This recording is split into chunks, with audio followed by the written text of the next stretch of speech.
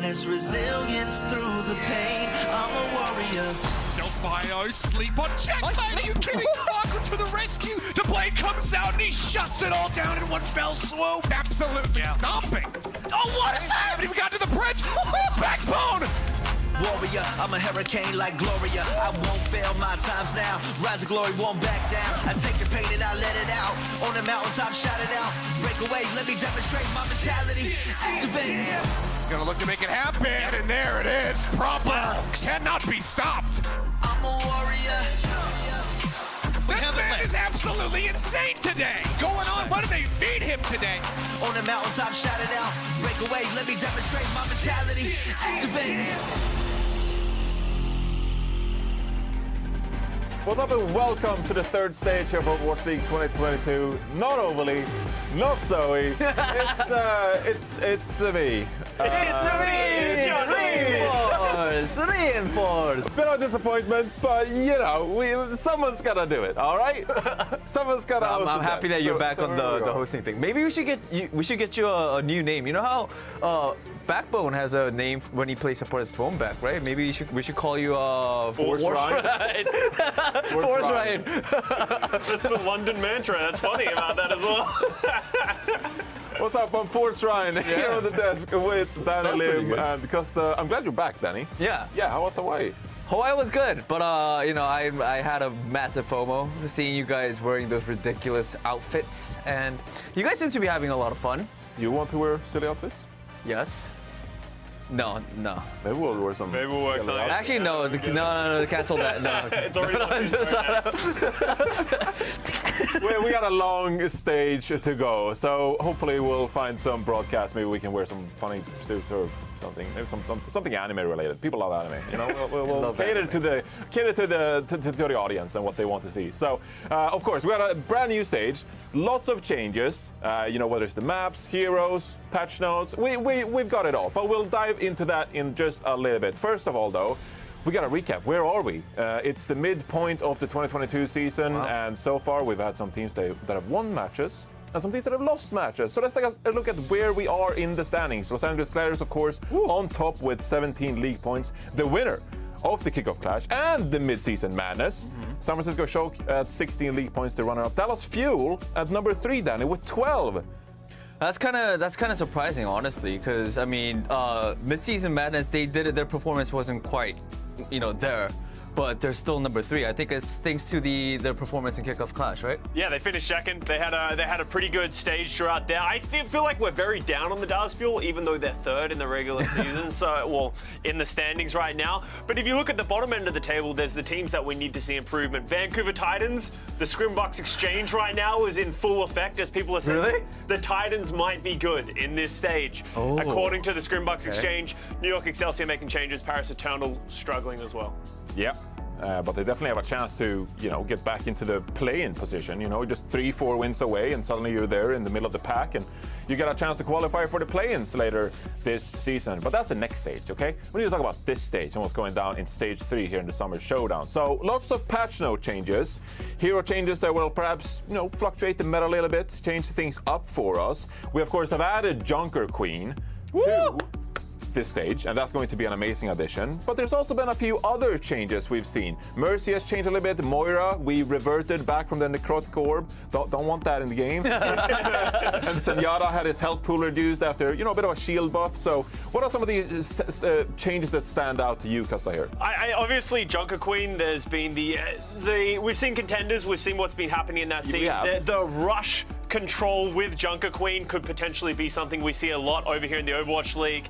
As you said, Moira is going back to a regular old Joe. I'm not sure how much we're going to see of her or Mercy expected to be in this meta, but the big one for me was the Zenyatta, the reversion of that 225 health to the 200. Zenyatta still has the kick that's going to push people off the edge, which is awesome, but no longer that overpowered. But Paraiso in the pool is also going to be fun to see. Yeah, a brand new map in the pool. It's been quite some time since we had a brand new map here in the Overwatch League. Well, the addition of Paraiso is of course going to change up the meta, in its own way a little bit. There's some high ground to work with, some long kind of sight angles. What kind of heroes do you want to see on this map, Danny? What kind of heroes do I want on Paraiso? Yeah, I mean, you could just say Ryan if you want to, but Ryan.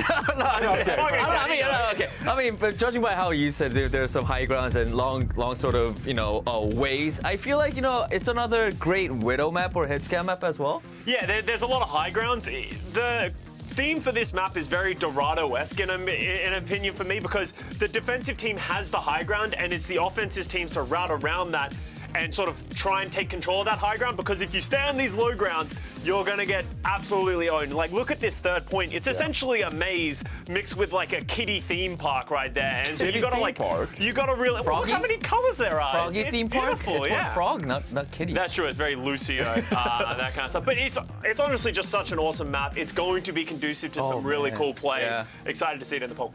Yeah, absolutely. I mean, we got this pre-show to imagine that we're just not going to see Junker Queen all the time. So we'll imagine like, some Sigma can be played, Widowmaker. I don't know what kind of heroes we'll see get played. We'll see.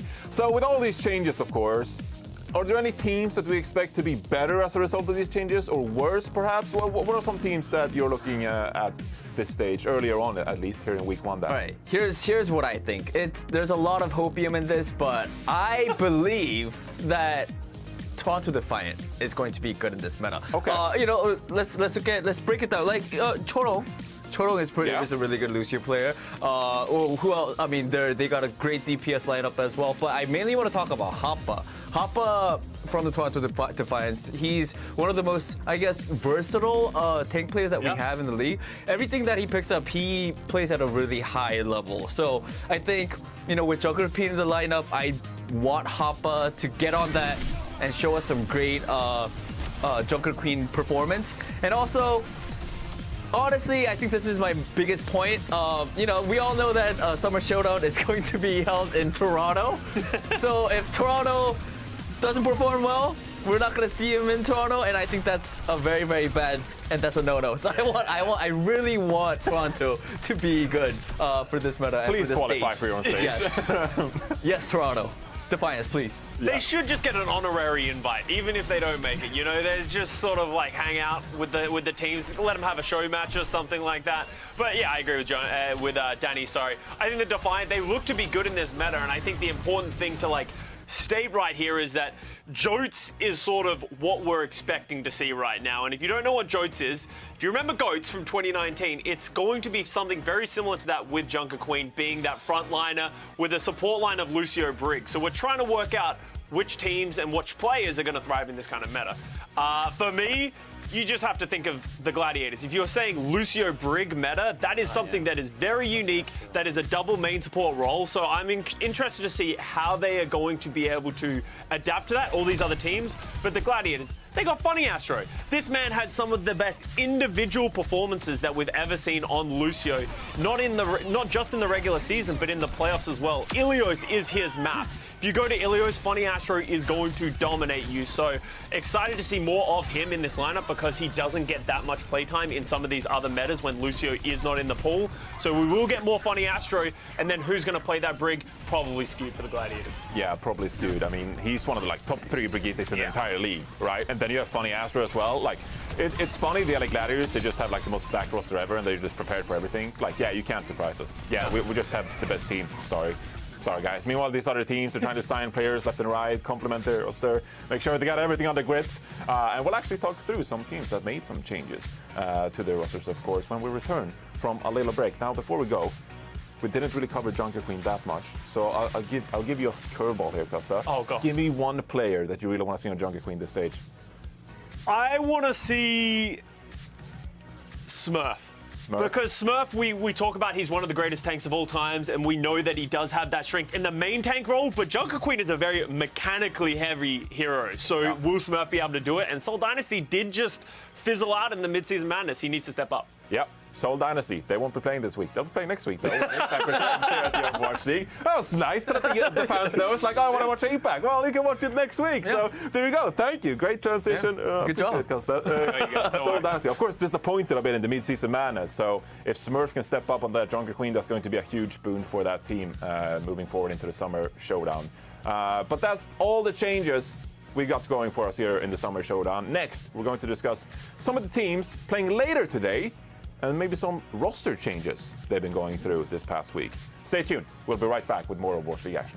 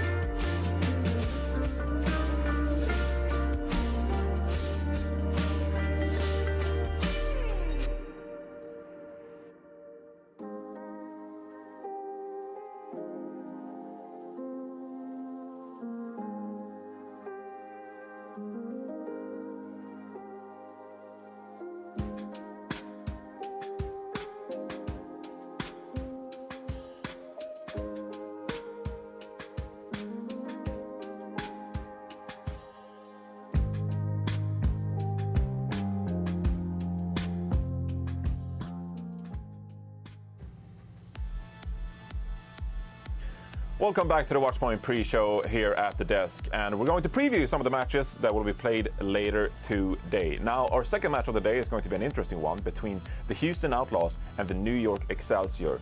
And you wouldn't have really said that it would be that interesting considering the records of these two teams so far this season. But this past week, both teams underwent some roster changes, made some additions. One team made some removals in the form of the New York Excelsior, bringing themselves of Myeonbong, a flex support player who's been in the league now for a couple of years, but adding Ansoonjae, finally, He's back. main support. He's back. He's back, of course, was on the Toronto Defiant last year. And now the New York Excelsior, they finally have an actual main support player. Long have we awaited. Bold strategy by them to pick up a main support. Yeah. It is the halfway point, so technically they have half the season left, turn things around. This is a 1-11 team, but they're only 3 wins behind Boston. They're 4 wins behind Washington Justice. Is this what, as we're watching 6 versus 6, by the way, it's so chaotic. I know, a lot of heroes. It's 6 So many versus 6 heroes. last year. But is this an addition that could turn the New York Excelsior around the rest of this season? I love that you tried to sell it as, only a couple more losses than these teams, but sort of admitting the fact that they only have 1 win in this season. It has been disappointing overall for them. They haven't lived up to the expectation. They signed some good players, a lot of people from the Florida Mayhem. It just hasn't really come together for them. They haven't been able to play to their strengths. Maybe not having a main support could have been a big issue for them, but they have since removed Kuki from head coach. They are still interim right now. Maybe gesture will be the truth for this New York Excelsior team. Maybe. But they have a more well-rounded roster, and we're going into a double main support meta, so at least having one should be a big boon for them, and then, one of these flex support players can pick up the break. Yeah. I also believe it's an improvement for sure. Right? Yeah. I mean, the main support role was one of the biggest struggles for this New York Excelsior team throughout the season. So maybe making this addition, we know they have Flora, they have Yaki. They're capable damage players, right? So we'll see if this can, perhaps bolster the New York Excelsior and grab a few wins. As I said, just 3 wins behind Boston. Still time, and they're playing Boston and Washington later this season. So, it could maybe get back into the play-in spots, and then you never know. Playing, everything changes sometimes. Another team that has made some changes, and who will be playing the New York Excelsior is the Houston Outlaws, of course, who made 2 additions yesterday in the form of Lep and Doge, 2 contenders players coming into the Overwatch League. And the Houston Outlaws, they're the 4th best team in the league, right? Or in North America, they've racked up some league points. Does 2 contenders players, the addition of those, do they make sense to this team? Do you think it's going to be a substantial change to the Outlaws roster? Yeah, there's been a lot of trade rumors in this mid-season break about the Houston Outlaws, saying that they're just trying to move players around and fill in some of the holes, and Lep and Doge does that. As much as they might not be some of the most well-known players in the Overwatch community, they have been, staples in the contenders community for years at this point, and they do fill in those holes. Lep is able to play those main support heroes that, potentially Lastro wasn't able to play. We have Doge coming in. He can play those main tanks that Piggy potentially could not. Maybe helps move Dante off of that main tank role. So I'm excited to see how this will sort of bolster them, and I think they're going to have that flexibility that teams like the Gladiators have, which the Houston Outlaws haven't had so far this season. Yeah, and before we move on, do you think that some people might look at these changes and be like, well, the Houston Outlaws, they don't need these contenders players, they're already a very good team? Do you sort of agree with that, or do you think that actually just the flexibility of it, just team environment, the mechanical skill, these teams will be able to make a big change for the team overall? Do you think that impact is there for this team? They've been a good team. They haven't been a great team. They haven't shown the ability to play at the highest level when it matters the most. I think these players fill in those gaps a little bit. And when you see players like Reiner, like Kaluge, really step into the league and just have high impact, I think you have to be like, well, maybe it's time to cultivate young talent, and that's what the Houston Outlaws are doing here. Maybe they both don't work out. Maybe neither of them work out. Maybe they both do, and the Houston Outlaws become a championship contender.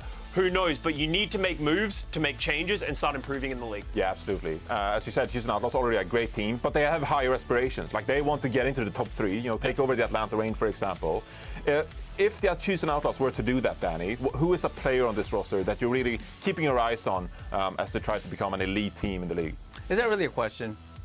Pelican. I mean, he's one of the steady DPS that's been sort of in the Houston Outlaws ever since the start of the season, and he could play so many different heroes at a high level, and I think with the current meta, or I mean, we haven't seen what the teams are going to be playing, but I think there is a chance that we're going to see a lot more Echo, and if there's more Echo, that means Pelican is going to pop off. So I'm looking at Echo and Pelican. And inherently, what we've heard through the rumor mill is less Tracer. And that's something that Pelican has even said in interviews with you, Danny, that he doesn't feel as comfortable on that Tracer as he does the Genji Echo. So this could be a really good meta for the Houston Outlaws. Absolutely. Now, we also discussed, you mentioned earlier today, of course, that there is going to be sort of like a double main support kind of meta. So you bring in Left, who is a main support for the Houston Outlaws. But this is also another team that had double flex supports like going into the season. Yeah. Lastro, do you think he's done good enough of a job so far for the Outlaws to justify this main support role of his? I think it's important to sort of like fill in those holes, but Lastro has probably been the person who has gone from the flex support to the main support role the best out of all of these players. I think, Gangnam, Jin, and Violet have struggled from time to time,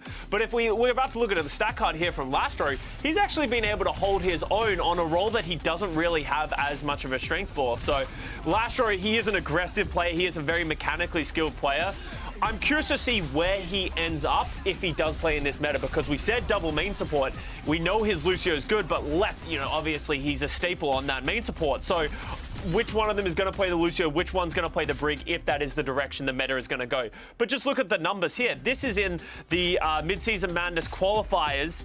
Out of 15 players, he is in the top 5 right there, something that you potentially would not have expected from a player who was historically a main support. So the alpha energy coming out of Lastro, and obviously just very talented. Absolutely, yeah, and then of course you have Iris waiting in the wings if need be. Yeah. We've seen a lot of great flex supports be able to flex over to the Brigitte, like Violet, for example, on the San Francisco Shock, a fantastic Brigitte player, despite being, a flex support player, primarily most of the time. So the Houston Outlaws, they're playing New York Excelsior, LA Gladiators, London Spitfire, Vancouver Titans, Atlanta Reign, and the Washington Justice. So perhaps a bit of a 4-2 stage, and then maybe you can get into gear at the perfect time as we get closer to the Toronto homestand tournament. Toronto win. Remember that. Yeah. Toronto, please be there. Please define. But the Houston Outlaws, this could maybe be the stage for them. We'll have to see how they look against the New York Excelsior later today in the second matchup of today. Now, we're going to preview the first match of the day coming up next. But before that, don't forget to submit your pick'ems, okay? You still have time. There's about 10 minutes or so. Then the matches start rolling, okay? Keep in mind, you can select your pick'ems in the app, in the mobile app. Wow. You don't have to do that website. You're thinking, oh, I'm in school, I'm watching this stream on YouTube, on my phone, getting ready for class or whatever. Download the app. Submit your pick'ems. You can do it right in the break room. So aggressive. Well, I'm just people can't miss out on the pick'ems, Or better yet, you guys can just do it right now while watching this. Just open your phone, open the app, and just do your pick'ems right now. Exactly. Yeah. Download the Overwatch League app. Do your picking. You can actually do the crystal ball stuff, like what teams will qualify, because we haven't started the stage yet for 10 more minutes. Hurry up! Anyway, next up here on the pre-show, we're going to preview our first match of the day. It's going to be the Florida Mayhem against the London Spitfire. A bit of a revenge matchup following a reverse sweep in the Mid-Season Madness. So stay tuned, and we'll tell you all about that matchup coming up next.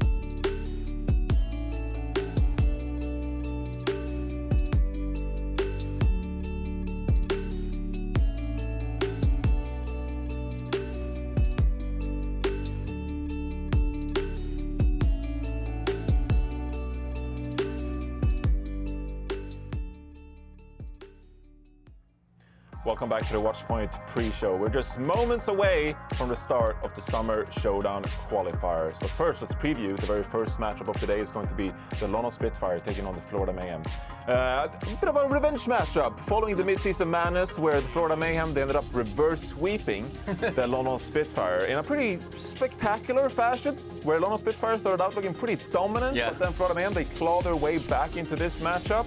Danny, you said you were in Hawaii and you were just like, oh, you know, London Spitfire, they're just walking their way into another win here. But then Florida Mayhem, they came back. Yeah, no, because if I remember this correctly, the first two maps weren't close. It was London Spitfire were very dominant, and then starting from the third map, just Mayhem just slowly came back, and then they won the whole match. I think this whole match was really interesting, and also I think on the Mayhem side, XC in particular did a really great job as well. Yeah. So yeah, I definitely remember this matchup. Yeah, it was a very memorable reverse sweep in that regard.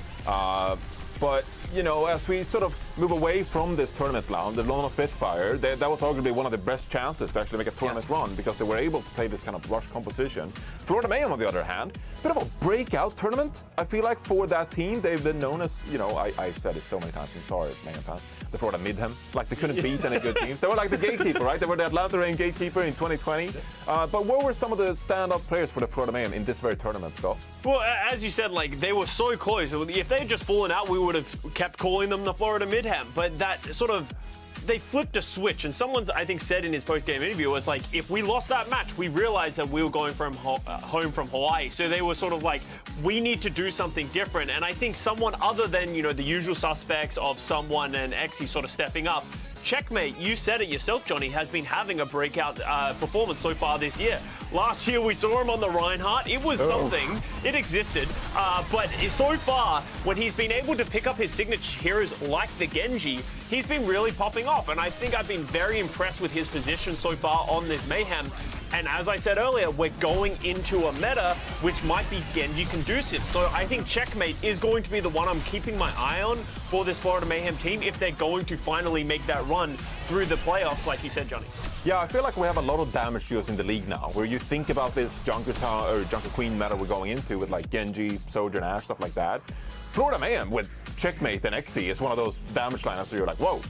Like, that's pretty scary what we're going into here. Out of nowhere, it feels kind of scary. And just look at Checkmate's stats right here. His Dragon Blades are really where he starts peaking. He is number 1 and 2 pretty much in Dragon Blades out of the 12 players. Yes, his deaths and hero damage isn't perfect, but that's something that you can work around, especially because Dragon Blades can be one of the most important things in this meta for this Junker Queen high damage. You need those moments to isolate and kill one target. Yeah, and those stats were, of course, from the mid-season madness tournament as well. So that's like the most recent data, okay? It's not, you know, some bias from like King of Clash playing some garbage team. No, that was a tournament. That was really good stats, all things considered, and very recent. So perhaps Checkmate can continue that momentum. Now, the London Spitfire, Danny, they pretty much haven't played anything but Reinhardt this season. Yeah, and so that's my big question mark for the London Spitfire, and that's why I'm so interested for this matchup against the Florida Mayhem, because, like you said, they've always, in any sort of meta or every time that they played anything was usually all brawl, right? And if you look at Hottie, for a good reason, you know, everyone knows that Hottie is a really good Reinhardt player, but so my question is, are they even going to be using Junker Queen for today's match or for the stage? Because beginning of the season, when teams were using Winston dive composition, they still ran brawl. Last stage, they still did brawl. So even if Junker Queen's that good, like, is London Spitfire going to, you know, are they up for the challenge and try a different comp? Or are they going to stick with whatever they're really good at, which is the brawl? And that's going to be the question for this tournament in general. We have the expectation, because of contenders, because of the rumors that we've heard, that Junker Queen and that rush style is going to be really strong. There has to be some form of counters, especially with the nerfs that came to Junker Queen's commanding shout. So, is the rush going to work? The London Spitfire going to pull it out? Can a Pharah composition work? Because theoretically, the Junker Queen setup should not be very good for the London Spitfire, and they have been known to play to their strengths. As Danny said, will they play the rush once again? Yeah, and I'd just like to make the point quickly as well on the Reinhardt case of Hadi here as well, that if you're the, there's so many new maps being added to the pool. Not only do we have Paraiso, but we have like Nepal coming back into the pool, Busan, maps like this. If you're a team and you have to adapt to a new meta, a new hero in Junker Queen, but also adapt to new maps that you haven't perhaps played in months, those moments of hesitation, if you can just Rhine Brawl and just run into Busan and be like, oh, we can Rhine Brawl in Busan, let's go. Those moments of hesitation could be beneficial for Lone Spitfire and capitalize on. But for the Florida Mayhem, though, you talked about Hadi, the tank for the Lone Spitfire. I'd like to talk about someone for the Florida Mayhem, because I'm wondering if he can pick up Junker Queen quickly here now and become a bit of a flexible tank option here, like we've seen some other tanks around the league do. Winston, of course, been primarily what he's been playing, 53% so far this season. But then you see Doomfist 15, Reinhardt 15, Wrecking Ball 6, Sigma 5, Zarya 5.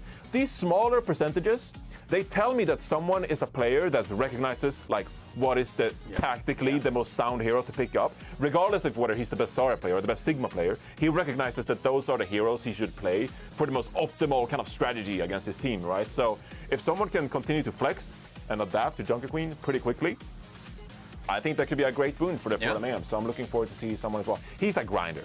Such a grinder. Like he just loves grinding heroes. He could just study VODs for like 4 hours. I'm looking forward to see someone play Junker Queen, and we're about to in just a second. But before we get into the action, it's time for the first predictions of the Summer Showdown qualifiers.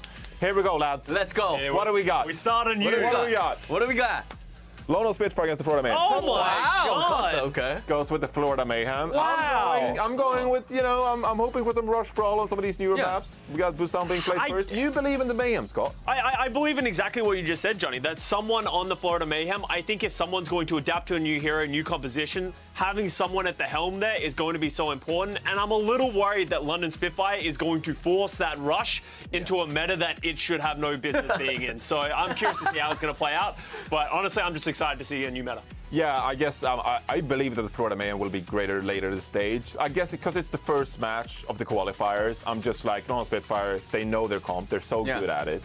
And maybe they can just capitalize on Mayhem still figuring out Junker Queen comp and how it actually works. Maybe they'll just be amazing of it at it. We'll actually have to see. But that does it for the Watchpoint pre-show here, moving into day one of the Summer Showdown qualifiers. The matches themselves, they're going to start right now. Right now. Right now. Let's go. Warrior mentality, rising through the flames, awaken the power held inside of me, harness resilience through the pain. I'm a warrior. Self-bio, sleep on checkmate. Are you kidding? Michael to the rescue. The blade comes out and he shuts it all down in one fell swoop. Absolutely stomping. Oh, what is happening? We got to the bridge.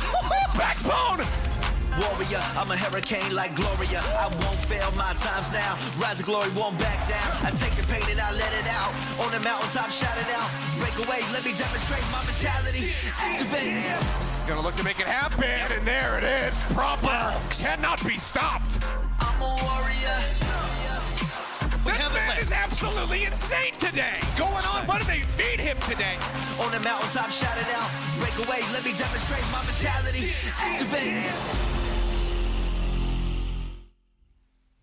Day one of the Summer Showdown starts right now, jumping into the qualifiers here in week number one, day number one. Woo. Spitfire versus Mayhem, the first game to kick this all off, Rose. Brand new hero stepping into the fold, a few new maps too. Yeah, it's going to be so exciting, especially because all of these teams are looking at a fresh, clean slate to qualify for the Summer Showdown, where it's really just these 6 qualifier matches that are going to help determine whether or not they make it. So definitely a ton on the line, whether it's just the new stuff or, getting a new start. Yeah, new stuff, that's the most important thing, right? Junker Queen, of course, playable right now in the Overwatch League. We've seen a little bit in Contenders, and we've seen what kind of comps that people are running over there. I can imagine Overwatch League will take a lot of inspiration from that. It's been quite heavily practiced down in the Tier 2 scene currently. But, it is London Spitfire. teams that a team that kind of wants to shake up the meta a little bit. But people have been pretty high on the Florida Mayhem. Of course, Custer on the desk ended up predding the Florida Mayhem over London, which most of the desk predded for. We had a bit of an argument on the podcast the other day about London versus Mayhem, and we did end up putting Mayhem above London Spitfire to a little bit might have discussed, but that's fine. That's fine. Look, I've got a lot of faith in London, and this is your starting lineup for today. Backbone, who's in DPS slot right now. Sparker, Huddy, Admiral, and Landon. Yeah, this look from the London Spitfire is definitely one that I expect, especially knowing that we're kicking things off on a control map. You know, having Backbone, he's known for playing the Genji, but then also you've got Sparker on the Sojourn potentially, and just being able to round out that backline as well with a Lucio and a Brigitte.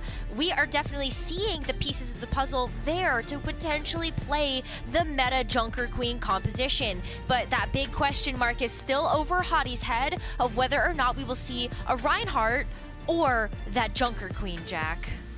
I mean, they could always default back to the Reinhardt if they feel like they need to, or if they just want to. Let's have a look at the Florida Mayhem coming in. Now, I spoke a little bit about it before, but a lot of people are quite high on Mayhem right now. I know Avast is specifically, and who wouldn't be when you look at the roster? The desk touched on Checkmate already. His Genji, XE Sojourn has been looking super clean. Someone that can pick up tank heroes quite quickly, so you can imagine he's been practicing the Junker Queen a whole lot. Arnamo, very good Lucio player still, and RuPaul, the newest addition to the Mayhem, also making his mark on the team. Yeah, I love that you bring up someone being able to quickly pick up these tank heroes, especially because someone has a bit more of an aggressive approach when it comes to actually playing these main tank heroes. We've seen that in the Mid-Season Madness tournament, and Junker Queen is one of those tanks you can definitely play to a level of success with that aggressive playstyle as well. And knowing that you also have to have that Lucio close by you, I think Animo is going to do a great job of making sure that someone can actually thrive under those more aggressive conditions. But Jack, when we look at this lineup as well, I think one of the pain points for Florida Mayhem may be just how new RuPaul and Animo really are to the Overwatch League stage. And I do feel like I felt a little bit of the nerves watching the Mid-Season Madness tournament with some of those ultimates timed just a little bit off kilter with when they would have loved to be used. So hopefully that has been figured out moving into this next stage. Yeah, I mean, it very much feels like the veteran and Animo leading RuPaul around, right? The rookie, like you mentioned, Rose, and that's something to keep in mind. If they're not in sync, especially in this meta, it could be a problem. And London Spitfire are so good at picking out weaknesses. Like, Backbone's May has been such a driving force for the team for such a long time now, isolating targets that are just caught off guard completely. Like, London Spitfire, if you give them an opening, they will absolutely blow it apart. Like, that's going to be a problem. Busan is going to be our first map today, and a map that's been around for a long time, but we've not seen it in the Overwatch League this year, so I'm excited to get onto it. And we're going to the night version of Busan too, so all the street lamps and lanterns are lit up. Also pretty.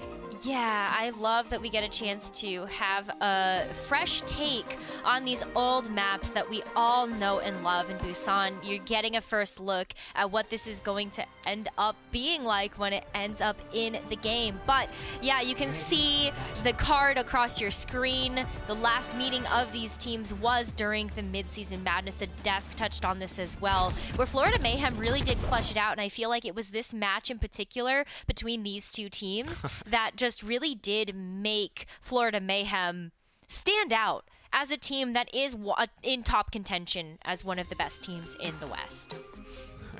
Okay, it's day one. Please. Already a pause. Come on, man. I'm trying so hard to ignore it, Jaws. I just don't want to deal with the boss right now. But it's okay. It's the Western region. What else did we expect here? Oh, no, it's all good. I'm looking at the chat. Everybody ready. Okay. Whew. Just this brief one. We'll get it out of our systems right now so we suffer no more interruptions later down the line. Come on now. Come on. Well, okay, let's have a look at what people are hovering right now and kind of talk about the competitions that contenders have been running, which we'll more than likely see for the majority of the Summer Showdown. It has been the Ashe/Sojourn and the Genji/Echo for the DPS slot. Most teams running, depending on the map, of course, the Junker Queen and double main support. Brig with the Lucio, taxiing people around, taxiing Junker Queen around, getting up in people's faces. The Lucio speed boost, by the way, does stack with Commanding Shout, which you just go like an F1 car at the backline if you're not Yeah, it does. Commanding Shout does increase your movement speed by 30% when used, and so that on top of the speed boost is definitely going in fast. It will be London Spitfire that will beat Florida Mayhem to the punch of getting to the drum first, though. Yeah, Commanding Shout used by London Spitfire pretty early. Mayhem a little bit afterwards. Someone in a little bit of trouble, though, has to back up all the way. And in fact, London's the first one to go down. London Spitfire losing their brig. Not off to the best start in the world. Now someone can just lead the charge forward. When you lose your support that early in this comp, you are as good as done. Florida Mayhem capped the point first. Now they're just picking up some stagger kills as they gain that percent. Good stuff to kick things off here for the Mayhem, and now they get to set up, and I think that's one of the most important things when you're looking at the long-range damage that the Ashe provides. XE does get really low, but it does provide a great opportunity for RuPaul to build up to this rally, to have that online. Look at how fast RuPaul is outpacing Landon right now. Yeah, that's a little bit ridiculous. I mean, Landon died really early on too, so not great for the ult bank, that's for sure. And you got to keep in mind too the amount of healing available for both of these comps, right? The Lucio and the Brig. If the Brig goes down, you only rely on that Lucio healing you up. I guess the Commanding Shout to give you overhealth for a short while, but that's about it. So losing the Brig, probably the worst thing that could happen. Duel on the high ground. XE does lose it, but both Ashes falling with checkmate with the cleanup. And now London Spitfire putting themselves in position to get to the backline. But with that ult from RuPaul, it should be done. London Spitfire didn't have that rally first. Mayhem run them over. At this point, though, as well, London Spitfire can take that economy push, and the fact that you get that rally out of RuPaul now does mean that you are forcing Florida Mayhem to start to use other tools. But London Spitfire are running out of time. That percentage is capturing very, very quickly here for Florida Mayhem, and we're very close to one-fight territory. London Spitfire are going to have to go in and try to set the pace of this next fight with their ults. Kind of hoping we see a Rampage, but maybe not this round. No. But we're maybe not seeing it this round. Yeah, Junker Queen's not doing a crazy amount of damage, more being a tank and a shift bot, Commanding Shout bot right now. Bomb available for Sparker. Here comes the Blade for the Mayhem. However, it's going to get countered with the Blade. London Spitfire still have an ult to work with in the support line. Landon's got that rally.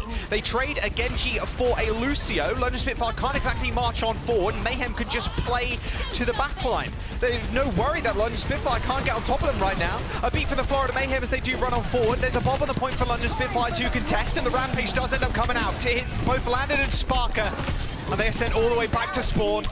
And an easy clean for the Mayhem as they take round number 1. Very clean start for Florida Mayhem, and this is kind of like a nice clinical look at how this composition is supposed to function. And it goes back to, you know, being able to bolster up someone's very aggressive style of tank play, and you can see that Animo is right there next to him, making sure that he is able to get in and get very aggressive. RuPaul as well, just making sure that you've got those cookie packs to be able to hand over to checkmate, for example. And under the Commanding Shout, I feel like this Genji is just unstoppable, Jack. It's so difficult to actually take down, and that Dragon Blade can do a ton of damage despite having a sound barrier or something to be able to respond to that. Yeah, Commanding Shout is very strong. Very, very strong. I remember when me and Scott were playing the beta, the Wave 2 beta, whatever you want to call it. And I was the Genji in that comp, right? And then Scott was the Junker Queen. I was like, just hit shift, I dive backline, I kill supports, it's okay. Or like when you go in with the Blade, you've got to time with that Commanding Shout because you're pretty unstoppable. Of course, the caveat to that is there's a Junker Queen on the other side, so you can just trade rallying Commanding Shouts at that point. All right, Mecha Base. Nice dynamite damage there from XE. Wow, that hit a lot of people, and someone ends up getting cleaved down. Nice little knife kill from Hardy. Florida Mayhem not looking so great on this round. Nice little pull in from Hardy once again. And this is what you want to see from the London Spitfire. It's not exactly like the Rhine comp, but you want to see them get in people's faces. That's what they're good at doing.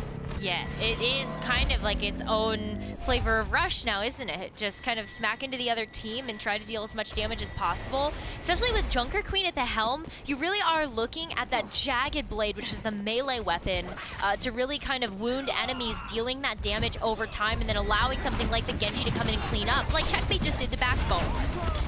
Well, that was a little bit of a feed there by Backbone, unfortunately. Checkmate's on fire, but look at the speed up from that commanding shout, separating London Spitfire.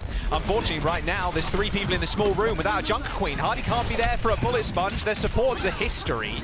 And the Florida Mayhem managed to pick off Backbone and then split up the backline of the London Spitfire. Exi in control of the high ground. Backbone is gone. So is Hardy. And Checkmate showing off his skills on the Genji. Oh, this is what the desk was talking about as well, and what a great show of it. Checkmate just being such a proficient Genji, and then Exi, of course, taking that top Sojourn, one of those top Sojourn spots in the West, and also translating that over to some impressive Ashe play. And so love getting a chance to see both of these players shine on these DPS heroes. London Spitfire, though, they do have a chance to come back into this one, having both support ultimates available. So if you see Admiral or Landon utilize their ult on top of Hadi's commanding shout, and then you get a nice rush in, that could be success for the London Spitfire. Nice headshot of Bob. Look, it's separated Sparker from the rest of his team. He's got a Bob of his own, but it might not matter. The blade gets pulled by Checkmate. He's trying to chase the Lucio around. He gets one reset. Can he get another? RuPaul does end up going down, but Checkmate with a nice slash kills 2. And the Florida Mayhem continue to hold the point. Why was this guy ever playing tank, by the way, when his Genji is this clean? Of course, in Overwatch 1, Genji wasn't that good, but, you know, seeing Checkmate on a DPS put them blades like that, it feels pretty damn good if you're a Florida fan. Yeah, you can see that there is a lot of practice that the Florida Mayhem have really kind of put together for this stage. Hadi, though, trying to go in to be able to do something to get this point back. Look at the quick rotation from Florida Mayhem. Wow, that bomb is going to do basically nothing. Sparker tried to cut the Florida Mayhem off and get a pick or two, but Florida Mayhem just back all the way up. Hexi's in a little bit of trouble. Both DPS were looking at them from the London Spitfire. As the beat gets used from Florida Mayhem, Checkmate finds 2 resets, maybe a third. Sparker's pretty low. Dashes straight into his face, make that 3 kills. He can carry this whole thing if the London Spitfire let him. He is pretty low, though, without many supports to really back him up. Now in a 1v1 versus Backbone. Both of you used the deflect already, but a beautiful boop from the Lucio, and Checkmate cleans him up. 4 kills for Checkmate in that fight, and a rampage from someone to push London Spitfire all the way back. A rally for Mayhem so they don't die so quickly, and now they're trying to separate Hadi from the rest of the team. Sparker ends up going down to Exi yet again as the London Spitfire utilize their last ult in this fight. It is a beat, and it only hit 2. The Florida Mayhem with a clean sweep on the London Spitfire to start off the summer showdown. They end this map 2-0. Woohoo! Florida Mayhem coming out swinging here.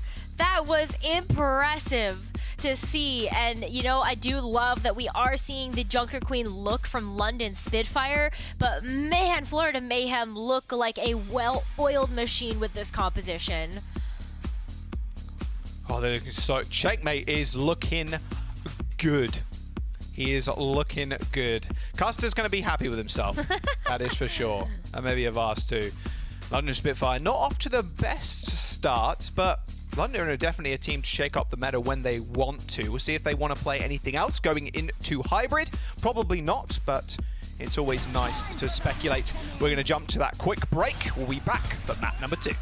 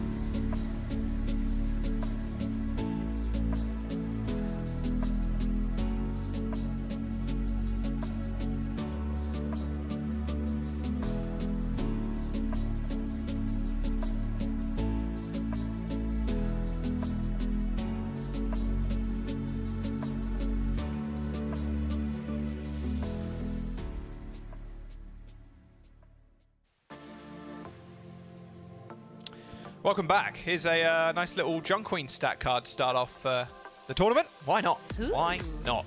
So look at someone's Junker Queen on Busan. Looking pretty clean so far. Looking pretty good. Rampage kills sitting at a nice 3, which is not bad at all. It's pretty easy to finish up people when you hit the Rampage. The cone of damage, and of course it applies an anti-heal too, is quite large. So if you're in the way of it, yeah, you're gonna die. There's easy follow-up, and in these comps that they're playing, Rose, there's a lot of easy follow-up. There is absolutely, when you look at kind of like the Genji getting dash resets, or even just like the Ashe getting dynamite damage or getting some headshots, definitely easy ways to clean up. But I love that Checkmate is kind of continuing to live up to his top 10 standing as like one of the top 10 players in terms of eliminations this season. Yeah, it's a good start. It's a good start for him, for sure. Yeah, it is. Good start for the Mayhem, although they are making a quick substitution. They're having Animo step back. We've got Surmajed coming in. Now, Checkmate may have the highest, some of the highest eliminations this season, but Surmajed has been on the opposite end of that. He's got some of the highest, like, deaths per 10 as a stat. And I wonder how that changes in this meta, because you can just... We kind of saw it here on Busan, but when you get rolling, you like really get rolling, and it's incredible. I feel like it's incredibly tough to come back, because as soon as you get these snowballs of support ultimates, it's, especially on control, it's almost impossible, or like an impossible mountain to climb. We saw London Spitfire in the first round of control. Landon died super early, and you mentioned, Rose, how quickly Florida Mayhem got their rally before London Spitfire did. It's a bit of a different map now as we head to Hollywood, but still, those supports in this meta are so crucial. Not only Genji with the cookies, but taxiing someone and Checkmate around the map to making sure they can set up kills. Exactly, and so I do appreciate that you brought up the Surmajed point. You know, especially if Surmajed wants to end up running the Lucio at some point, that's a hero that you really just can't let die so quickly. And I do feel like during the Mid-Season Madness tournament, we saw Surmajed as kind of the focus fire of a lot of the teams that they were playing against, and ultimately ended up being one of the first people picked off. But Florida Mayhem are on the defense, and they're showing us a little bit of a different style to this composition that we're not really used to seeing if you have paid attention to the Contenders tournaments. But that was nice. That's a pretty good start. Oh my word, yeah. There you go. There's a lesson to everybody out there in the chat. Don't spam jump as a support. It can be pretty disastrous. But actually, it was super low. I'm surprised Sparky didn't try and go for that kill. Good start. Florida Mayhem's defense, which requires RuPaul and Surmajed to stay alive on the high ground, has been thwarted so far. Now they're going to look for RuPaul to come back and land an anti-nade on the front line. Florida Mayhem engage with that commanding shout, but London Spitfire let theirs go a little bit early, and now Backbone's the one isolated. Ends up getting picked off by Checkmate, and Florida Mayhem actually come back, regardless of RuPaul dying pretty early. Checkmate manages to find 2 isolated kills on the London Spitfire before they managed to find that 3rd tick. At least, like, you know, London Spitfire are walking away with a little bit of progress here, especially when they were able to capitalize off of that huge headshot pick from the Widowmaker onto RuPaul. But yeah, this is kind of like going back to what we were talking about before, is that there is so much follow-up damage. If someone is just going to continue to push out these impressive stats for the Junker Queen, you know that, like, that's enough damage that Checkmate or Xe could really follow up on that. So you're looking at this Sombra to really make a difference. Oh, that was an unbelievable anti-nade from RuPaul. That hit every single one of the London Spitfire right there. He got a ton of ult charge for that. 80% online. They end up killing Backbone in that mess of a fight in that corridor. They might as well just go in. There's no more Genji to get the dash resets. Landon's alone, no shield. Is getting his health chipped down, and someone finishes him off with a nice little knife kill. Pulls in Admiral, but Admiral is just giving him the runaround right now. Someone's lost him. He eventually cleans him up, and London Spitfire unable to make anything stick right now. Yeah, I mean, you do end up seeing a little bit of that progress return on the point, but after the entire team gets split up like that, it's so difficult to come back from a position such as that one. But Backbone making a bit of a difference. Yeah, that was an unbelievable amount of time Hardy stayed alive, but luckily, because that anti-nade, RuPaul got the Nano online super early, helped someone out, and the Florida Mayhem making their stand on point A. Good stuff with the London Spitfire also working up to the EMP. That is something that they have been trying to play for, is just being able to capture this first objective, but it's very risky here. Does it work? EMP, commanding shout, heal everybody up. There's the Bob to the savior of the Florida Mayhem. Spark is still trying to find that execution kill on the back. Okay, London killed one, or maybe a half. Bob's dead, at least. Surmashed spotted in the backline. Rampage comes out, but a beat to match. Blade pulled, and he's the target. Who is it? It's someone, but he's still swinging away. Backbone's got almost no damage down, and a big cleave from someone. The axe was absolutely huge. When you hit people with the axe, not only do you get the dot damage, but that adrenaline rush keeps your health bar topped up. Something pretty. Yeah. 47 seconds to go for the London Spitfire, and they've only got one ult to use. Ooh, well, that's a pretty big pick there. And now that Hadi also has the Rampage, let's see if it's able to open up the door.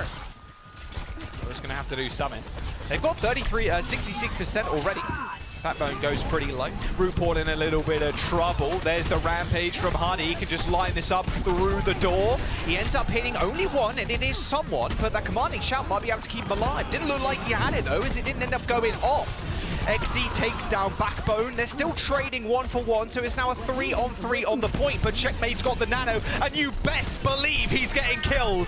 Landon boops him away, but it's not enough before the Shurikens end his life. There's a couple of seconds to go, and the blade has been pulled. Checkmate kills both supports, almost ends Sparker's life before he recalled, and overtime is still ticking down. A Translocator on the point to continue the OT, but it is now just Checkmate versus Backbone, and the Florida Mayhem are going to hold first. What? Checkmate? Hello?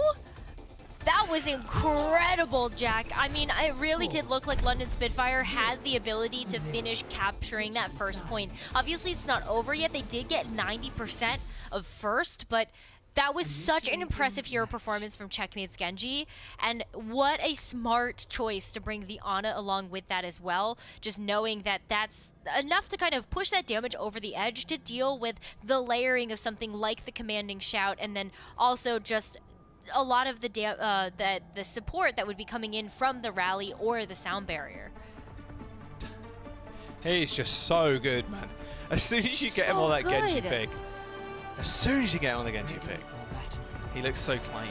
Let's see what they want to do on the offense. London Spitfire, okay. Classic using the Sombra on the defense. So this must have been the big anti-nade. Oh, yeah. Yes, it was. Boom. Oh, it didn't actually hit Backbone. Okay, so it hit 4, but still, unbelievable amount of damage. Free ult charge for RuPaul. We'll take that any day of the week. And remember, RuPaul was the last piece to the puzzle, I should say, that got added to the Florida Mayhem. He is making a namesake for himself. Yeah, I mean, this is just a really nice contrast to what we saw from the Midseason Madness tournament. I mean, I think the support line is really, like, honed in at the moment. RuPaul and Surmajed, kind of the newer team members to the Florida Mayhem and newer to the league overall.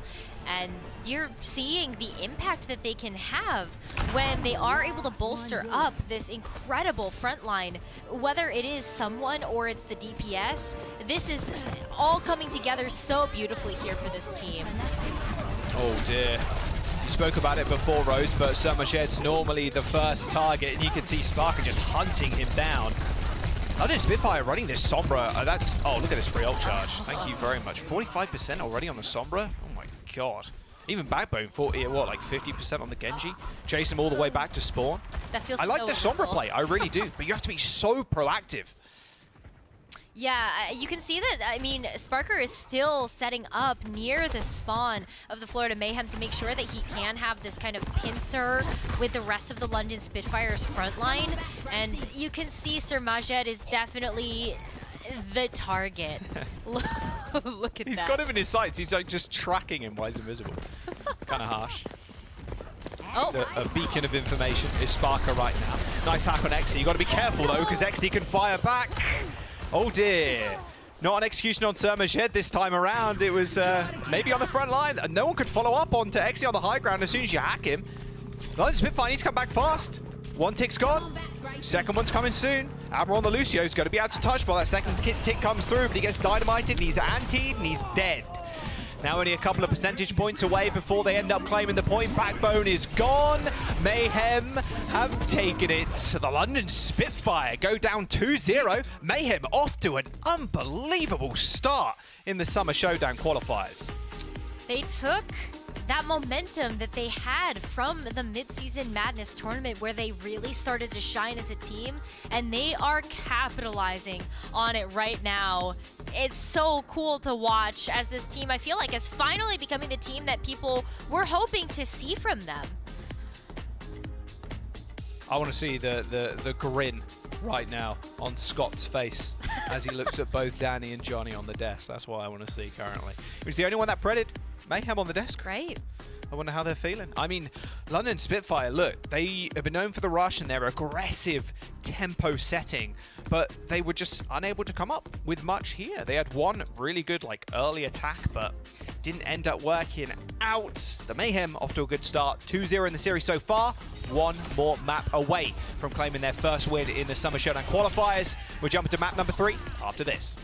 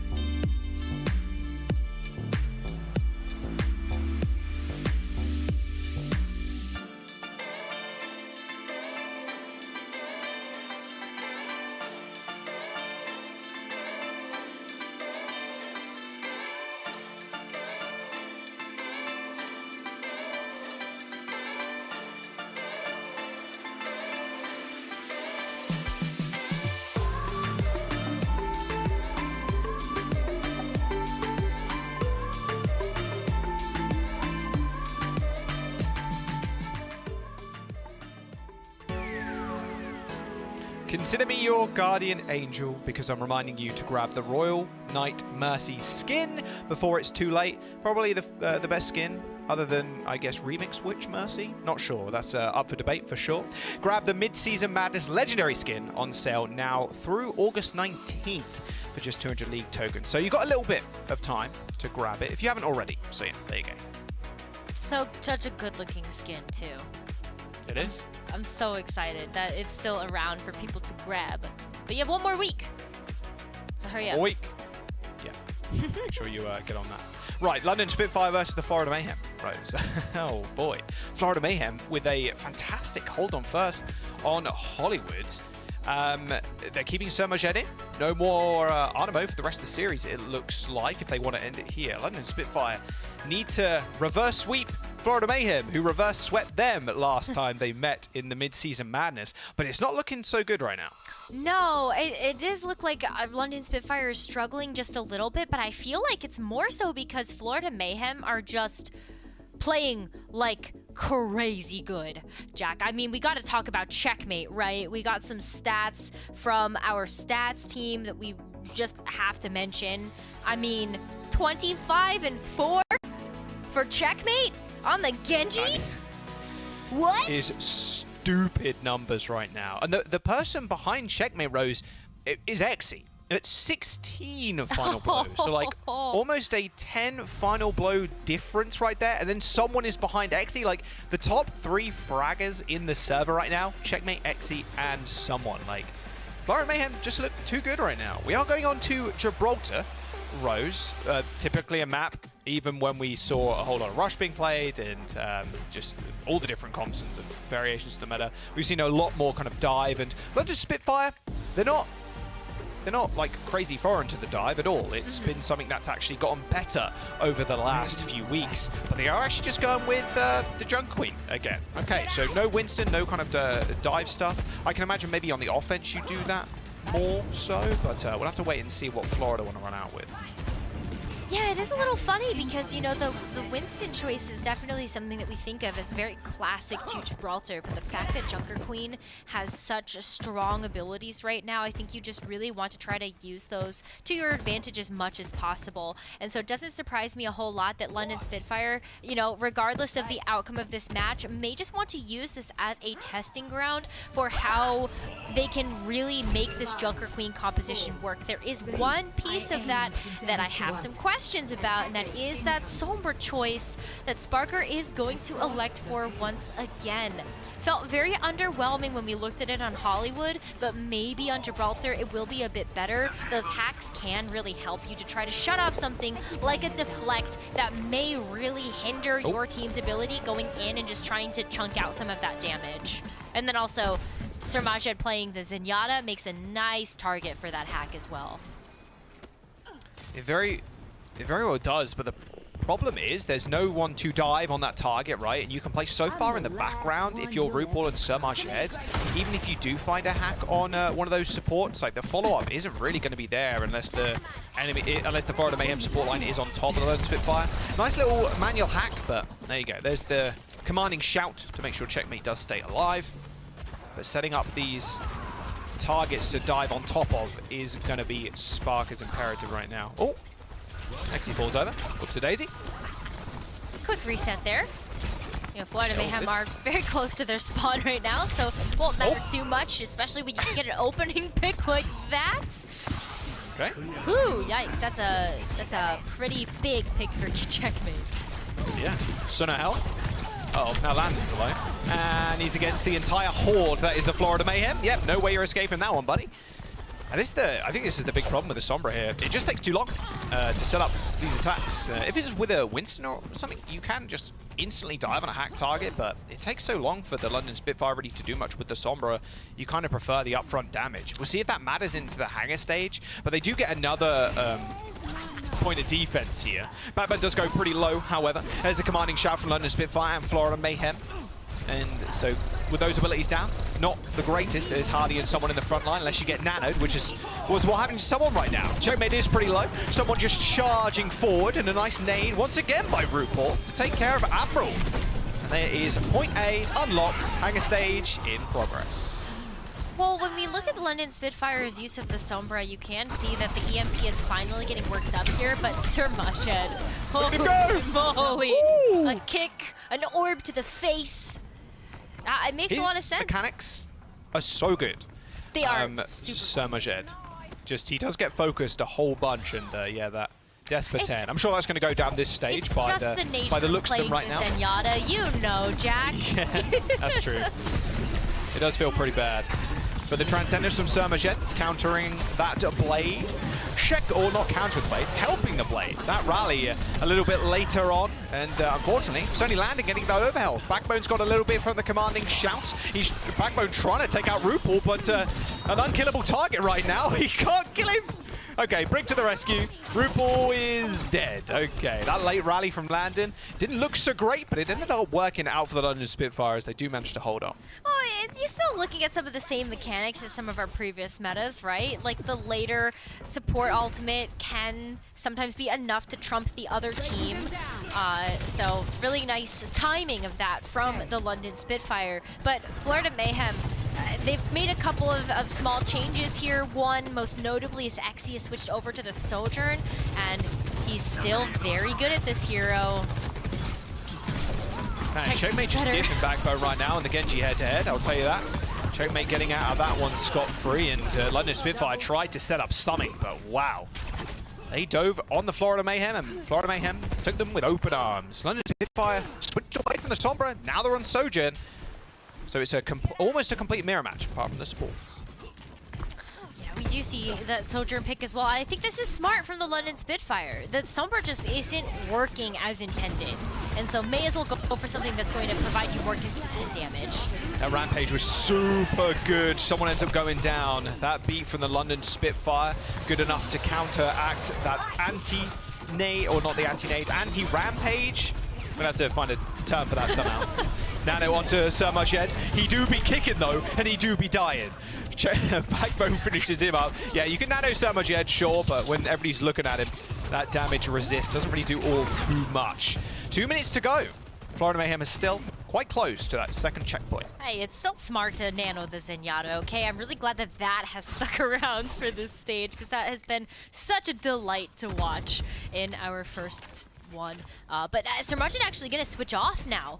In fact, we're going to see a full support line swap here from the Florida Mayhem, as they are starting to run out of some time in order to actually get those support ultimates online if they want to before overtime kicks in here. And so for Gita and Lucio, more classic pieces of this Junkertown composition we're used to seeing. Checkmate's in trouble. Dash up onto the high ground. It's all good. Just waiting for Blade might be the idea here for the Florida Mayhem, or even that overclock, to be fair. Got to be careful, because that Rampage is going to come out. Someone is going to commanding shout to survive the initial damage, but Hardy's going to chase him up. Hardy looking a little bit different today. But the Florida Mayhem are pushed back once again. They do consistently touch the payload, so it doesn't go too far backwards. However, with only a minute to go, they need to find something. Overclock, they got the Blade online, no nano to mix with it. But they're happy that Hardy ended up using that Rampage in that last fight. Yeah, this is going to open the door up a lot for Florida Mayhem to go in and get their ultimates value. I mean, Checkmate does have to heal up first. They're taking a lot of poke before they're actually able to enter the hangar, and I think this is, you know, either going to be great for London Spitfire to follow up on that. Nice dash to start off with. Backbone takes care of RuPaul. Both Brigittas now dead. Checkmate trying to go to that payload to try and put pressure on the London Spitfire, force them to move, but they were happy to do so. The payload was quite a way away from the point. No C9s were going to happen there. And with only 10 seconds to go, it's only Sir Marget. He can wall ride, but he's wall riding all the way back to spawn. 3 ults for the London Spitfire to defend this last point. Only the overclock for Xe. He activates it on the high ground, but RuPaul is dead. No one to touch the point. And the London Spitfire, they hold him just before second. Kind of rare to see that on Gibraltar, but I think that it speaks to how well London were controlling the space and also those choke points that Florida Mayhem could actually reach the hangar space from. I mean, just kind of calling out again how much damage they were taking before they were even able to enter into the hangar and get even an inch closer to that spaceship. Definitely tough for them to just sustain through a lot of that poke damage coming through. When Sparkers switched to the Sojourn, that was very big difference. Yeah, it almost turned it around, right? That Sombra just wasn't working out. Didn't really work out on the last map, not working out here. And the Sojourn really helped. And it also helped by the new passive of the DPS. Definitely worth mentioning. We haven't talked about it just yet, but when you do end up switching DPS characters now, you retain some of that ultimate charge. So it's around 30% or so, depending on how much ult charge you had previous to the swap. So, for example, if the Sombra does have like 90%-ish on the EMP and she switches, although why would you switch to 90%? But just an example, you do end up retaining a lot of that ult charge. That 30% or so does go over to the next hero you switch. So it was the Sojourn in that case. So you end up coming back to the fight with a little bit of ult charge that you didn't have before. Yeah, it's not as punishing, and it allows for you to make these quick swaps that will be more beneficial for the composition overall. Of course, we're going to see Hadi just come out on the Roadhog for a split second to try to get a quick hook combo and then switch back over to the Junker Queen here. But Xe on the Widowmaker here does make this a very difficult and more tricky for the London Spitfire to get through. Oh, so you hear the Genji, but you cannot see the Genji. And now you are seeing the backup spawn. Whoopsie-daisy. There was no heals there, unfortunately. RuPaul and Somajed a bit preoccupied. Nice dynamite from Sparker. Okay, so Rose, they're now really just getting out of the Sombra rut, I feel like they were in. Going on to that Ashe. Ashe is super good on this map, too. If you control that high ground, the dynamite damage is insane stuff. Looking at the dynamites, and then I'm also just looking at how Backbone is going to get positioned to be able to follow up on some of that damage. Right, Checkmate gets pushed out. Yeah, they swap positions with a Checkmate. Xe, again, super low, coming back from the spawn. Backbone just spawn camps in.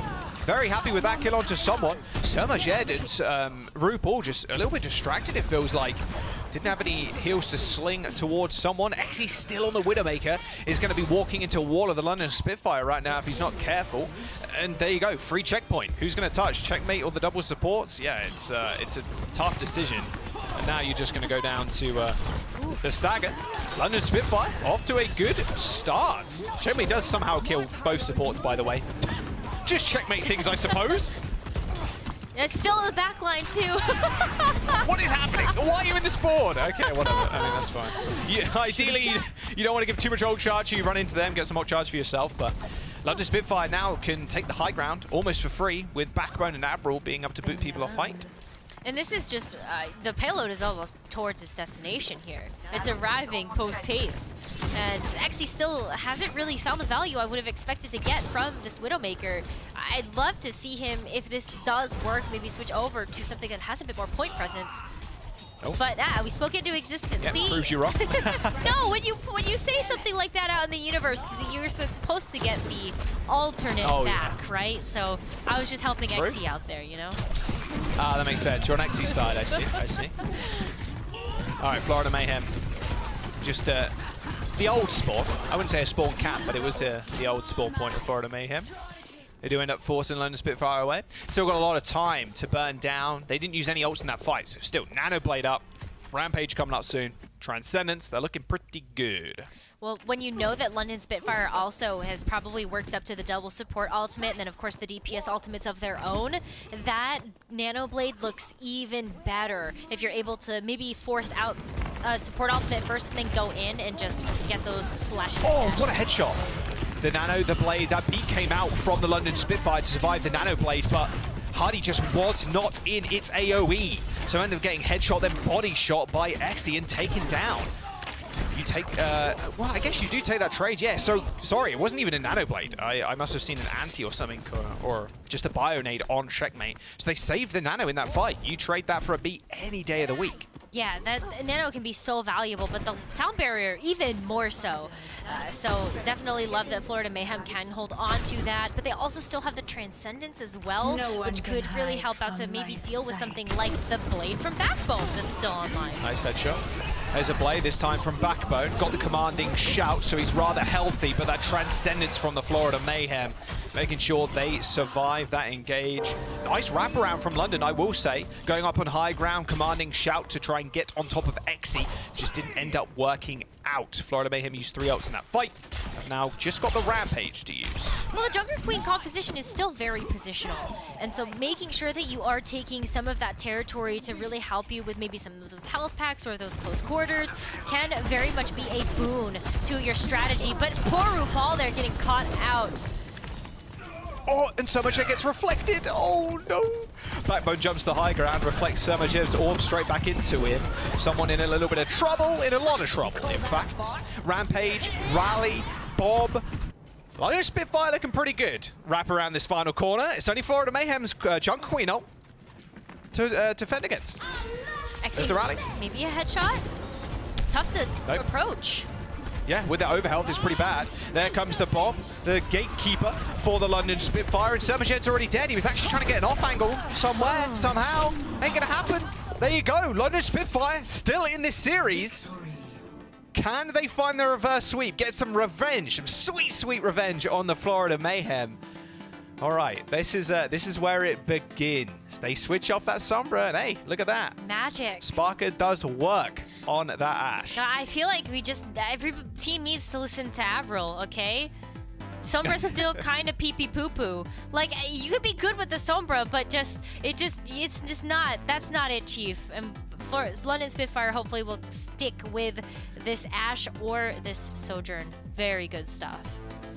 Well, let's find out. Florida Mayhem still on match point. Still got a map to take, and then they take the series. We're going to push as our next game mode. We'll see you in a bit.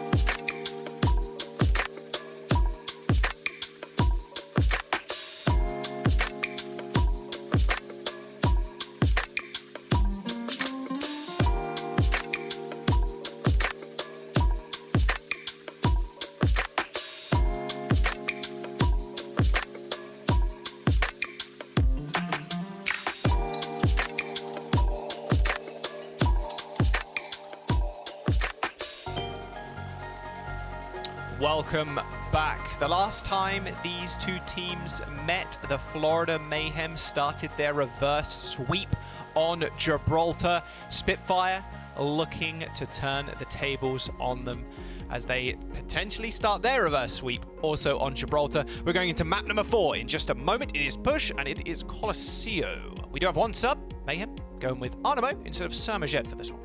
Yeah, well, you know, if Sermajed, you know, we've seen that Zenyatta look from him for most of this series that he's been in so far, and so it does make a little bit more sense that we're going into a, you know, more control-y style.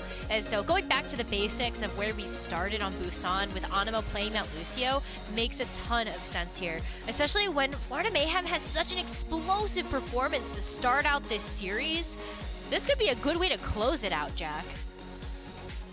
Very well could be. I mean, the London Spitfire have changed their comp up a little bit since we've swapped the maps. And look, at the end of the day, the London Spitfire, they are the team people will look to shift the meta.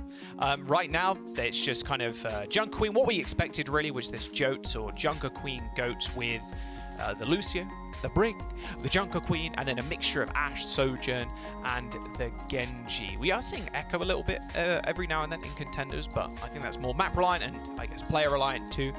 We'll see what they want to go towards in Colosseo, because this is, Rose, this is also a map where you can run the rush pretty easily. Like, London have shown such a proficiency on rush, and playing it on Colosseo with Backbone's May, they've looked so good on this map specifically, so I guess they're kind of happy going to this one. Yeah, and the other thing about that too is that Sparker really showed us how you can use all of those different angles, whether it is kind of being taxied around by the Lucio to kind of surprise the enemy team. But yeah, I think that on all accounts, London Spitfire really do have a deep understanding of how to play Colosseo. It's just about whether or not that skill can translate over to playing a different composition. Like, there's still some stylistic differences here that may be a bit of a pain point for the London Spitfire so far. I think also you have to look at the fact that Checkmate's been popping off as the Genji as something that might be a little tough to just overcome as a whole, but London definitely, I would like to either see the Reinhardt here or just kind of, you know, stick tight as a group and just clash. Yeah, they still be going crazy though. I mean, that's the thing. You can't count Mayhem out just yet. Checkmate, if he just continues to perform like he has done, this might be a little bit of cakewalk. We will see. That is what I wanted to see from London. We'll see if they do end up sticking with it, but I really do think Colosseo, you're still able to just run people down with the Lucio and the Reinhardt, and then with the May. It could be quite scary. And Junker Queen hasn't got too many ways to escape. You can commanding shout yourself, but at the end of the day, you have to kind of look around, hit the wall with the axe or the shotgun, or like hopefully just swing forward with the axe and then hit multiple people to get the adrenaline rush, to get the small amount of healing back. Right. But yeah, it is tough. London Spitfire, this will be the first time we're seeing them run a rush so far in the Summer Showdown qualifiers, so we'll see how it fares against the Junker Queen. Yeah, that's the big question mark that I have is the Reinhardt going to, like, is Hadi's Reinhardt good enough to be able to diff the Junker Queen composition, basically, especially when you have other pieces that Florida Mayhem have to really support the Junker Queen, like Checkmate's Genji, like Xy's Sojourn. It's just really strong that a lot of Florida Mayhem feel like they can play heroes that they're very, very comfortable on and very proficient with. But London Spitfire, same. Yeah. Well, Xy's Sojourn has been one of wonders, that's for sure. Sparker in a little bit of trouble. Misses the railgun shot though, does Xy, so he has to back all the way up. Anti-A from Landon was pretty decent. Hit Xy and someone. It's just about jostling for position, waiting for that speed boost and the wall from Backbone to try and isolate somebody. Luckily this time around, someone lands on top of the wall, but still goes pretty low, I will say, with that little headshot. And now Checkmate put himself in danger. Got that over health from the commanding shout, but didn't have the dash to try and get out alive. Now we're one person down. London Spitfire can just march on forward. Well, that's the thing that I think the Reinhardt composition is really good at, and something that London Spitfire in particular is able to do is just identify when those cooldowns aren't available for mobility and go in and just, like a shark, just clean up house. So I love that London Spitfire can kind of continue to show us that brightness that this Reinhardt composition really has had for them. Landon also already up with the nano boost. Whew, boy. Oh my god. I think that nano was actually supposed to go on Sparker, but it went on Hardy. Perfect person to do it with IMO. Group all in a little bit of trouble. No way you're escaping the hammer swings from Chuddy. However, the rest of his team not quite so lucky in this fight. Hardy may have cleaned up too, but it is now checkmate and the rest of the squad to try and deal with him. However, if London Spitfire just managed to hold here, wouldn't be a bad thing. Reset onto Landon, checkmate jumps over the shield. Still 30 meters or so. It's not the worst thing in the world if you're London. You have the Blizzard coming back, and you've even got the high noon. And you might even have the Earth Shatter as well. Like Hardy's definitely going to be holding the front line here, but also going back, you could see that there was that big charge over to just make sure that Landon could pop him back up before they go back in. But Florida Mayhem also coming in, packing a punch. They've got 4 ultimates to use. There's the nano, there's the play. Dash reset straight out of that Blizzard. Yeah, that's going to get absolutely nobody. Checkmate just dips his toes back in the pool. Thanks, Garrett Backbone. Thank you very much. And they're going to be able to take the lead. That defensive Blizzard not working out for London at all. Well, Florida Mayhem, like when we looked at Busan and just how fast-paced some of those fights are, you're going to see a lot of similarities on their versus, of course, watching Colosseo. And so Florida Mayhem, I think that they just really are set up for a success when they've got Animo as that Lucio as well to just kind of speed everybody around. Lexi just hit an air shot onto Sparker there. Beat from the Mayhem, running on forward. Little triple kill. Oh, yeah, there it is. XE with a triple kill with that overclock. Backbone's on the point, but he has been thawed out. London Spitfire not having a beat of their own. End up losing that fight. Had he laid down the shadow, but it was already too little too late. And butt scratch mode in operation. The Florida Mayhem setting themselves up to knock London Spitfire out the park now. I mean, look at they're so aggressive. Oh, this might come back to bite them. Might, just might. Florida Mayhem tried to go super aggro into their spawn. Hardy put himself in between. I believe that was XE and the rest of the team, so XE couldn't really get an angle off on. That was not bad, but still, getting 75 meters, 74 meters, and having the checkpoint be completed. Yeah, Florida Mayhem are feeling pretty good. Yeah, all they really need to do is stop London Spitfire from taking the lead, and Florida Mayhem can definitely do that. We've seen teams start to adjust to that, where it's not about completing the map, it's all about just kind of keeping the lead. So Florida Mayhem will play a bit more defensively here. That was a very early ice block there from Backbone. Very reactive, but now he can't go aggro. Has to rely on Landon to back him up. Okay, there's the ice block used again. Man, super early. There's the beats. It's counter the blades. You take that though, Florida Mayhem. You still have a Rampage in tow, so they can just go in. 2 people hit. Landon and Spark are in trouble. Checkmate getting the resets. Hardy misses the pin, gets booped back, and he's going all the way back to his backline, which has been dispatched with quite easily. Bot now in control of the Florida Mayhem. A perfect sequence of ults. Yeah, and now you have the Nano as well to just kind of continue through that rotation.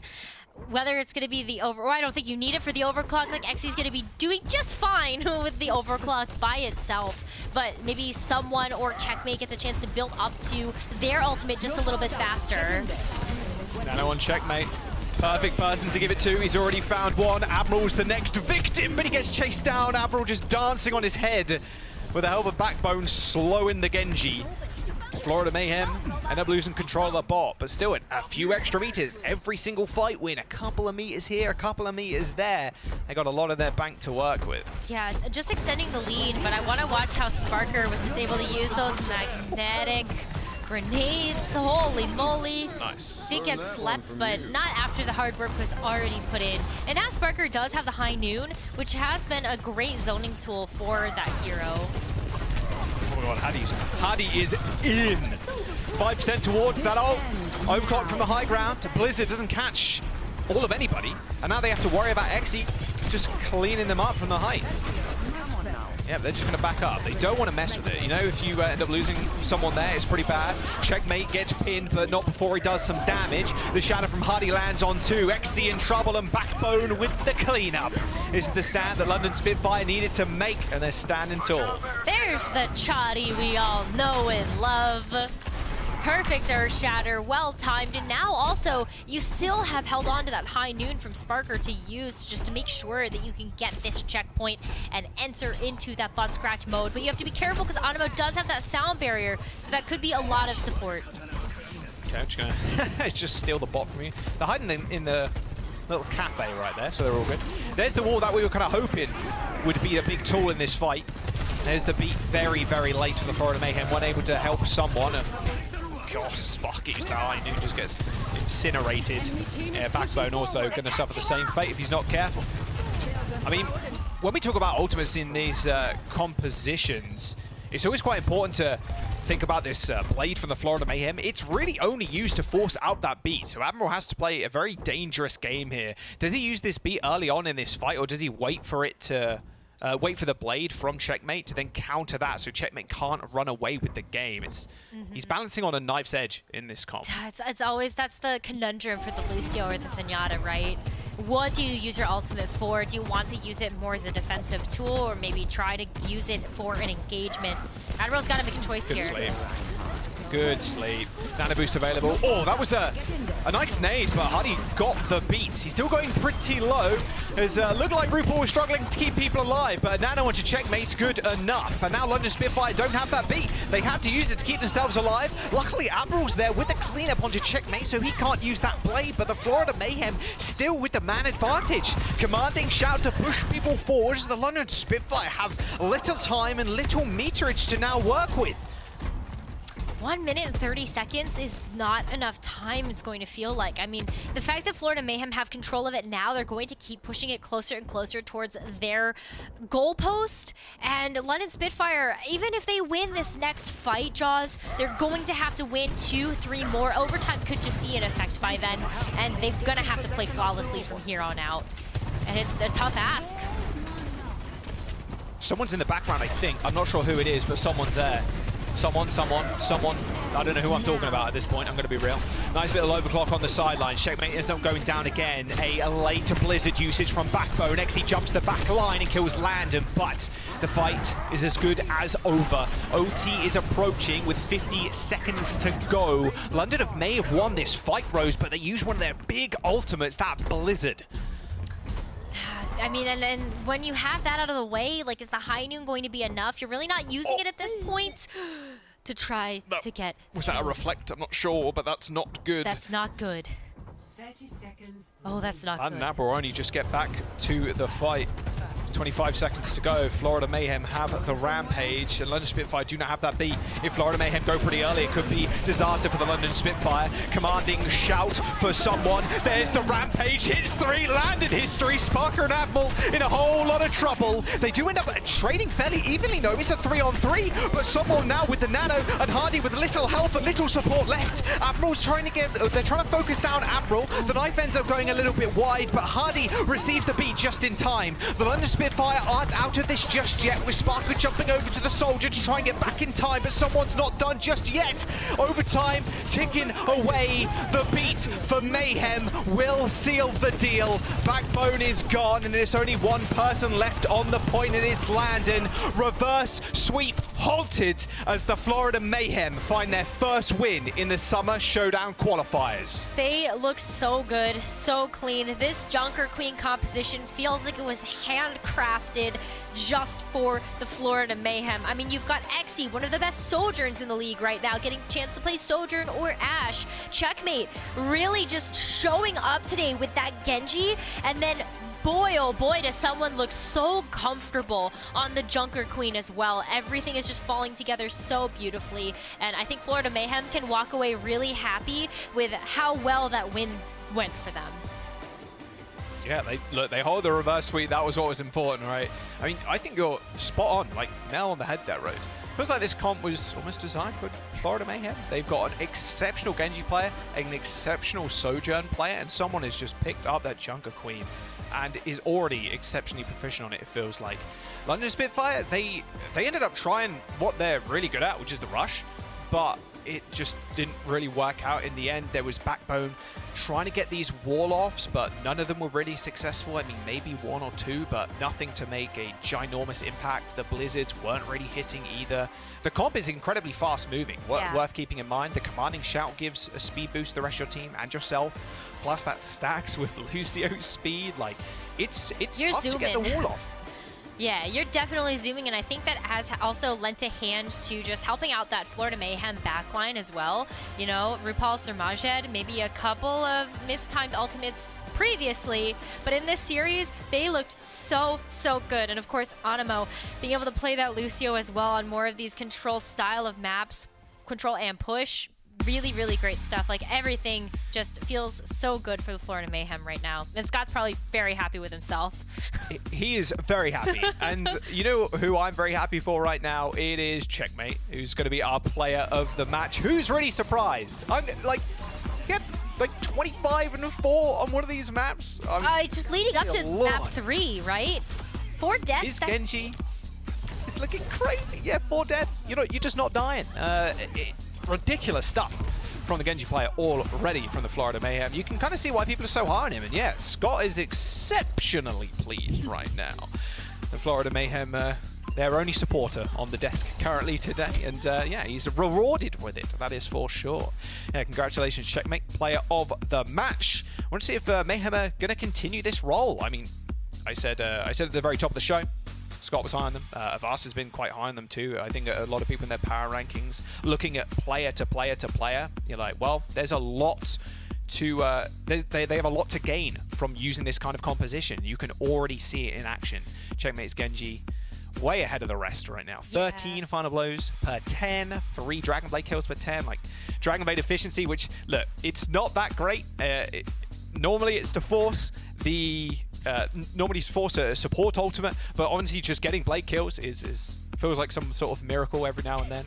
And death per 10, obviously 4.9. It looks good. It looks good. It does. And I think that while, you know, Florida Mayhem look exceptional today, they still have a very hard test of strength coming up on Sunday, where they will be playing against the San Francisco Shock. Oh yeah. So that will be a great litmus test to see how they're going to do for the rest of the stage leading into the Summer Showdown. Speaking of tests, we've got a lot of changes for this next 2 teams actually coming up. Houston Outlaws versus the NYXL. A lot to break down. We're going to jump to a quick break. The desk is going to take it from there.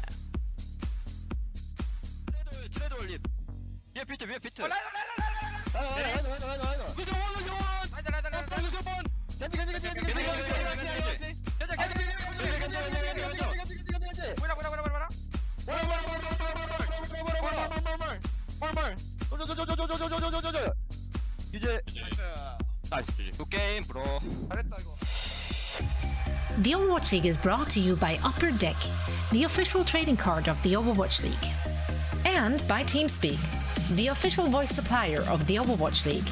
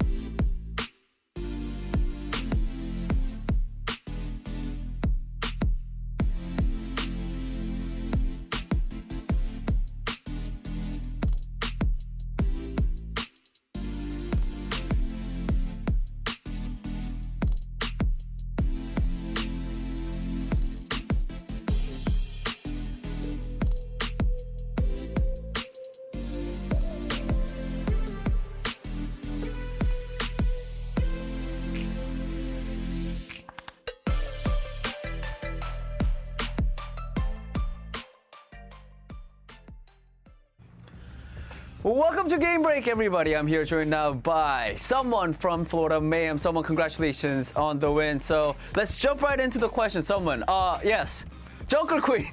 What were your thoughts on it? I mean, you had an amazing performance. Yes, that is of course my first question. 일단 오늘 승리 너무 축하드리고 첫 번째 질문 간단하게 갈게요. 그리고 또 제가 봤을 때는 많은 분들이 굉장히 좀 궁금해하는 질문일 것 같아요. 정커 퀸에 대한 좀 이렇게 생각 어떠신가요? 지금 그 정커퀸에 대한 생각은 저희가 연습이랑 이제 가끔 저도 컨텐츠 경기를 보거든요. 그때를 생각했을 때 이제 그 정커퀸의 이제 시프트의 유지력과 궁극기 그 힐밴 그 5초라는 시간이 솔직히 말해서 좀 말도 안 된다고 생각하기 때문에 제 생각에는 아마 이 너프가 되지 않는다면 아마 이번 토너먼트는 정커퀸의 메타가 될 것 같습니다. All right, so through practice and also I did watch a lot of contenders on her break as well, but not only her shift ability, but her ult right now is pretty, it's really good and it's really OP. So unless they even nerf it slightly little bit more on her, on a couple of her abilities and more on her ult, I do believe that we're going to be seeing basically just Junker Queen all the time, and that is the only tank hero that we're going to be seeing. You know, not only the hero, but today you had an amazing performance, and your team, you guys have been looking dominant today throughout the whole series. But I think one of the most interesting things about, Florida Mayhem is that you guys, unlike what people predicted, your backline, you guys used more flex supports, the Ana Zen combo instead of the Lucio Brig. What was the thought process behind using the Ana Zen? 일단 두 번째 질문은 또 어떻게 보면 오늘 경기에 들어오기 전에 많은 분들이 정커 퀸을 쓰면은 조금 이제 루시오 브리기테가 많이 기용이 될 거라고 예상을 했지만은 플로레 팀은 그거를 이제 그 두 영웅을 쓰는 것보다 아나 젠야타를 좀 더 많이 기용을 하셨는데요. 그에 대한 이유가 있을까요? 저희가 이제 저번 토너먼트 때는 이제 아나젠이 이제 모든 맵이나 이제 화물 맵 같은 데서 많이 나왔는데 이제 저희가 루시오브를 하면서 이제 저희도 초반에 루시오브를 준비했다가 이렇게 긴 맵 같은 데나 이제 화물 맵 같은 데는 이제 제냐타의 밸류가 좀 높지 않을까? 이 생각을 하면서 이제 써봤는데 그게 이제 스크림 때나 그리고 다른 팀도 안 쓰는 이유가 좀 하기 힘들어서인데 저희가 연습 때 좀 잘 통했던 것 같아가지고 아마 기용했던 것 같습니다. Simple answer is because during practices it worked better for our team. Of course, we did use more. We did try out the Lucio Brig in our scrims and practices, but we found out that when we were trying the Ana Zen, we felt like it will work really well for maps that are payload maps or maps that have a longer range. But when it came down to it, for our sort of play style, we found that the Ana Zen worked for our composition. All right, someone, that is it for the questions. Thank you so much for your time and hope to talk to you again soon. 자, 이걸로 인터뷰 마치겠고요. 시간 내주셔서 너무 감사합니다. Thank you. Bye bye. Thank you. Bye bye. The Florida Mayhem get off to a good start, 1-0 in the very first Summer Showdown qualifier match, and certifying themselves as the better team over the Dorado Spitfire now after reverse sweeping them in the mid-season madness and then also beating them now again in the Summer Showdown qualifiers. A great moment here for the Florida Mayhem. Are we surprised by this win at all, or do we think like this could be the stage for the Florida Mayhem? Like, long have they awaited? It's time for the Mayhem. Well, I think we hold the reins a little bit for the Florida Mayhem. All right. I was a little worried about the London Spitfire in this match, and I think a lot of my concerns really came to fruition in this match.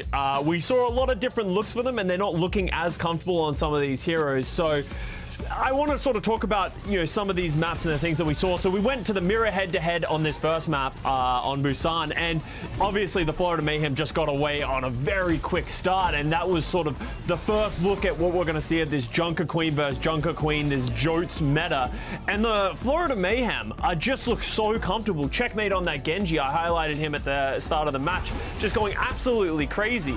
But then we went over to this Hollywood, and the Sparka Sombra is the thing that I think is probably sticking out to a lot of people's brains, because they tried it here and they also tried it on the Watchpoint Gibraltar, and it just to me, it doesn't make any sense because you're not going to be able to get enough damage out there to really sort of isolate anyone. They're sort of so dependent on getting a good hack and isolating that one target.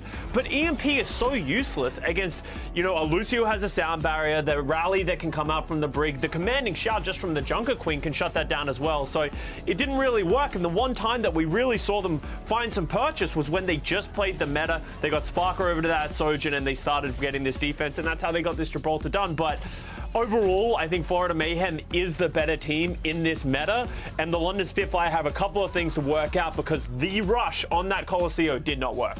Yeah, that was a pretty brutal Colosseo. Yeah, it was pretty rough as well. And you saw XC pop off with the railgun, of course. Moments like this, get a pick onto Sparker, and you know, you get rid of the Cassidy. Hadi's not able to find value with the Earth Shatter. Like, it was a pretty tough go around. Now I predicted the London Spitfire, and I was like, well, you know, this is the best rush team in the world. Maybe they can force it out, but not able at all. And here you see the Genji stats, as you mentioned, Costa. Wow. Yeah, and like, you know, Checkmate absolutely going crazy. Like, it is one of his signature heroes, and he's showing it. Like, his value getting on the blades as well against a composition like this was very high. But on the other foot, Backbone Genji has been something that he's struggled with all year. He is phenomenal on the Mei and some of these other heroes, but for the London Spitfire, I don't think Genji is going to be the solution for them and playing the pure meta. They need to find a hero for Backbone that he's going to be more successful on. Danny, you worried about the London Spitfire after that first loss, or do you think it was just like a bump in the road? You know, they'll get back on track. They got a good coaching staff. Do you think it's... You know, it's the first match of the stage. Okay. And also, I'm sure it's not only London, but I think there's going to be a lot more other teams that are going to try new stuff and, you know, try new things out. So I don't worry too much about London. Actually, I do a little bit because after seeing that rush, yeah, you know what? I changed my mind. Yes, I'm a little bit worried. Okay. All right. Hopefully they figure something out. Yeah.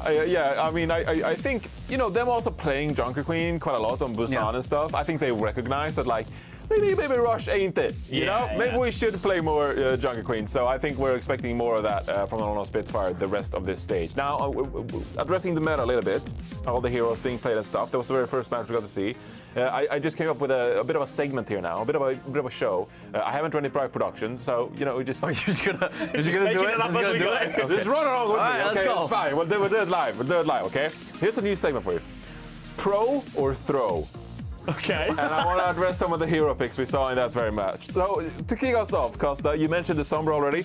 Sombra, pro or throw? Flat throw. I don't see any upside to the Sombra. Like, it worked one time. They hacked in the first night of Hollywood. They hacked someone and killed him, and they're like, yeah. And then the next time they just died, and they're like, Yeah. Okay. It just doesn't feel good. Daddy, you agree? Yeah. Okay, Sombra throw. Yeah, we already addressed Sombra. We don't have to talk more about Sombra. That's fine. Pro or throw. So what would be a pro? Well, maybe this next one. Maybe this next one. Oh, there's another one. Okay. And you talked to someone about it in your interview. Sen Ana, double flex support. Pro or throw, Danny? I think pro on certain maps. Like someone said, like if it's a long range map, or for escort or payload maps, I think. Yes, pro. Okay, but if you ran into like Sen, or like you were playing Sen or something, because you're a flex support player, if you were playing Sen and like you got like an Ana or something and you're playing, I don't know, like King's Row, you'd be like, this is a throw. Like, I'm going to block you and I want to avoid you as team. If they can close the distance, especially against how good these Genjis are, they just like murder you. Remember, Zen has 25 less shields than Zenyatta had in the last meta, so I think it can be difficult. RuPaul made the Ana look really good though. His biotic nades were enormous and teamfight winning. So I actually like the Ana more than Zenyatta, but I like the idea on certain maps with the Zenyatta and the Ana. All right, and then we got one more hero here. Costa's not allowed to answer, but that then is. Pro or throw, Danny?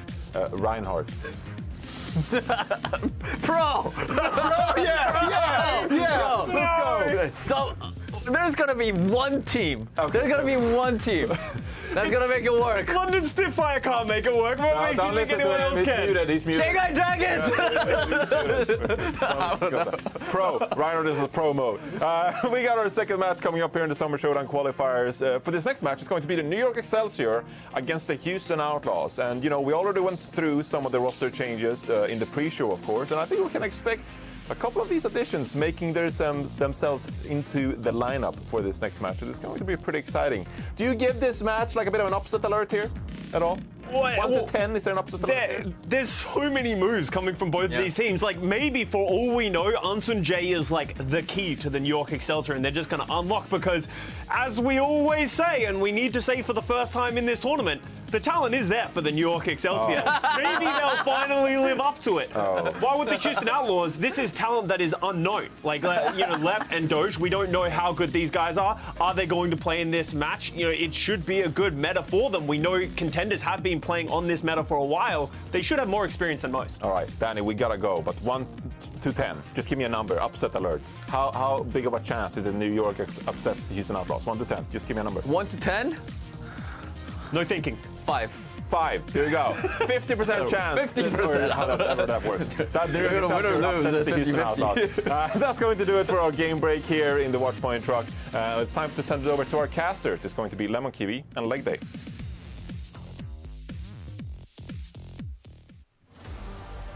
Hello everyone, match number 2 of the Overwatch League, and it's the Summer Showdown debut. We got 2 returning teams, of course, New York Excelsior versus the Houston Outlaws. We got 2 returning casters, Leg Day and myself. But everyone get your waves in, because we're welcoming 3 new players to the league, and also they're debuting today. We got Lep, we got Doge, and Ansun Jae. I'm excited to see them play today. Yeah, 2 on the Houston Outlaws and 1 on the New York Excelsior. Lemon, Danny might be 50% worried about the London Spitfire, but I'm 100% pumped up for this match. It's going to be our first time casting Jotes, Junker Goats, because it's a speedy Junker Queen. I like to call it Lightning McQueen, but that probably went past legal, so... Too late. Yeah, you know, we get the one. Let's... think about who's come into these rosters, because both of these teams have made the same move to address the same weakness, and that's that both of these rosters came in with more flex supports and no main supports, and that's why Doge and Lep have been brought in. Lep in particular is coming in to play the main support through his career in contenders that we've cast a good amount of. Lemon, Lep has played a really good Lucio, some Brig, and some Mercy, so he's a career main support. And the question is, alongside Lastro, are they going to allow Lastro to play on the Lucio when Lep might actually be a little bit better at that hero, but Lastro's had the expertise in it from the first stage of a tournament, and put Lep on the Brigitte? Or are they going to move Lastro over to the Brig and have him learn another main support while Lep plays his best hero on the Lucio? I'm thinking Lep is, you know, we had some kind of pro or throw segment on the desk. I'm thinking professional skater boy Lep, and I'll call it here. Doge will also be premiering in this match, and I know a good bit about him. He's a main tank stemming from Europe, really known for his Winston and Hammond, and he's been trialing actually for a few teams, but finally has made it past the whole visa hurdle that a lot of the European players are suffering through. And what's interesting is hearing from the Houston Outlaws that Doge and Dante will actually be trading off on Junker Queen duties, and I really love this, especially for Doge, who's new to the league, you know, can kind of acclimate slowly and not just have a ton of playtime on his shoulders and just have all the stress. So Dante and Doge will be trading off on the Junker Queen. And more about Doge, he's an extremely vocal player, so if he gets subbed out or subbed in for Dante, you're not going to lose that natural leadership that you need in these fights. On the other side, we have the New York Excelsior, Lemon, a team that is, let's say, languishing in Overwatch League 2022, but some injection of both new and old blood might change the fortunes for this team. The coaching staff has been shuffled around a little bit, but on your screens right now, you can see Ansun Jae has been added to this roster. Another main support player had a pretty successful run over in Korean contenders A-sides just recently, I believe, with Talon getting second place. So Ansun Jae has played against some tough competition in this meta already and may bring some of that understanding to the team pre-packaged. And, you know, there's a lot of fires or maybe some red flags going on. I mean, we have to talk about the elephant of the room. New York releasing their head coach. And this is, you know, Kuki being a player all the way back from the Apex days, has that Overwatch League experience. Now it's only Undine and Gesture who are leading that, who were formerly assistant coaches. So it's not clear on whether the release is because of the results or maybe Kuki's going for another career. But New York, this meta, you gotta trust it. Yaki and Flora were already playing Genji and Sojourn at the end of mid-season madness. They've had an extended break because they're not qualifying for tournaments, but because the Summer Showdown is independent. Now, whatever your results that you had in previous tournaments or previous regular season, It only matters how you do in these qualifiers for the Summer Showdown. So this is a fresh slate for New York to play off of, and maybe a meta that can suit them now that they've had so much extra time to learn it. You're exactly right, Lemon. And getting into the Summer Showdown for New York Excelsior is going to be incredibly important because they're also looking towards the end of the season and those play-ins to get into our overall playoffs and championship. And honestly, 1-11 is not going to cut it if you want to try and make it into our Countdown Cup. Here's a quick look at our map pool. Nepal has entered today. It's going to be our first Nepal of Overwatch League 2022, but I think we all know what we're planning to expect here. It is, of course, going to be the Junker Queen and the Lucio. And when I say that, because both Junker Queen and Lucio have their own speed boost for the team, 30% speed boost by default, and then going upwards, I believe, when amped it up for Lucio, and 30% from a commanding shot of a Junker Queen. And on control, it's incredibly important to use those speed boosts to get the better position for the first fight. And it does kind of already elaborated on this meta already, but we call it Jodes or Goads because now you have 3 healing sources, the Lucio, the Brig. Now, an important job for the supports is the double boop. You need to use that flail shot if you're the Brigida, which is going to be owned by Lastro. Remember, we had kind of a discussion on whether Lep or Lastro were going to pick that up.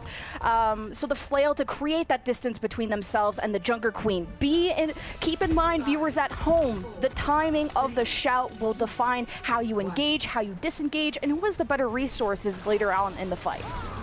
Oh, I like NYXL rolling out with the Symmetra. That might be some of the Ansem J expertise. Now they have control of the high ground, and they won't have to expend the Junker Queen shout to get up onto there. Kellen gets hit with the knife, however, good cover from the wall means that he's not pulled too far into the midst of the Houston Outlaws, as Lep is waiting up here for potentially an engage from the NYXL that could be booped into the pit for those instant frags. And a lot about Lep's playstyle. He's not afraid to wall ride and assassinate, be aggressive, but he's also not dumb. He knows how to take these matches seriously. He puts 200% in, and here is the shout from the Houston Outlaws, and almost a good boop opportunity for Lep, as New York are on this kind of gazebo, and this is so dangerous for the supports. I mean, Gangnam Jin and Lastro are dead. Doge is off the map. Only a tank remaining for the New York Excelsior, as now they're just cleaning up the fight, and they get to go cap the point. Yeah, Doge ending up off the map, not ideal, and of course Yaki there getting multiple kills. We saw in the previous game with a Florida Mayhem from Checkmate that a good Genji can be everything in these fights, and well, when you're looking for Genjis, Yaki, let's say, has outperformed his team in terms of how well he's been playing that hero. Kellen playing up close for an early engage, but this does bear the risk of getting knocked off. This is very risky for Kellen. I mean, he dropped down to half health, but Houston just didn't want to engage off of that with all 5 members around the corner. They decide to now push through pillars, and Doge has already led the charge and found Gangnam Jin while Kellen wasn't there to protect him. So a dangerous kind of off-angle push from the New York Excelsior when you kind of want to play this as a death ball, as a unit. Now Kellen is separated away from his support, so Houston isolate, conquer, and move on. In isolations, those are so easy to overwhelm when you can move as a group here. Houston now also take control of a point, and Gangnam Jin there being the first death is something that we're going to see a lot in this meta. I mean, you want to focus the Brigitte because she's the only person who can't get the burst healer for a repair pack. She can't give those to herself, and therefore she's the easiest target to rush down. Now we get a Dragon Blade from Yaki. Usually want to save that sound barrier to counter the opposing Dragon Blade, but it wouldn't hurt to have that extra sustain. About when does Yaki want to find that opportunity, especially after the shout, but the shout's been used by Doge. Here's the rally from Lastro. Houston push into New York, but it's the sound bear at the last second from Onsu J that gives New York a breath of fresh air as Yaki's blade is finally slicing through all the extra health, and New York come out ahead once all the resources of the Houston Outlaws have been expended.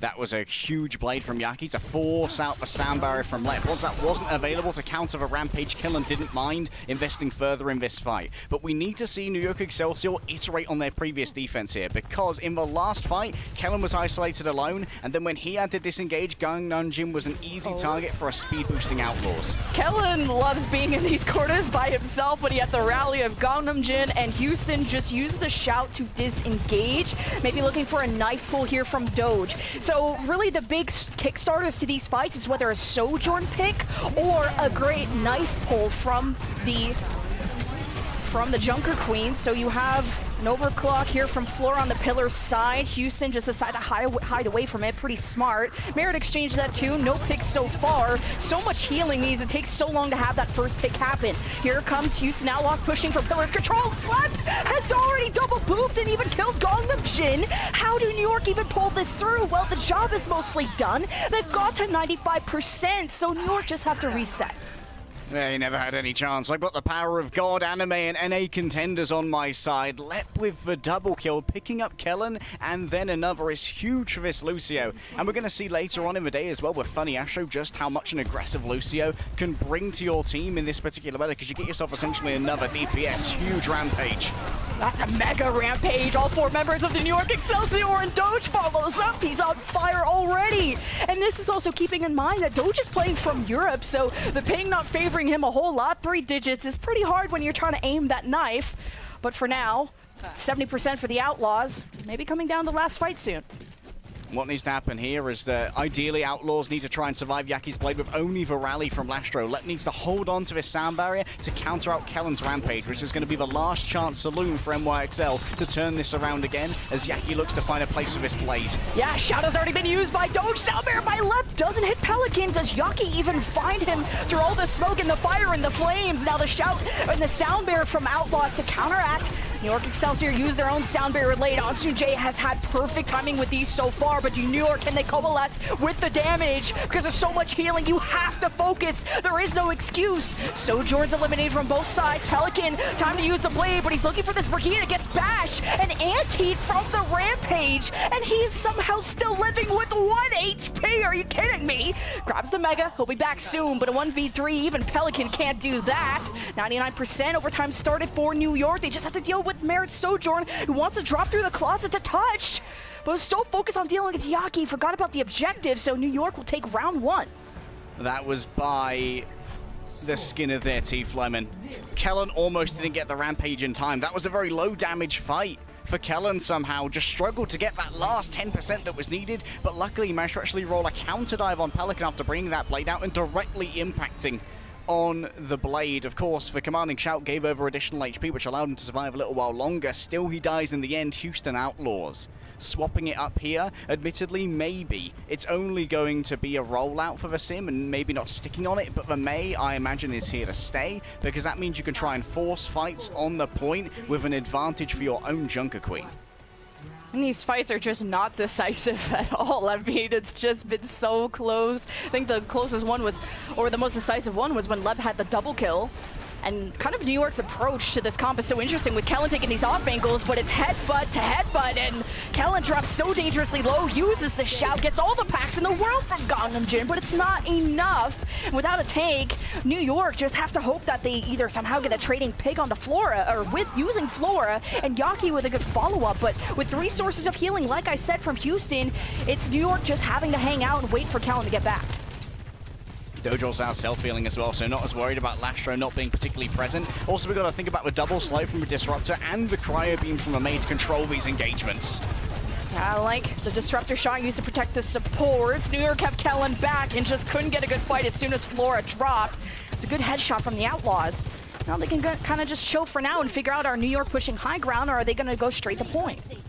In Overwatch 2 as well, May's primary fire, when it pierces people and does an instant 50% slow, does 100 DPS, which is a huge amount of healing to cut off from the NYXL. Oh, the May wall gets immediately broken down. And yeah, I feel like most of May's value is when you can get really close, because even through all the icicles, like you said, you're going to get healed up, but this off-angle push might not be it. Pelican walls himself up, but he's still dead. He might have had the dagger still in him. Now Houston Outlaws in a 4v5. They head back to the point to see how long they can survive. They have control of the point so they can extend the lead that they do have. Now it's Junker Queen, the Junker Queen. Looks like New York have made a bit of space to start to flip over the objective, but Houston can go and stall at any point. They have the left sound barrier, and maybe Merit is back. He is. So Houston, or Pelican may be back soon, and he just got back. But as soon as he got back, Doge dies. So Houston lose their chance to re-engage. Yeah, it might be there that Houston actually should have used the speed they had from Lep a little bit more. With Ansun J being down, Houston Outlaws could definitely control that engagement much better than NYXL could. But instead, they were playing a little bit more passively, waiting for Pelican to come back, hoping they could just squeeze out a few more percentage points. In the end, though, it just allows for New York Excelsior to get a little bit more poked, bring out that rally, which is now going to be a huge advantage for Lastro to have that at his beck and call. And once again, Lastro needs to try and keep his team alive with only the rally against the plate. Oh, Kellen is by himself. He uses the shout, and Natsuje might have to think about this barrier soon, and he does. Drops it in time for not only the Blizzard of Pelican, but the other wave of support ultimates from the Houston Outlaws. The resources are now draining, and the Outlaws have only got 2 kills, but it surely is enough. The shout back online will help just get that extra speed to close the gap between themselves and the rest of the remnants of the Excelsior who head back. Houston get the flip.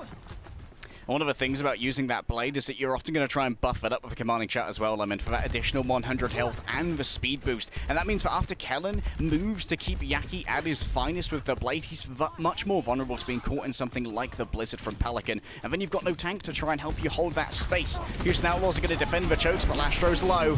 Oh, Lastro is low. The Rampage, though, was thrown out by Doge to kind of create this distraction. Kellen immediately falls. It's just an 8% difference there, and just taking out Kellen could mean the round win. And the third one being forced. Excelsior gonna wait for Kellen to get back, and the Rampage will be the win condition. They'll have to start thinking about who's gonna touch. It'll be on Sunjae, who should be on the job, and Yaki is there too. So overtime has been started. Excelsior taking the fight outside the objective, and Kellen doesn't even get to use Rampage, and Flora dies too. Houston took the initiative, and it paid off. 5 versus 3, no ults for the Excelsior, and no one there to touch. We're going to round 3. So no Rampage? That was a simple calculus of Houston Outlaws. They heard the jumping and the climbing of the Genji, the best player on the New York Excelsior, some would say, and Yaki is busy touching the point so they don't lose the round. So if there are 4 people over there, we can just run into them, right? And then Yaki's going to have to stay on that point until it flips over as to not throw the game away. And finding that 4 versus 5 there, Houston Outlaws deciding not to play on the point was imperative. A very good decision made in the moment, especially considering that Doge and Lep on main tank and main support, 2 roles have often been conflated very precisely with the calls and the overall plans are identifying these weaknesses quickly. Lep just said, look what the other Owl players taught me, to just spam C9 every time you win a round. But round 3 decided here on Shrine. Doge and friends already on the point. Now the issue with this is that usually on a point like this, you can kind of surround it, but in a sense of this composition, you want to play it as a death ball, but New York are a bit away from that. Kellen is the one taking initiative, but Flora is the one who gets the headshots. Doge is already half health and can't really depend on the lack of damage that exists, and there's no one to really speed him out, and he can't shout his way out of this either. So New York, off of that first few picks, look at the point. And this is a good point for us to talk about the Sojourn versus Ashe dichotomy, right? Like on one side, we have the Ashe who's got yet another knockback. That's 3 knockbacks or 4 that's on NYXL's team between the support and the Ashe. And also, most importantly, Ashe delivers instant damage the second that she ADSs. Whereas for Sojourn, it's a little bit more of a warm-up, and it means the damage can't instantly be given over for an engagement. Or that. And that's the first pick for Houston. And it really sometimes comes down to these fights starting off with either the Ashe or the Sojourn doing just that. And I think New York, when they started on the point, or when Houston started off the point, they didn't have any cover. So that's how New York got the point first. And now the opposite just happened. Houston snuck up on them, got that first pick, and just got the charge into them off of that great window of opportunity created. So Houston back in the driver's seat. Yeah, I think maybe a couple of poor comms there from NYXL as well as to where Houston Outlaws were going to try and break out of that choke, because I think that Callum was actually firing into it and might not have been fed back to Flora, but people were actually leaving, didn't get time to use the back blast from the coach gun. Now Houston Outlaws, they have a blade, and there's nothing really to try and directly deal with it. Pelican's just going to have to be burned through by NYXL. Yeah, we'll see if they even know Pelican has it. Pelicans playing on this off angle. Yaki keeping him in check. The shout starts for Kellen, but Doge gets help from the rally of Lastro. Now the Pelican blade goes after Kellen. And that's just all she wrote. 3 kills after that, and Houston get to clean things up and extend the lead that they have. Great flank there as well from Merritt to go down main and try and cut off those who are disengaging in that direction, so you can get those other kills, force more staggers, and squeeze them for further ult charge. Still, NYXL, they're about to hit their power spike, Lemon. 4 ultimates are going to be available, and Lep is still a couple of very important percentage points away from the sound barrier. Yeah, I think New York have the advantage here. They have the rally, the speed starts. Last show identified. Doge soon to be taken out, and the Bob, the 6th player on the field, makes this fight look easy for New York, who haven't lost a single player. Of course, you got Bob plus Florida in the middle of the field. Houston just picked away like ducks. Okay, so it looked weird there that it seemed like Flora was coach getting into the Houston Outlaws, but what they were pulling off there on NYXL was actually a bait and switch, with Flora having the Bob to be able to peel for himself after Houston Outlaws roll into him, and NYXL run through mid afterwards and hit Houston Outlaws in the back after they've already used their speed boost from Rochelle. I guess Houston came out a little too quickly and just got shot down by not only Flora, but this 3K Blade. So I'm down for this. I think with this fight win too, this will get New York Excelsior either back in the lead or close to tying it up. This is one of the most back and forth professional control maps I have ever seen, Lemon. We rarely see control maps for swap around as much as they currently are. Houston Outlaws now, they've got to be very economical with their resources as they try and move into NYXL's zone of control, especially when trying to avoid this dynamite from Flora. They need to note the position of this Ashe. Okay, they see Yaki above them. The rampage from Kellen hits left. Blastro and Doge. Sound there from left will give some more cushion. It's a wave of damage from New York after they shouted and engaged. Now here's the back clap. Outlaws have the overclock from Mara. They have control, or at least they're on the point. Control soon to be flipped over. And New York really don't have enough members to keep this going. They only have 3 up, and they lost Ansoon J pretty late in that fight. So no speed engage or disengage. So Outlaws might want to farm this because they have that utility still available. They picked off Kellen and they almost went for the spawns. Houston, let's see if they bought enough time to steal away this round. And I think that Ansoon J, they actually used the sound barrier in the engagement of Kellen, so it wasn't available to counter Doge, and now it's not available to counter Pelican either. Pelican has this entire map in his hands with this blade. All he needs to do is find a squishy target. Oh, last second touch from Yaki, and he lives through the blade into the back line, immediately slices down Gundam. Jaina goes after Kellen. He's below half health. He doesn't have shout, and Ansoon J is off into the shadows. He's dealing with bigger and better fish on the other side. 99% for the Houston Outlaws in round 3. It doesn't get any more back and forth than this, but the finish line has been crossed, and the Houston Outlaws will get map 1. Despite a promising start for the New York Excelsior and a hard-fought map, in the end, when the cards are down, the ante has been raised for the Houston Outlaws, and it seems like there is a great understanding of how this meta works from both of these teams, which means that this is going to be a very exciting series, and we're seeing these stylistic differences in some teams who prefer the Ashe for the instant damage that it delivers, and others who prefer the utility of the Sojourn. In particular, that Disruptor field is of amazing value against teams that not only rely on speed, but have to clump together to make use of it from those auras. And especially just the Dynamite is so underrated of how you can even get these targets low enough where your Genji can get dash resets. So Houston tried to be creative, putting Pelican on the Mei and trying some new things. We even saw some wacky things in the last series. But map number 2 will be Midtown, and we'll see what else we got in store.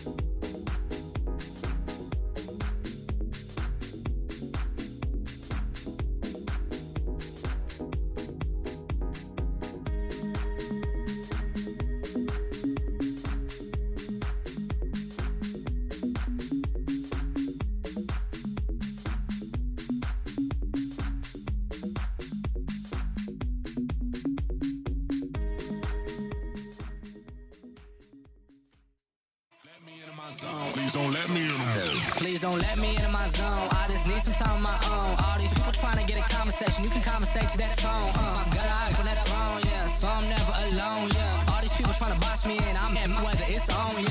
Now they ask where I'm at. Making hits that line back. I'm MJ, I'm 2-3, man. I just need some time back. I'm zoned in like defense. My life gone, no recess. But I live my best one, so I got no regrets. So I'm gone. Finally back in my home. I'm working like so much. They swear I had me a clone. Can't answer my phone now. Just leave it there, that tone. Ballin' can't beat me up, cause I'm back in my zone now.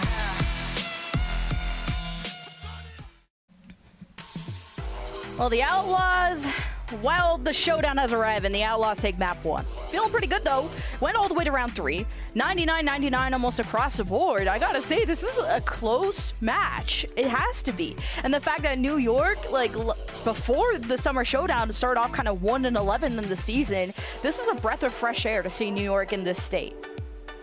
Yeah, New York, they needed it to swap right now, Lemon, when it comes to their in-season performance, because honestly, after mid-season madness, they're running out of time to get into our end-of-season playoffs. Of course, being a solo tournament, the Summer Showdown, it's all about what happens in the next 6 matches for each one of these teams, and getting into that tournament will give you bonus points towards getting into the Countdown Cup and the playoffs afterwards. So, it's all to play for New York Excelsior. Next up, we're going to be heading to Midtown, which is going to be an area with some interesting high grounds that can be abused. We've seen different approaches defensively to this area before, where even when he's been out of the overall meta, Sigma's kind of persisted, kind of like how he did over on Circuit Royale. Here, though, it seems that both of these teams have been putting a good amount of mental preparation into the Junker Queen rush, and so it's likely they're going to be sticking with that, especially with newer players that haven't had the time in scrims, presumably, to really deepen the breadth of compositions. Yeah, most of this map is very medium range. There's like some important high grounds like that bridge past the point, but it's just relatively flat and you can ignore the high grounds. They're not as super dominant. So I think this would bode well for this composition. It's not as like egregious as like a Dorado high ground or a Hollywood high ground. But I'm excited to see also how teams are going to approach Paraiso, which we're going to see in our next series. But we'll be the Outlaws on the attack, who are kind of toying with us on what composition they're going to run. But even from the interviews we heard in the previous series, pretty much everyone is running this Junker Queen composition. The only big variations you're seeing is in support line, or, you know, and for the first match, some people are experimenting. But psych, we're back. It's a Junker Queen comp. Alright, Merit was also going to leave a Sojourn behind this time and go for the instant damage that's offered by the Ashe, as well as the Dynamite for that huge amount of AoE damage. Kellen actually gets knifed and dragged in. Oh, it looks like he's fine for now. It looks like New York pushed the right side after they got dynamited, and Houston taking shelter in this left building. Doge half health, helping farm up some support. Ult charge. New York starting to surround the fire truck, and Houston aren't very decisive on where they want to push. They have building control, like the left building, and then you see Pelican go on the right, and it's like they know New York are playing kind of isolated apart, and Houston are so good at punishing this. And I kind of spoke to you at the break leg day about how it feels like Kellen and Friends of New York are playing this like a Doomfist comp, because they're not playing it as clumped up as we expected. Yeah, they're playing it a little bit further apart, and that also means that Pelican can try and find isolated 1v1s on these targets as well by being given either a commanding shout for the additional health or an armor pack before he makes these leaps. And one of the things that I want you all to keep an eye on is how Kellen takes these engagements, because if he tries to play corners, that could be very resource intensive. That was already a first shout from New York. I don't think Houston used theirs. And so quick, it's like you gotta spot the green bars on the top UI and then the screaming lady with the axe. So Houston Outlaws just get some free cart push, and I think once the cart gets close to that underarch, they can either follow it through under the tunnel, which you kind of see that style of rush played on a Gibraltar when you push it through car wash, but the double headshot from Merit, that'll be the Kickstarter. Now New York on the bridge, they know this push could be coming. They already used the speed of Ansunjae and maybe even a shout from Kellen to get out. So free bridge control for the Outlaws after a great pick from Merit. Yeah, there's a name for that in the scientific community. We call those just Merit things.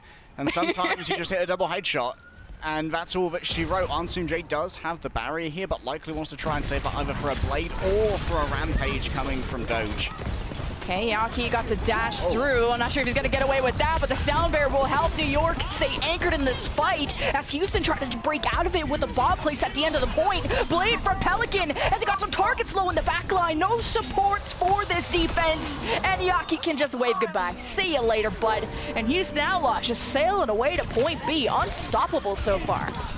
Oh, a yummy little bowl of my favorite breakfast cereal. Oops, all L's, because Jet using the sound barrier in that previous fight is absolutely terrible for the rest of the defense here for NYXL, because now they don't have anything to answer for Rampage either. Gangnam's just going to have to try and do it with the rally, but honestly, the rally, that'll get burned away easily by a Dynamite. If Doge and Merritt can just coalesce the Dynamite and Rampage into one angle and hit one or two people, NYXL are going to fall apart. I like that New York just kind of were very careful on how they left spawn, because when Ansoonjae got staggered, the lack of a Lucio gives the other team, who has the speed and the utility, such a huge advantage. So they shy away. Houston didn't want to get overly aggro. They're happy with the pick they got on Ansoonjae. They got around the corner of point C. It's almost a 5-minute timer, and a Rampage starts from Doge. 4 is low! No bomb for him! Ansoonjae gone 2 of 5, or 4 on 3 actually for the Outlaws. The Sound Bear versus the Rally, counter Rampage, and the Dragon Blade for New York, but where are the kills? Not checked. They're only coming in now once Outlaws have run out of healing, and they're going to be running out of Lastro too. See you later. That's a good plan from NYXL there as well, to bring out the sound barrier from Let first, using the Dragon Blade without too much behind it. Let panics a little bit, think of it, he's going to die, and then Kellen afterwards can sweep through everyone when there's no real way to save them, because Lep and Astra, all they can do is stare, and I think Doge has already used his commanding shout as well, so there was no overhealth to try and cushion that inevitable bleed. Oh, the bob from the off ankle from the defense. I'm loving this. Now he can shy away, and Outlaws have to deal with the bob, but as New York were disengaging from this weird flank, they lost Gangnam Jin, so Outlaws kind of realizing this advantage are going to be super aggressive on this push. Pelican has the blade. You got the rally from Lastro, and this is the time where Houston, they can either anchor on cart and remove space that New York have naturally because of the objective, or they can take the fight now. The shout already starts from Doge. You got the rally from Lastro. You got kind of a Yaki in your backline, but it's not bothering you too much. Here's the play from Pelican. Finds its supports at the archway. But New York never touched. Are you serious? Ooh. That's 4 question marks for me about New York Excelsior. Damn, that's not great. However, one of the things that was really cool there that we saw Pelican looking out for is that in New York Excelsior, they used Kellen's aggression with his own shout to try and force, or rather, used their own aggression with Doge's commanding shout to force a counter shout out of Kellen, knowing that that burst temporary health that the shout gives would have been one of the best ways to try and counter Pelican's unamplified blade when NYXL did not have the ultimates to try and deal with it. So Houston Outlaws, they are very thoroughly considering their win conditions here, and they are playing to them well. And when it comes to just these death balls, it's really important to study and understand the macros, so the rotations. The fact that Houston were never overly aggressive. They pushed, but just measured enough where they're not entering dangerous territory where the defense have better cover, better positioning, better high ground, stuff like that. Like whether it was Houston not extending past the point B wall to Houston after they picked Ansoonjae, they kind of just peeked around the corner, saw New York wasn't there, and then didn't want to go exploring and finding out. And then even just pushing the card at the end instead of taking the 5-on-4. Outlaws are taking calculated risks, and it's paying off. I mean, look at that, a 3-minute 20 timer. That has to be one of the best. Yeah, that's probably one of the best we've ever seen on this map. That's unbelievably fast for Midtown. For New York Excelsior, I'd love to see them target Lastro a little bit more, because we talked earlier about how the Brig is the easiest kill in this composition because she's the only one who can't receive a repair pack. Pelican actually might be in no man's land here, but should be an easy enough escape. And I think New York last time they were on this point, I mean, they got punished because of kind of their individual play styles. They're just all playing isolated, right? But Houston, they're playing as a unit. And New York, I think, are taking a page out of that book. They're trying to do kind of your usual rush rotations through the left alleyway, through maybe just through the middle of the map. And Houston are on their tail and have already caught up to Yaki. So 5-on-4, how did New York put out this fire? They're in the laundry map, but they're the ones getting washed right now. And Houston are just continuously chasing them, cycling through the Lucio speed, the shout from Doge, the fact that you have 2 rookie players on this team, and it's playing almost to perfection on a comp that you need to communicate and be on the same page. Houston are looking really good to start off their first match of the Summer Showdown. Yeah, element of a cycle's real good of a laundromat every time. We call that one a spin cycle. Houston Outlaws here, they are doing a really good job of just messing with NYXL as they're trying to make moves. Yaki's almost playing a individualistic playstyle here, which is getting very thoroughly punished. Yaki might actually catch Pelican in here, but saving the dash doesn't matter. You aren't faster than Flora's bullet. Caught him lacking. Now it's gonna go and push into him even more. He can just focus on the objective. Either or is a W in the New York Excelsior's book, and they got support ultimates if things don't go well. Great first pick by Flora, especially when they kind of baited Houston Outlaws. They thought they were going into Laundromat, thought maybe Houston were going to come out, then they hit the headshot. There's the rally from Lastro, sound barrier from Ansun J, the shout from Houston Outlaws. Lep will have the sound barrier late if he can live long enough to do it, but no one's really focusing the same target, so no one is dying. That's what happens when you have 3 healers on the team now. You got a 6th player on the field from the side of the Houston Outlaws. The Bob from Merritt had to sacrifice his life for it. And I think Flora was able to catch the shot while, you know, Merritt was pointing the Bob finger out into the distance. And New York, despite having such a good start at this fight, the 5-on-4 and more and the ultimates, they've only gotten 2 ticks. They've lost some real estate, and Pelican is going to send them packing once and for all. You got the sound barrier, you got the blade. Now we're looking for kills. New York needs to disengage, and I can't believe this is happening. All right, Lastro finally down. Now there's less healing for Pelican. Surely he's going to get chased down here. Finds the mini pack, caught in the corner. It's curtains to them. I don't know about that, Doge, to be honest. However, still could work out. Who knows? NYXL. Surely they finished it. Surely they finished the bug. No, no. That's illegal.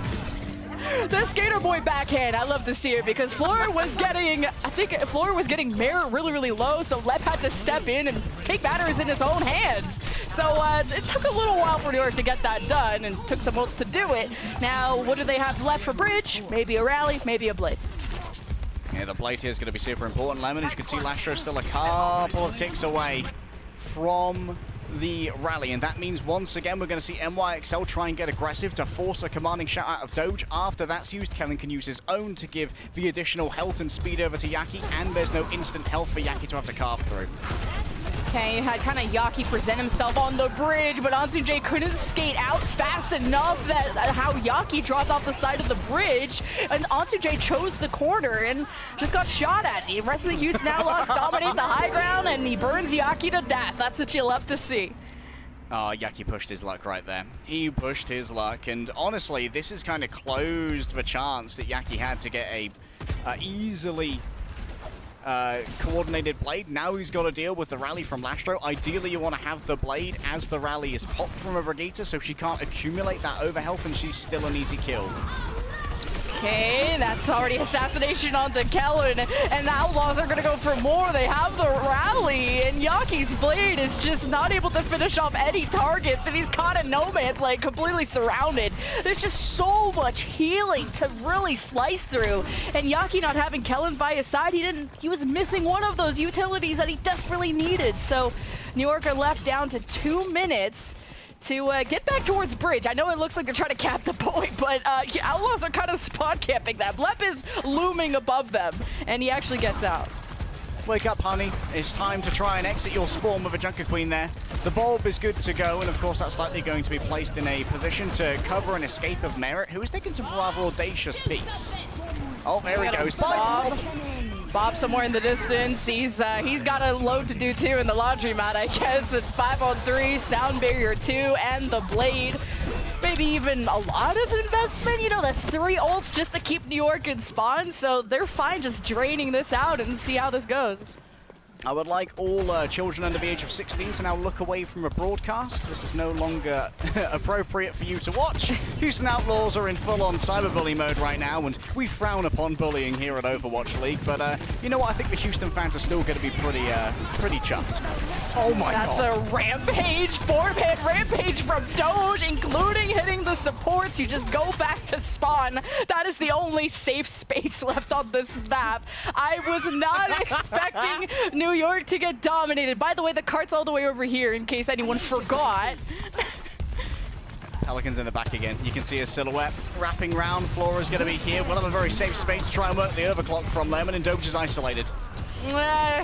You just love spot camping a little too much. I don't think anyone had rookies doing that on their debut game, but New York finally break 3, but they got 17 seconds left, and through all the hopium you could think of, New York still have to even try to finish the map with the timing that the Outlaws have. This is an Outlaws map indeed. It might currently be physically impossible for NYXL to do anything better than a draw here. But first, we've got to think about second point, because you have lacking bridge control now. Houston Outlaws are still going to be able to try and control this engagement, and they can do it at their own leisure. Oh, Outlaws just jump into the New York Excelsior backline because New York just opted to go under the car wash and play as a unit. Houston got access to the backline, but they really didn't get anything done now, did they? Yaki with the blade does just that. 2 kills and just has the Dasher left, who gets booped out of the shelter that the rest of his team went through. So New York, they managed a fight win here. They got 1 more to go, though, to cap point B, I think.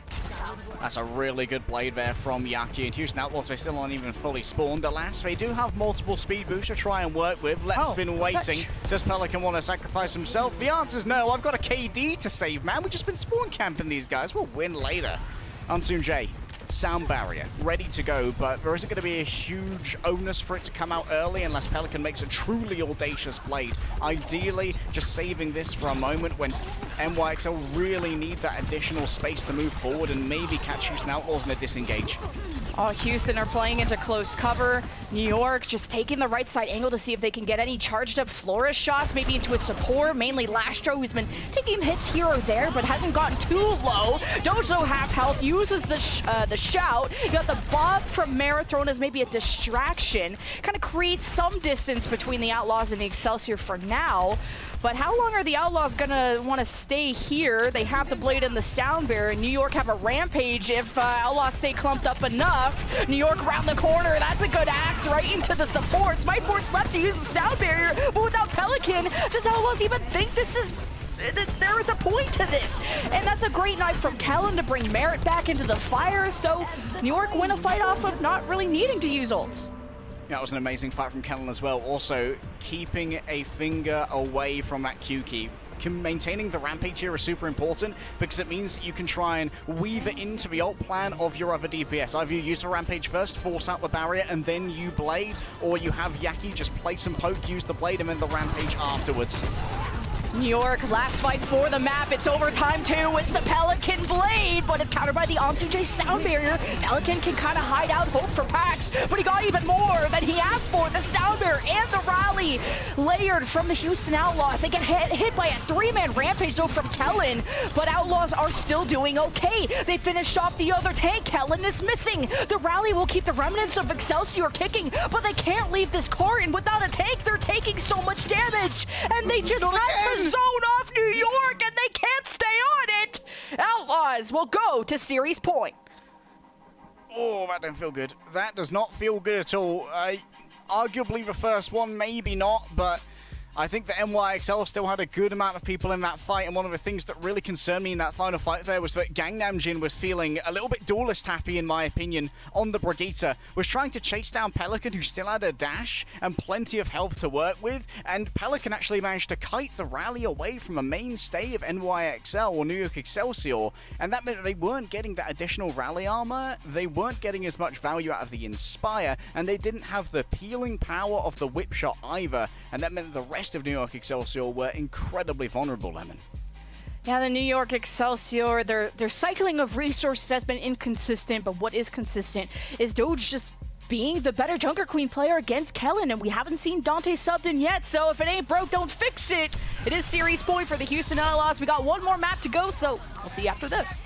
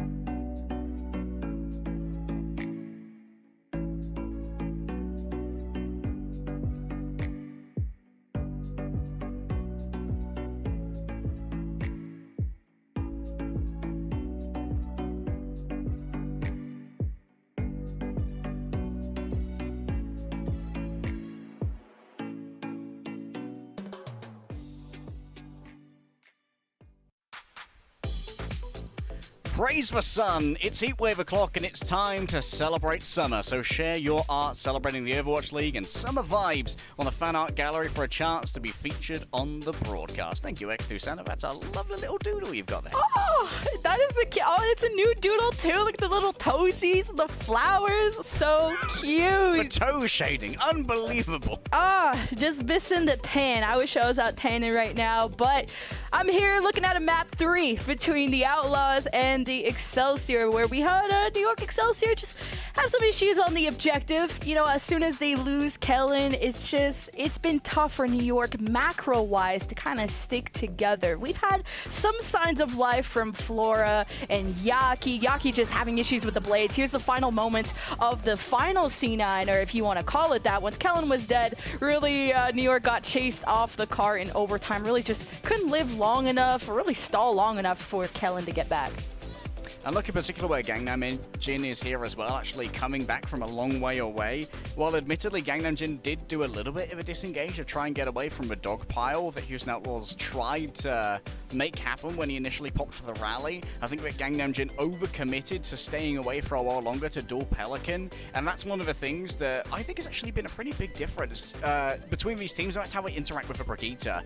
Gangnam Jin is seemingly being focused quite a bit more when either he pops the rally or at the beginning of fights, whereas Lastro I think is surviving a little while longer and isn't eating as much focus from the New York Excelsior, and that means that Lastro can stay alive and disperse those health packs over to people who seem to be taking individual duels, because if there's one place where New York Excelsior have been lacking Lemon, it's in the target focus. Everyone just goes for their own duel. And yeah, I gotta say, that's a great point of just the focus fire is just even more important with now having 3 healers in these compositions. And I gotta say, we're really, both you and I are been really impressed with how Doge and Lep have been handling things. Haven't seen any major beef or any spaghetti spilled on the floor. And I'm not saying New York are dead in the water. I think that last map just exaggerated that, because there were some moments of brilliance, whether it was Flora getting a first couple of picks on the point towards the bridge. Yaki has had some issues because every time he blades and he finds his perfect opportunity, here comes the shout, the barrier, the rally, like everything is thrown whenever Yaki even speaks a word. So it's been rough, because whenever you pred for New York Excelsior, you're predding on the fact that is Yaki going to go absolutely feral and carry New York to a victory, because at least that's what I'm thinking of. Okay, I like the setup here from New York Excelsior to try and get a crunch on the cart, with Kellen staying on the low ground, Gangnam Jin and Ansoon Jae staying up above. Gangnam Jin staying up above as well is going to be critical, because he's going to get pressured to start moving towards the low ground to get involved with the fight itself using the mace. But the longer Gangnam Jin can stay up and stay in safety to hand out those armor packs freely, the better it's going to be for New York Excelsior. So watch for when Gangnam Jin commits to the dive. The fact that New York are just on this high ground, how long are they going to stay there? Kellen is W King when he is 25% HP. He still lives through all the packs, all the shouting he can do, kicking and screaming. Pelican was all up in their business trying to get dash resets, but the resource from New York came just in time where Pelican couldn't get the finish and got caught out in the open. At least you trade that. Kellen eventually dies once he was 25% HP and lower through all the resources. So you're left with a 4-on-4, but no tank for the defense, so it kind of just leaves everyone else unprotected, as you can imagine, leaving Merritt's job to be quite easy against Flora. We saw Pelican there actually take a huge amount of attention as well with the deflect, and one thing I want to note is that while you can avoid initial damage from things like the knife and carnage from Junker Queen with the deflect, you still get afflicted with the wound, so you'll still take that bleeding damage. Oh, Kellen's like, you're trapped in here with me, buddy. He's got the axe, he's got everyone bleeding, but what he needs is some healers. He don't have Ansoon Jae, but he's besties with Gangnam Jin, and that ain't gonna live too much longer either. New York silver lining is they got the rally out of Lastro, which got used in the last 3 seconds of that fight, so not great. Dude, Doge is actually doing so much right now. Equaling Pelican's ult charge, even though Pelican admittedly has been rounded upon a couple of times and his uptime has been somewhat trending downwards because of how much time he has to spend running away and using reflect. But Doge is doing huge amounts of damage. Ansoon Jae's already so low, that's going to force out repair packs from Gangnam Jin, and that's healing that Ansoon Jae can't get himself and will deny more ult charge. Now, big high ground advantage, except Kellen just goes out to the woods alone. And now it forced Gangnam-jin to have to rally after him, like, get back here. It's like the mom with the sunscreen, the kid at the beach, and Kellen somehow is still living through stepping on whatever he is right now. And yeah, Outlaws all they have to do is chase Kellen when he's separated away from Mama Duckling. I'm okay, Mum. We rallied before we went out. No, you've got to do it every 4 hours. Houston Outlaws now, they have so many tools to try and bring this one towards the end. Ansum J in particular, because he's going to have to try and get aggressive to build up this barrier, potentially. Pelican might even be able to catch him in mid-cast and force an Ajax speed. That's an that's a, you guys better cap the point, because I just rampaged 1v5, but he does make it out. The sound bear from left gave him some extra cushion, and New York are very much allergic to stalling the cart, so they're taking all these 1v1s that are not benefiting them at all, and that's a 5-minute time bank for the Outlaws for C. Before Doge there actually used his rampage, I was going to chastise him a little bit for what seemed to be a super early commanding shout, but the rationale behind it makes a lot more sense if he's going to ult into 4 people there, because not only does he get a little bit more health and the movement speed to try and escape as well, but it gives move speed to the rest of the team so that they can try and follow up on the ultimate without having to expend the Lucio amp, so he can amp in the middle of a fight instead for additional healing in the midst of the brawl. I'm okay with Doge inting for the objective. At least Outlaws do touch it, so it is what it is. So Pelican has to. Sorry, everyone's catching strays today. So you got the shout from Doge starting things off, but New York are on the high ground, except Ansu J and Kellen are at the back of C. But Flora throws a bop down and cuts off the rotations of the Outlaws, and Pelican tries to make the most of this moment with a Dragon Blade. He slices through so many pixels right now and still ends up with kills. Finishes off Gangnam-jin. Or Outlaws gonna really have this time bank. New York will have to touch soon, or this is gonna be unbeatable. Flores moved over to the Tracer, could actually get caught out here by a boop on the way in. Yes, it is! Lastro, Lep, they look over him, they say, not in our 100-acre wood, mate. Houston Outlaws, watch this time bank go down. 1, 2. Dude, Doge is trying to keep Lep in check because all Lep cares about right now is posting C9 every time they cap an objective. And Doge even caught him. He said, don't say it. Don't make the rookie mistake. But I'd be talking like that too if I had a 4-minute time bank on Dorado to like some 3-4 minute time bank on Midtown. Like, it looks so close in map 1. Round 3, 99-99. And I just don't know what happened in New York. Maybe it's just the New York syndrome that happens. Well, I think that New York, what happened is they had to move into maps where you had to plan for more than just the next fight. Like, Control can be a very moment-to-moment kind of game because it has the 3 submaps, and all of which are like very short little flashpoint instances of Overwatch. And New York Excelsior are doing a pretty good job of setting up these first fights the same way that you do on Control to try and just get the initial point cap, and then from there you can just work from defensive positioning. But now things get even harder for New York Excelsior because they can't access the high ground easily. Admittedly, Doge is going to take an early fight here by playing around Red House, and that's going to mean that NYXL aren't going to have to deal with this too much. But on second point in particular, if they get there, New York Excelsior are going to have to put a lot of mental effort into planning their pathing so they don't catch too much poke from Merit before an engage happens. Now New York leave the spawn room doors with unfriendly neighbors on these rooftops. So New York, I mean, it's kind of hard, and you're not really expecting the Junker Queen to be able to knife somebody down from there, but that would be pretty sick. And Kellen would get a lot of rep points back if he did. But Pelican did not think that Yaki was going to be up there and almost got caught out. Yaki had to get packed up before he engaged into Pelican again. The shout from Doge has been used, but they lost Lep on their journey towards New York.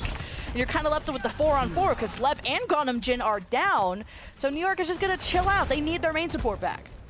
Watch how when Pelican makes these engagements as well, usually it's like in a duo with Lastro, so it is continuously getting that healing and getting a little bit more in the way of direct support and damage as well, whereas for Yaki, he's often playing alone. Ooh, Doge is so low, and New York couldn't capitalize on that. So free car push from New York once they got Gangnam-jin back, and even surprised that Outlaw stuck around without Lep, but he gets back so quickly, so it's either like, and especially a 4-on-4. New York could have taken the 5-on-4 and just really ran them over, but that's kind of the issue in New York is they don't have kind of that decisive bulldoze that I feel like Outlaws are just so much better at. But they get hit by a dynamite. Now we're working up towards Bob. It might be that Myeongbong was a large part of the overall New York Excelsior execution style. Kellen here. It's good shots, and Vakan's just going to connect as well. This needs to be a crunch onto Doge. Oh, Kellen can be punished here too. He's been booped away from the pack, and he doesn't have a shout to rotate back around the corner. He uses the axe to just shut the door on whoever Outlaws comes around. And Lastro gets caught out without a shield, so Outlaws couldn't get the punish out to Kellen quick enough. Shout comes up for Kellen, used it immediately to get back to the objective. Outlaws are now behind the attackers and trying to rotate back towards the front. Merritt is so glad he didn't just get shotgunned by Kellen there. Throws the Bob to stall out the cart, buys time for Outlaws to try to rotate back to their defensive spots, but it's really just too late at this point. New York have already got the kills. Oh yes, another bowl of all L's, because both NYXL support ults were just used to deal the Bob. That is not great at all. Now it's home free for Pelican if he can get topped up before moving in. Well, Yaki happens. Yaki happens, and we need Yaki to happen more often for New York. Am I right? Like, 2 kills. I want so much you can ask, Lemon. So much Yaki on this team. Just, we need a 5K. New York needs the 5K, and well, at least they got point A.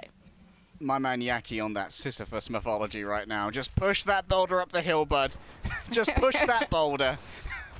Kellen, he has outpaced Doge when it comes to the Rampage. The thing is, Houston Outlaws here, they can control the efficacy of the Rampage by deciding how many of them actually drop down here, because obviously there's not a huge vertical hitbox to the Rampage. Doge is going to use the shout to bring everyone in. Oh, the shout from Doge plus the Dragon Blade from Pelican, the natural combo that makes sense. New York immediately lost Gangnam Jin and Flora, and you were just hoping to get back to the spawn room doors, but Ansu-J took a room and was like, Kellen, that's a you. Kellen Yaki, that's a you problem. I'm the rookie. I need to be safe here. I need to preserve my KDA. That was a really cool physical dodge on the Carnage as well from Pelican to make sure he didn't suffer the wound. And look where we are again. Not quite like Midtown. It's a big breakout this time from a New York Excelsior. Oh, God. It was Doge that cost it last time, no, but he's got the Rampage. And you can kind of, you'll get stopped by the spawn room doors, so you don't have to 1v5 int like we saw in point B. Even though it wasn't an int, they got the point anyway, so it's really not an insult. But there are multiple doors that New York can come out of. Kind of like, oh, the Wheel of Fortune, but man, it looks like New York make their way out. The Rampage from Doge hits Flora and maybe Gangnam Jin. Gangnam just evaporates into the air, and Flora can't get away fast enough, so we got a spawn camp in our first matches of the Summer Showdown. Yeah, in terms of map geometry though, this should be an easier spawn to break out of because there's no high ground directly above it compared to Midtown, where Pelican could just hang out above the spawn forever. It's going to be the Bob to try and break out here. Okay, Bob v Bob. One has the hops, and it is the Outlaws Bob that stands tall, but the rest of New York finally made their way out. Needing to use the Bob is not ideal, but you traded out with the other Bob, so it's chillin'. Merritt is also picking people off. He's gotten 2 just from standing on the card. Finally, Yaki chunks him down, but a lot of time has been taken away from New York now. That boulder's moving, Lemon. That boulder is moving. Yaki do be pushing. And of course, New York Excelsior, they didn't care too much about losing players there. They were right next to their spawn. Alas, this time bank is still becoming perilously low, especially when compared to Houston Outlaws' 3-minute and 58-second time bank. And there still is no control of the high ground. So once again, Houston Outlaws control the engage. Oh, as soon as they got the dynamite, Houston dropped. They used the shout and the barrier in response to the Yaki Dragon Blade. He still managed to only focus down left and makes that call without the speed. Outlaws can't get away fast enough, and they're just falling like dominoes. A great call by Yaki to identify the critical utility, which is the speed. Take that out, and the rest of the Outlaws are stuck. Yaki can't die here. Yaki can't die here. Lep punches him out. Oh, that is going to mean that New York Excelsior are going to be a little bit of a disadvantage for this next fight. And how does Kellen deal with that is the question. Do you go for an earlier Rampage? Ideally, you want to hold on to it until your Genji is there and can start chaining from kill to kill on anti-targets. This will give an opening, though, for Pelican to be pocketed a little bit more with those repair packs. Oh, a Rampage from Kellen hits only Merritt, and that thing has a pretty wide wide radius. So I'm very surprised he couldn't get more out of that. So Outlaws are fine. Maybe they lose Merit. Pelican's pretty low after that blade and didn't convert much out of it. 14 seconds for New York, and Doge and the supports are so anchored on this card that there's just no progression for this attack. Yaki does dip Pelican, so Yaki will do Yaki things and bring maybe a victory for New York. At least the capture on point B is what they need to start that up. It is overtime though, but they'll get a minute and a half extra to finish point C. Interesting note about that positioning there from New York Excelsior as well. They were kind of daring Doge to use the Rampage because there was a good chance he would have sent himself flying off the map at the end of the arc. So New York Excelsior made it an unpalatable option for Doge to try and clutch that, and that was a great use of the map geometry in order to try and mollify one of the potential clutch conditions of Houston Outlaws. Oh, surprise! A huge Rampage from Doge. Actually only hits Ansuji and Kellen. I thought more people from New York were clumped up there, but Flora throws down the bomb, and that's been picking away Outlaws on their kind of close hold of point C. Now New York have one fight to win to complete the map. And overall, that is quite a cheap engagement there from New York Excelsior to only use the Bob. Merit's going to be able to have his own here, and that's going to be a very critical target to try and just make sure the cart is stalled while your more rush-heavy comp wants to get away from the cart and find New York Excelsior when they're most exposed. The rally's popped, and that's going to give additional health, and Ansunjae's ready for a barrier. I like the Bob throw from Merit, already forces out some cooldowns, but as Outlaws approach, the cooldowns that New York were just using are used to kill them all. Yaki with a huge clutch on the blade, and the follow-up from the entirety of the team gives the Excelsior the cap on the map. But there's one thing that's sticking out like a sore thumb, and is the massive gap in time banks, 4:44 to 1 minute. Yaki happens, Lemon. And I want to take a moment while we've got some more time in this break to think about why Houston Outlaws are losing so many of these engagements. And I think it's actually because they're engaging off the high ground while using their commanding shout. And I think that they are putting too much of their advantage into the opener of that fight, because it means that when they drop off the high ground and use commanding shout, New York Excelsior can counter both of those advantages, which by themselves can be fight opening and fight winning with either one speed boost away or one commanding shout in return.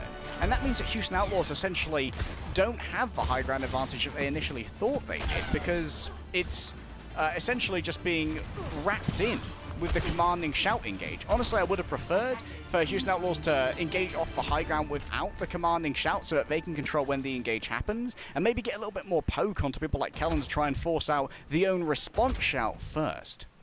And speaking of just the type of bait or the type of poke that the Houston Outlaws had in that last fight, they used the Bob from Merit and thought they got just way more value out of that. Like maybe they heard the shout from Kellen or whatever else cooldowns used on around the corner. But that was the big deal, is that New York were around the corner and Houston didn't really have the intel that they thought they had. So they walked into a losing fight, but it's still, the work has already been done for Houston. It would take just the biggest throw of all time for this to go New York's way, but let's see what they can do with the time that they have. It's only 60 seconds. And all you can do for Outlaws, if you want, is to just sustain and live on the cart and drain this time bank. All of New York are just burning alive from this dynamite from Merit, who is just this natural curvature of the road, has a high ground to throw it above, and in the middle of New York, here's a dash from Yaki. He thinks that Doge is low. The shout is used as the last second. Doge is in trouble, and Lastro and Bleb could not scoop him out of the grave, so New York will get a fight win for now. Yeah, Houston Outlaws might have been using the natural curve of the road, Lemon, but New York Excelsior, they're flat roaders. They don't believe in that at all. And now, with a little bit of momentum on their side, they can try and get some early poke on a Houston Outlaws, so have to come in and touch the cart. This is going to be where Flora can feast and try and really build up an HP and damage advantage to New York Excelsior before the Junker Queens clash. An amazing dynamite that's already forced out so much from the Brig and Lucio. Oh, Houston are so low, and Doge is trying to stay safe behind the statue, but New York finally had the good chase down, and Kellen is starting to pop off in the last few seconds, so it's working out for New York. They'll be capping A with the minute that they have, and that was really kind of the bare minimum we needed them to do with the minute that they have, especially against the kind of 5-minute bank on the other side. So how far can New York go? That is the $1 million question. And from New York, that wasn't just target focus, that was target swapping as well. They got Pelican super low with both a dynamite and a couple of shots from Flora. And then when the supports went to address that, it left Doge exposed and New York Excelsior could speed boost on top of them. A big advantage here for Ansoonjae when it comes to the sound barrier, but once again, I want to see Outlaws not use their commanding shout on the high ground engage. Pelican wants to use this blade, but it is Yaki that pulls the trigger first. The shout is used from Doge to allow the Outlaws to disengage. Staying through main, maybe having some people in gardens. Now they throw the Merit Bob in the back line. Yaki and Flora use their counter ults, and it's just bodies hitting the floor, but Pelican is slaying everyone from the Excelsior. And Flora is the last alive, and that will be the end of the attacking road for New York. Not even getting halfway to point B, but still good. Not the Ansoonjax B. Oh, that sucks. That sucks. Well, all of his beats were good except that one, you know. Except that one, yes. No A+ today. It might be a little late, Lemon, but we have seen the character arc. We've seen the growth. And also, Houston Outlaws did exactly what I wanted. They engaged from high ground without using their main engagement cooldown. And that meant that when Yaki pulled out the blade, Doge could still go, oh yes, I have commanding shout because I didn't use it for no reason. And now we can disengage, and Doge saves the team from Yaki doing Yaki things, which honestly has been the backbone of the New York Excelsior plan. Oh, the producers did Ansoonjae so dirty there. I thought he was safe around the corner. Welcome to Owl again.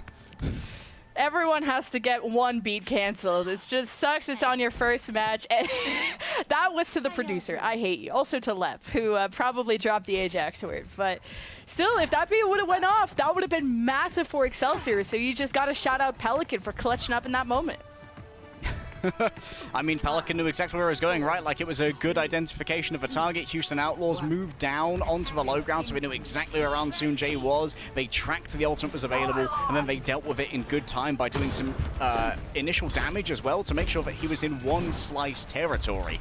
Now, Houston Outlaws, they simply have to match the distance, and they've got plenty of time to do it. He just is accepting that fate, playing on the off angle in front of a brig like that. She do be doing more damage. I mean, Lastro has killed 3 people, by the way, as Brigida. So although she doesn't have the stun anymore, they did give her more damage, and she do be hurting.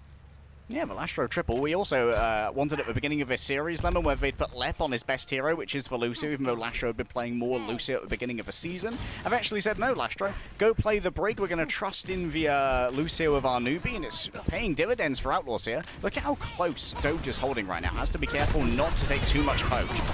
Oh, Doge is in so much trouble. Great shots coming in from New York to finish that off, and Pelican Merit really low. They got a lead. Take the next bus out of town. Delicate stagger here. Yaki's on the chase. He wants to hunt him down, but doesn't fully commit.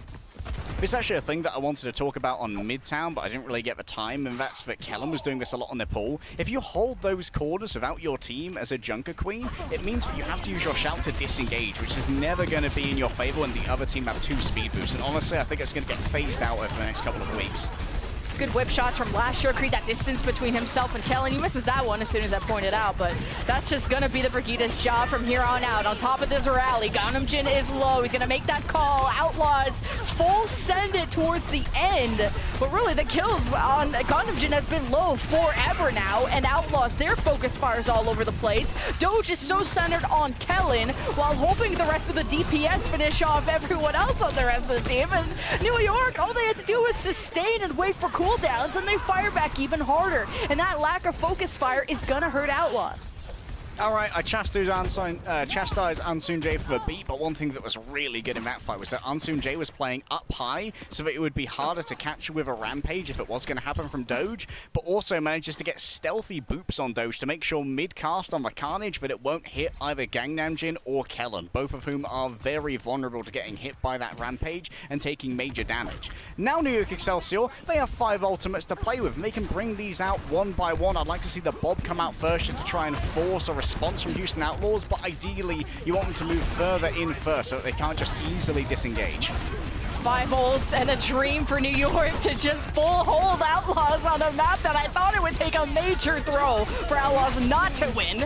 But that's a 3-man rampage from Kellen, hitting including Lep and Lastro throughout this. Lep manages to live, but really Lucio is not enough healing for the Outlaws. And this has been multiple fights that New York have won at the end of A, leaving Outlaws from a 4:44 time bank to only minute 40. That was still expensive though for New York Excelsior. 4 ultimates expended in response to 2. Unsoon J critically is holding onto his soundbar. We've talked before about the Sophie's Choice for Lucio's. Do you use it to deal with the Blade, or do you use it to deal with the Rampage? So many fires to put out. We'll see which one they pick. Ansun J with the barrier to engage into, and they immediately eliminate Mara, Doge, and Lastro. Pelican now Blades at the last second, hesitated on this moment, but thought he needed to clutch up here and now. He still staggered out 2 members of Excelsior, which will take some time to get back, but Outlaws, we'll see if they can find a moment to engage off of this. I don't know. No, I don't like that, Blade. It does kill people, admittedly, but Ansun J used to beat Engage, and there would have been nothing to do with a combination of a rally and a Blade, but now it's only the rally here from Doge, and that can be answered by Kellen with a commanding shout and a disengage. But Doge with the shortest rampage just to catch Ansun J and Kellen, which did enough of its job and forced New York Excelsior to disperse away from the car, and as they just split off, Outlaws finally focused down, and Lastro's killing a lot of people in this lobby, surprisingly, but nonetheless, it took the majority of Outlaws' time bank just to get A, and the job's not even done. The box of victory is around the corner. Really cool Rampage air as well from Doge, essentially doing what Huddy used to do with a turnaround Ryan charge, just going straight into the fountain, using the wide AoE that the Rampage has to catch 3 people, but essentially not go anywhere, so you're already on top of them for damage. Lastro can pre-pop the rally here to build up some of this armor before the fight happens in earnest, but Flora almost has the bob, and look towards Yaki to once again push that Sisyphean boulder to a map win. That's all Houston need to do is just push this card into New York down her 4 to make a move. And Flora says checkmate and has already picked off Merritt 5-on-4. Pelican is separated away from the flock, and New York are chasing it down. But Pelican is so wiggly, he escapes into the alleyway. And Houston are just trying to live long enough to get their final member back. Lastro is there. Left drops the barrier. Outlaws are going to fight with tooth and nail to get the victory that was assured of them. Merritt is close to Bob. New York is fighting through the flames. Quite literally, they're burning to the dynamite, but they use the rally to sustain. It's back and forth, and the rampage from Kellen strikes down 3. Lastro is barely alive, only thanks to the shout of Doge. And the Outlaws, with a 4:44 time bank to 1 minute, a legendary throw to give New York Excelsior a map win. Well, Jonathan Reinforce Larson, you wanted pro versus throw. You're going to be able to talk about that one in our analyst desk later, but I'm afraid we're going to have to keep it away from you guys for a while longer. 2-1 here. New York Excelsior, they have unlocked their inner ability to plan a fight and not just rely on Yaki. Admittedly here, Houston, maybe they overpeaked in that early fight, especially Merritt being without any physical cover against Flora gets easily 2-tapped. But New York Excelsior, overall, I think that the real glow up in this map, Lemon, has been Kellen. That too, even Flora getting these first picks more often than not over Merritt. This has been New York waking up in the red zone. But it's still 2-1 for the Outlaws, and they know how to start things off. They just got to know how to finish them. We'll see you guys after this break.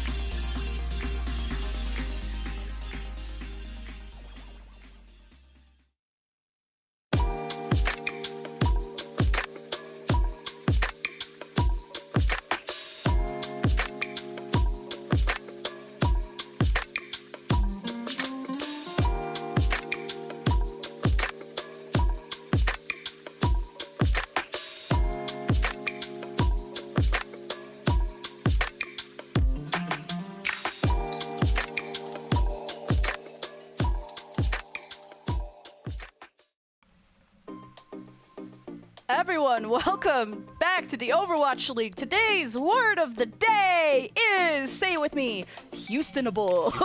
Because apparently it's always Houstonable no matter how many extra minutes you have over the opponent.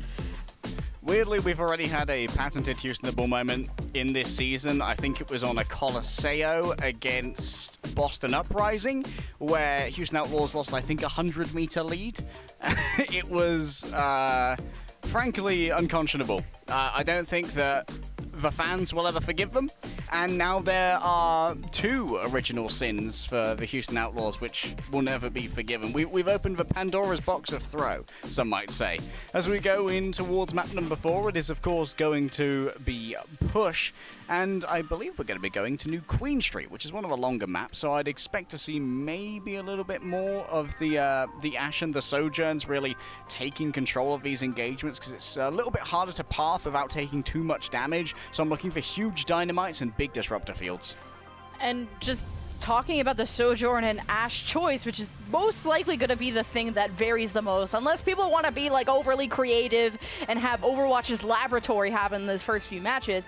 The Ashe and the Sojourn is the main thing that's going to change, and we already talked about the burst damage and consistency of Ashe, but also the dynamite that dwindles them down for the Genji dashes, to actually how important the Bob is to create that distance between yourself and the other team, or when the team pushes into you, then you throw the Bob in the middle of the fight, and kind of these squishy targets, mainly the Lucio, who doesn't have the armor, kind of is the first to fall to that Bob. So it's been cool to see. I wonder if now we're going to get some Sojourn because of kind of the longer range, but I think Flora and Merit have just been rocking on Ashe. Yeah, so while we've got some Ashes, we can also talk about other ways that the Bob is really good, in that there's no major mitigation condition as well. There's no Ana that's here to sleep the Bob, which is the usual way to try and shut down that ultimate. And also, it's a low output damage backline here, including a support that can't headshot in Brigitte, which means that burning that Bob is a lot less palatable than it was in our previous meta, where you had the ability for Zen to try and just burn them down with headshots in Discord. Well, Mirror Comps head to the main hockey statue, kind of the You're gonna fight this pretty much the same way as you would in any other composition. This is the point of high ground that you want your Ashes to dominate, and Lasher got way too close and got also pulled by Kellen. And that is not the start that the Outlaws were looking for. And you gotta hope that you can shake off that last map no matter how confident you were on how you were gonna win it. Yeah, and the second that you lose one of your speed boosts, things become very difficult in this rush versus rush, because suddenly you don't have control of your own destiny. You're essentially hoping that the other team is merciful and decides to play the objective instead, which in this case, New York Excelsior did, as they didn't want to risk getting booped off of the side of Toronto. Now you got the dynamite running on Yaki. Surely he's dead. Dashes out at the last second before Merrick can get the final shot in. Now Excelsior are healed back up. Just trying to get any kind of distance, but maybe punishing Pelican in this window could be next on the menu. Flora finds a dynamite in that little gym room, but it's kind of the timing of these not ultimates, but the cooldowns rather, of when you want to shout. Do you want to engage with it or disengage with it? Maybe you get these random picks from the Ashes. It's a little bit more difficult than, you know, you would with a 100 charge Sojourn, but that's the one you're looking for. A headshot onto a Genji. That's Pelican falling for the Outlaws, and they head on away. The headshot is perfect here, and both of these, nice little bugs there from Ansun J. Wall riding on the bot. Both of these Junker Queens, Lemon, they're trying their best to not use a commanding shout to peel for low house members. They have to try and trust in their supports to deal with that. Oh, the bob from Merritt to cross right in front of New York's path, who tried to take shelter, it looks like, in the gym, and now they're deflecting into the bob thinking they can burn it, but New York get around the corner, and Yaki choosing to get out into the open. Almost dropped to 1 HP, but didn't get killed yet. Here's the shout from Doge, matched by Kellen. Got him Jin with the rally. New York, though, need to help Yaki. So low, but keeps dashing away from danger, and Outlaw can't seem to pin him down, and Yaki's now farming the backline.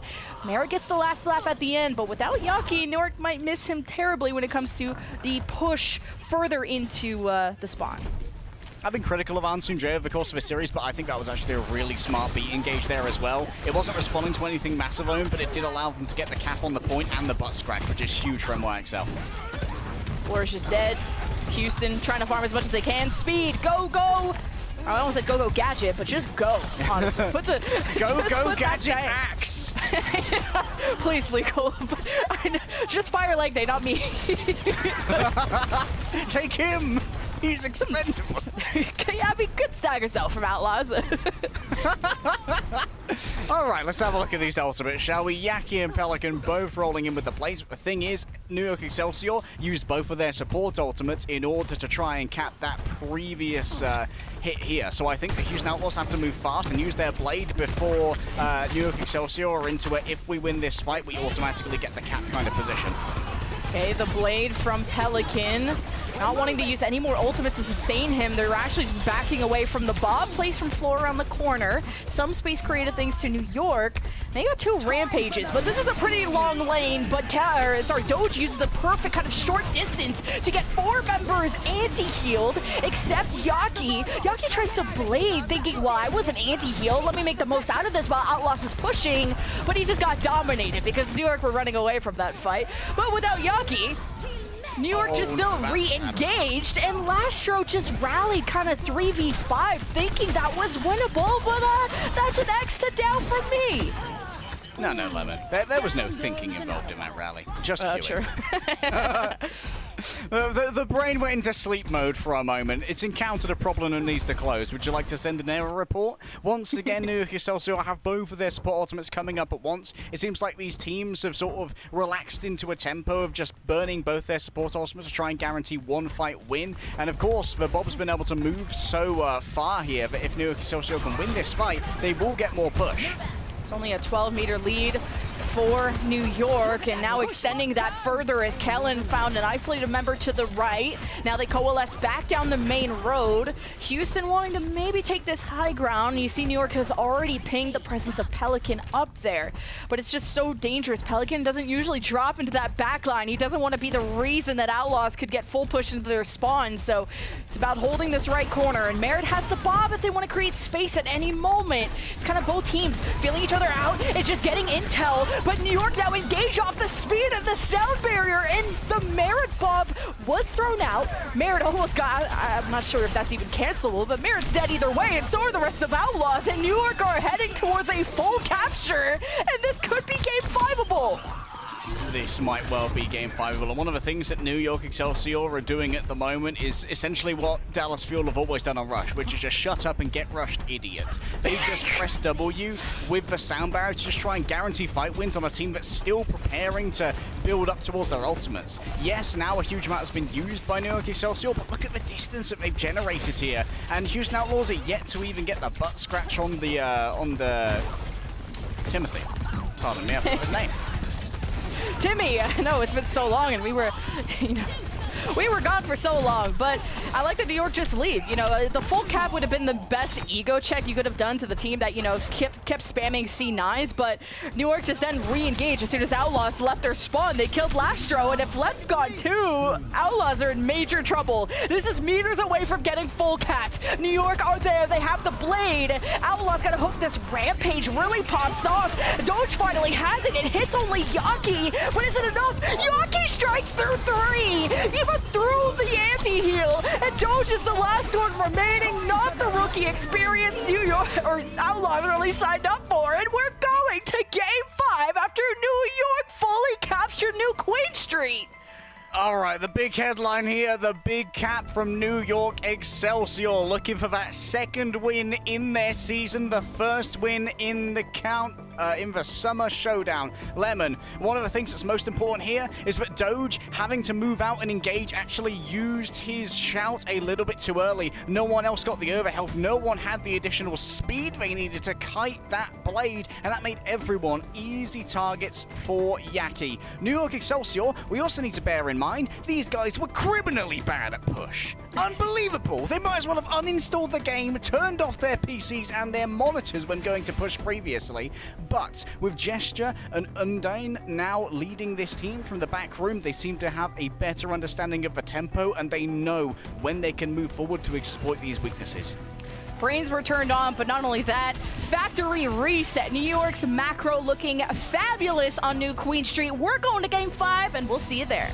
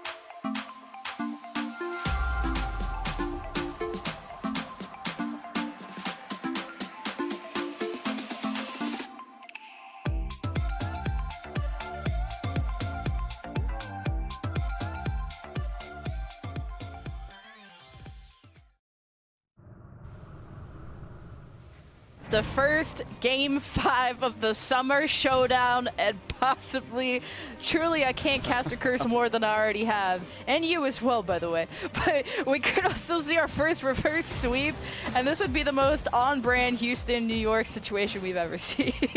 Oh yeah, this is pretty cursed, Lemon. The Warlocks are eating today, let's put it that way. We've got ourselves a substitution. Doge has gone over to sit on the bench for a while, while Dante, usually the Doomfist maestro of Houston Outlaws, has joined for our final control map. Interestingly, Dante wasn't in for our first control map of Nepal, but for Oasis, Dante is present. And while it may just be to try and, like rejig the mental after what was just an embarrassing push map and mental shattering fumble on Dorado, you could also see maybe a little bit of Dante playing with Doomfist, though to be honest, I kind of doubt it. Doomfist got an interesting matchup against the Junker Queen where you can interrupt both the Rampage and the Carnage by using a short-charged punch, and in this patch, it also takes only 90 damage rather than 100 to charge up his fist, which is an interesting little tidbit. Yeah, I've heard through the grapevine that they're trading up on Junker Queen roles, so that's what I'm kind of expecting, although I know we have it so ingrained in our brains that Dante has only played Doomfist. I mean, his name starts with D. It all makes sense, right? But with at least Houston are following this 2 strikes you're out system of Doge had his chances, and now we ain't gonna beef this Game 5, or we're just, we made all these changes for good reason. So let's start off Summer Showdown on the right foot. Speaking of starting Summer Showdown, each team only plays 6 matches, by the way. So that's what defines whether you qualify into the Summer Showdown or not. So that's why every match matters. No previous result is going to impact. And it matters even more for New York Excelsior Lemon, because Houston have a little bit of a cushion when it comes to getting into the playoffs, with 9-3 as their scoreline. New York Excelsior, on the other hand, not so much. 1-11. It's been a miserable season. It has not been fun at all for the New York fans. However, the fun may start here. Pelican has moved over onto their signature Echo. Remember, that previous Rookie of the Year accolade off of a huge season as the Echo of Atlanta Reign. And remember, Yaki, if he goes too deep here, he will be incredibly beamable if he gets under 100 HP. And it was always kind of Pelican's identity that through the Genji meta, he always preferred the Echo as this sort of pseudo-counter to Genji, and would always rather fit in these shoes. And he tried some Genji throughout this series, but it does feel like Yaki is the more proficient one. So far, you have this alleyway control from Excelsior, but as soon as targets get low, Pelican is in the right place at the right time to finish them off. It almost just kills Flora there solo if he didn't have to reload, I think. So only have actually 4-on-4 because Lep's dead too, and so is Flora. So Houston have capped, but really for how long are they going to hold it? All right, Kellen falls on down. Remember that one of the things that's interesting here about the Echo pick is that Kellen, because they will have one less target on the ground to hit with the Carnage and a target that's much harder to hit with the thrown knife, there's going to be less overall healing generated by the wound drain that the Junker Queen gets, and that's going to make her a touch more vulnerable. Yeah, you always got to be careful, but somehow these tanks are living with 25% HP, and I'm just gripping my chair like, oh god, and here goes Kellen into the hallway, throws a knife into Dante, brings him back into the tango he was invited for. And New York still hold on the alleyway, or kind of this side road with the mini pack, and point is still for Outlaws. So New York wanting to force the flip, waiting for their cooldowns though, and all of this time is favoring the Outlaws at the end of the day. Pelican's forced to drop down the hole to maybe fly back up later, so I wonder if New York want to take this fight now that Pelican's missing, and as soon as Pelican re-emerges, Flora shoots him in the face, and that is going to be the counter to hit scans and flying characters. So with this advantage, you start the rally from Gangnam Jin, and you make sure you don't lose any more members, as Outlaws will have to reset, but they stalled this out to 70+%, so still very good for Outlaws on their first fight. Yeah, Kellen going very big there as well. I think in the end, it also kind of came down to Dante missing that Carnage axe on those players who were penned up in that tiny little area. Okay, sometimes the headshots just happen, Lemon. In that case, it certainly did. A pair of overclocks are available, and Pelican wants to just emerge from behind. Big flank here, and Flora does not expect it. Just Pelican the assassin, but the sound barrier starts for Lep and the friends of the Houston Outlaws, and Merritt is overclocking, but doesn't have too many targets to shoot at, and really is just running away from the Yaki blade. So both teams run away from each other without actually killing anything, by the way. Meanwhile, you got an overclock from Flora, who's looking at the back line, use the disruptor shot to stop the route of exit from the Houston Outlaws, who surge forward and lose both their supports to a rampage by Kellen. So New York only have to just bunker down on the point and flip it back. Oh, or actually they still have it. It was Outlaws that almost flipped it. Yeah, Outlaws almost flipped, but Gangnam Jin remaining alive was super important because you could still hand out those armor packs, and all damage done to Houston Outlaws at that point was permanent because there were no healers remaining. Now, moving into these areas with the Echo can be a touch more difficult because you're moving into a more charged Sojourn. The duplicates available. Double Junker Queen time, baby!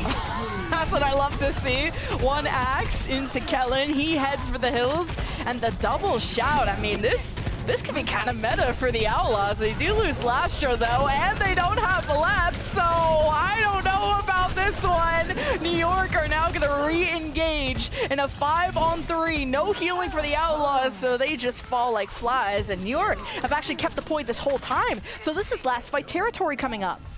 And considering that New York didn't even really use anything to counter that, that is a monumental fumble from the Houston Outlaws. In that tiny room with double shout and the double axe, that should have been Houston Outlaws all the way. Alas, now 7% away, and New York Excelsior from taking the first control map again. If Dante was the secret source, I'm not feeling the picante right now, Lemon.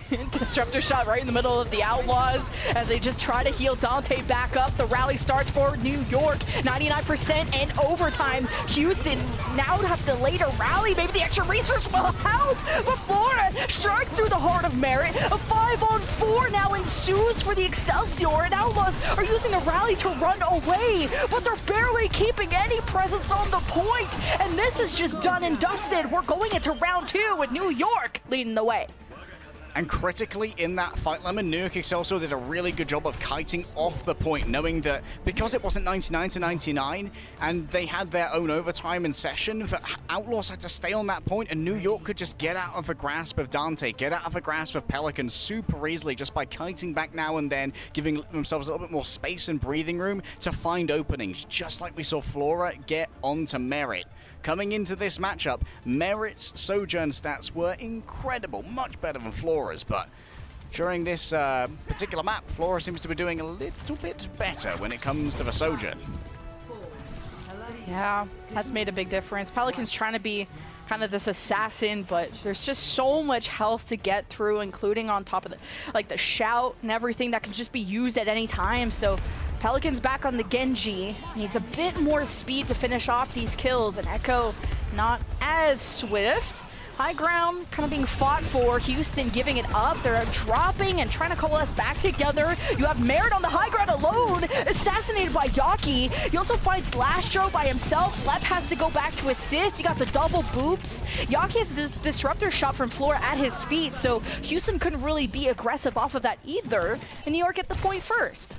Yeah, that was a really smart peeling disruptor shot there from Flora to make sure that Lastro could not get in and start brawling with the Genji at the range that you want, because you'd be suffering too much damage and too much slowing, which make you easier for Yaki to hit. Also, Ansumji did a really good job in that fight of booping Houston Outlaws off of the high ground that they invested heavily for and make sure that all of that was wasted.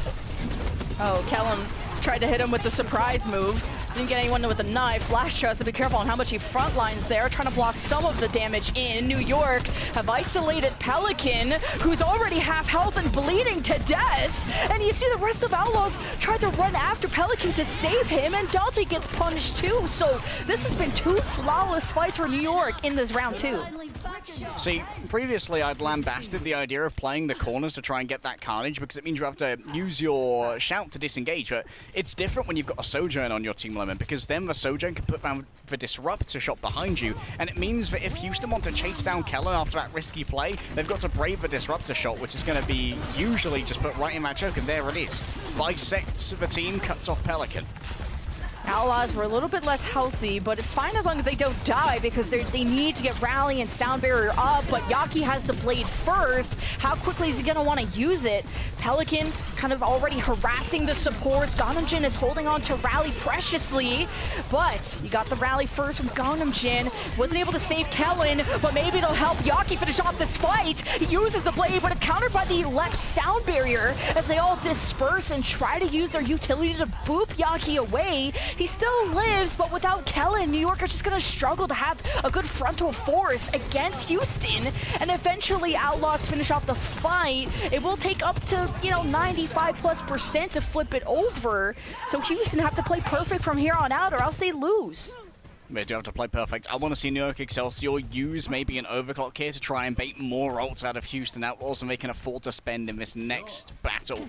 If they can get out both for Rampage and the Blade, New York Excelsior will be well set for the next battle afterwards. And there's the Rampage. Oh, Rampage only hits Yaki and Kellen though, but the follow-up is what was deadly. Ganamjin just immediately falls over, and at least New York were able to shout and speed their way out of the fight quite quickly, so only one kill for Houston. Yeah, that doesn't feed over a huge amount of ult charge there either, which Lep and Lastro desperately want to deal with Kellen's own Rampage. Now Kellen, a much maligned tank who's had himself a terrible season so far, could grasp New York Excelsior's second win of the season and the first win of this summer showdown.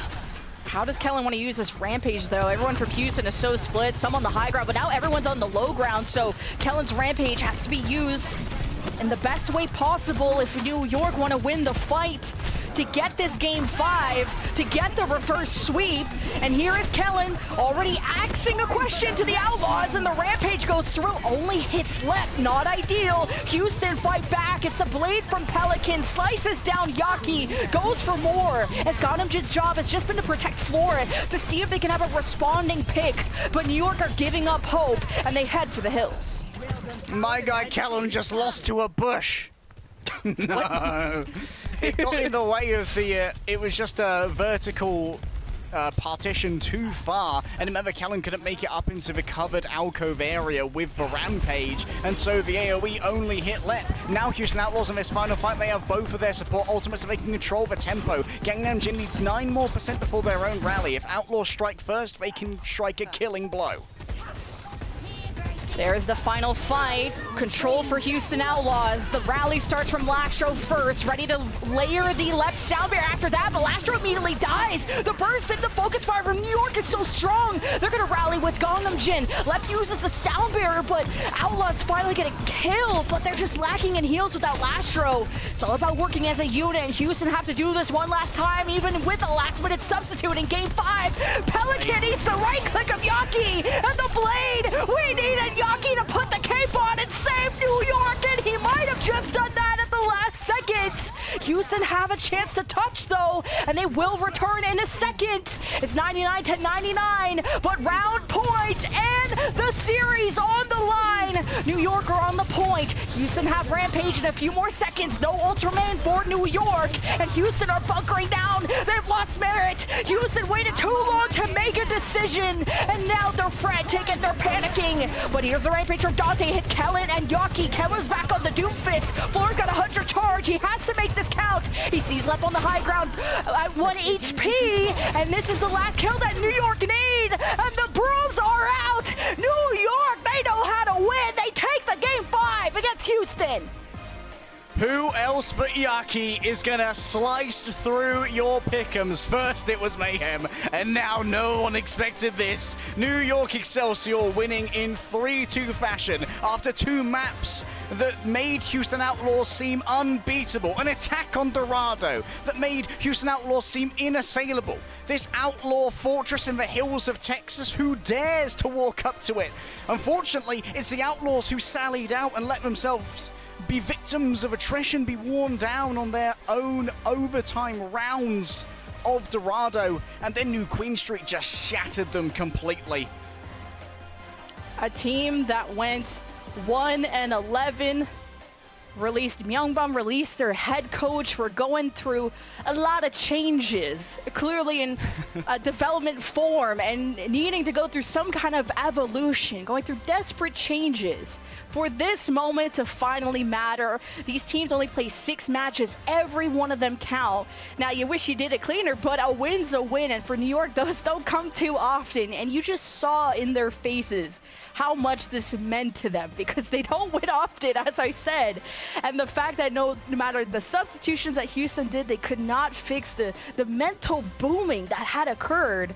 But a big congrats to the New York Excelsior, who just made adaptations throughout the series, whether having Kellen play the Junker Queen like a Doomfist, almost, and kind of these isolated 1v5 moves as like kind of bait, to really coalescing together as a team. And even the desk said at the beginning, New York have the quality players, but it was about, can they actually play the meta just as well as everyone else? The talent is there, and the talent is here in our player of the match, the man who boomed all of your pick'ems. I started this series, Lemon, talking about Yaki as a Sisyphean character, pointlessly rolling this boulder up the hill again and again, never to complete, but he has been promoted from Sisyphean tragedy to Achillean hero. Yaki led the soldiers to a final victory. They've been 1-11 for so long. Their only win, I believe, was against the Vancouver Titans, and even that could have been a little bit risky. However, Yaki today, he says, oh, it's a Genji meta, huh? Daddy's home. I hate that you said that. I'm glad you did it, not me. And, you know, Houston had already started to band-aid some of their problems, whether it was, you know, their tank flexibility, they signed Doge. The fact that, you know, they needed a Lucio player, they signed Leb.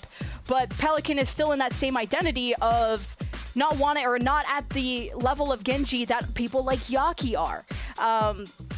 And I think it's been, you're seeing how the Dragon Blade kills are so low because of just the amount of resources that exist in these fights. And you saw a bit of frustration out of Yaki. He always keeps his emotions cool, but I can imagine playing Genji in this meta is a nightmare, and every decision has to be calculated. And it felt like just the experience from Yaki on this hero was just that much more than Pelican. So I wonder, are Houston going to want to bring Pelican, just really put all the time into Pelican developing into a great Genji, because that's what's really important in this meta. Genji is not really as interchangeable as people think. Or are they going to try and fit a comp around Pelican's Echo? I really don't know what's next for Houston, but the changes are coming. Yeah, honourable mention to Kellen as well. It's been a bad season for him, and to be fair, started off bad on Midtown and Nepal, but within this particular series as well, Kellen turned around into a much more aggressive tank, and that was needed to actually get the commanding shout onto Yaki when he's on an aggressive off angle, because that's a one-frame AoE. Once you cast it, if you miss it, it's gone, and you can't do it again. It's not like a sound barrier where you can travel after casting it and still give it to members who are maybe slightly further away. So Kellen did a really good job of adapting to this Junker Queen and really finding ways to draw even with both Doge and Dante. So huge props to Kellen. Well, two teams that didn't have to adapt their roster at all are the Dallas Fuel versus the LA Gladiators. That will be our next match, but we're going to throw it to a break and let our desk analyze the pro and throws that happened in this series. We'll see you after this.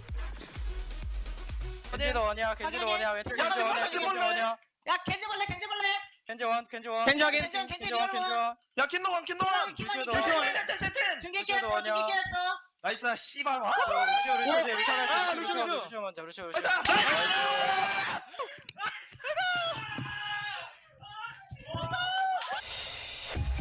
The Overwatch League is brought to you by Upper Deck, the official trading card of the Overwatch League. And by TeamSpeak, the official voice supplier of the Overwatch League.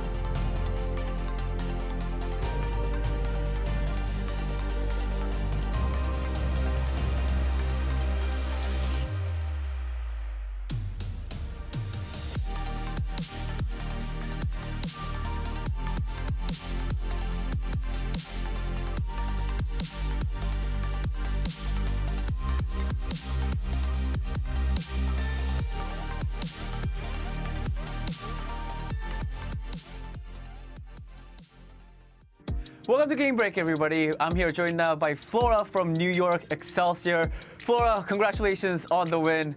What a match, what a reverse sweep. So I want to ask you, because I feel like we saw two different teams. First half of New York Excelsior, and then there's the latter half of New York Excelsior, and I honestly think you guys were a totally different team. So my first question for you is, what changed for you guys? Like, what sort of changes happened after Dorado for you guys to get that clutch reverse sweep today against Houston Outlaws? 자, 첫 번째 질문은 오늘 일단 승리를 축하드리면서 제가 봤을 때는 좀 다른 뉴욕을 좀 본 것 같아요. 일단 첫 반이나 이제 후반부의 뉴욕이 좀 완전 다른 팀으로 이렇게 본 것 같은데 처음엔 좀 많이 좀 힘들어하는 모습을 보이다가 거의 도라도 이후에 180도 변한 좀 각성한 뉴욕을 본 것 같은데 이 도라도 맵 이후에 좀 어떤 좀 이렇게 팀 간에서 좀 변화가 있었나요? 일단 승리 축하 감사드리고요. 저희가 이제 도라도 전까지 이제 네팔이랑 미드타운 할 때는 약간 좀 저희가 먼저 가기보다는 받아치면서 상대가 사이드 먹는 걸 좀 치는 위주로 했었는데 약간 도라도 때 이기고 나서 이제 저희 코치님이 먼저 저희가 코너 꺾으면서 먼저 치면 좋을 것 같다 해가지고 약간 좀 저희가 먼저 가는 방법을 택한 것 같아요. 그게 좀 잘 먹혔던 것 같아요.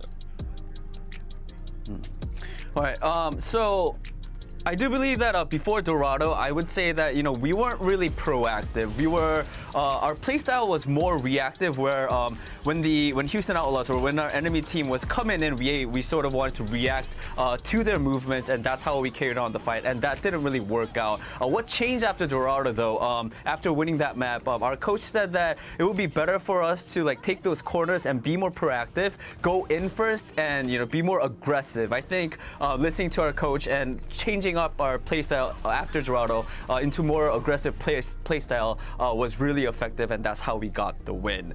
And not only that, I think after watching your match today, it does seem like our hitscan players are using a lot more Ashe and Sojourn. What's the reason for these two specific heroes being played more in the current meta? 자, 두 번째 질문은 오늘 좀 보니까 또 경기들을 보니까 히트스캔 선수들이 애쉬랑 소전을 좀 굉장히 좀 더 많이 사용을 하는 것 같은데 애쉬랑 소전 이 두 영웅들이 좀 더 이번 현 메타에 더 많이 쓰여지는 이유가 있을까요? 이번 메타에는 메인 딜러들이 약간 기동성보다는 약간 딜을 많이 해주는 게 중요하다고 생각하는 것 같아서 약간 애쉬를 쓸 때는 다이너마이트나 약간 폭딜로 본대에 좀 많이 쳐주는 형식으로 하는 것 같고 소전은 이제 1호 약간 저희 본대 싸움 도와주면서 레일건으로 변수 보고 그런 게 좀 다른 메인 딜러 캐릭터들보다 좋은 것 같아서 많이 쓰는 것 같아요. Alright, I think that in the current meta for hitscan or any DPS players and DPS heroes, it's really important to output as much damage as possible. So for Ashe, Ashe has a really good dynamite, so that gives a lot of DPS. And not only that, of course, it's really Ashe's just clicks or whatever she outputs damage is really fast and has a lot of explosive damage. Sojourn as well has her E ability, and also the railgun has a lot more damage as well. So I think those two heroes are sort of very well geared for the meta currently. All right, Flora, that is it for the question. Thank you so much for your time. And again, big congratulations on today's win. 자, 이걸로 인터뷰 마치겠고요. 플로라 선수 오늘 승리 너무나도 축하드립니다. 감사합니다. 감사합니다. 바이바이.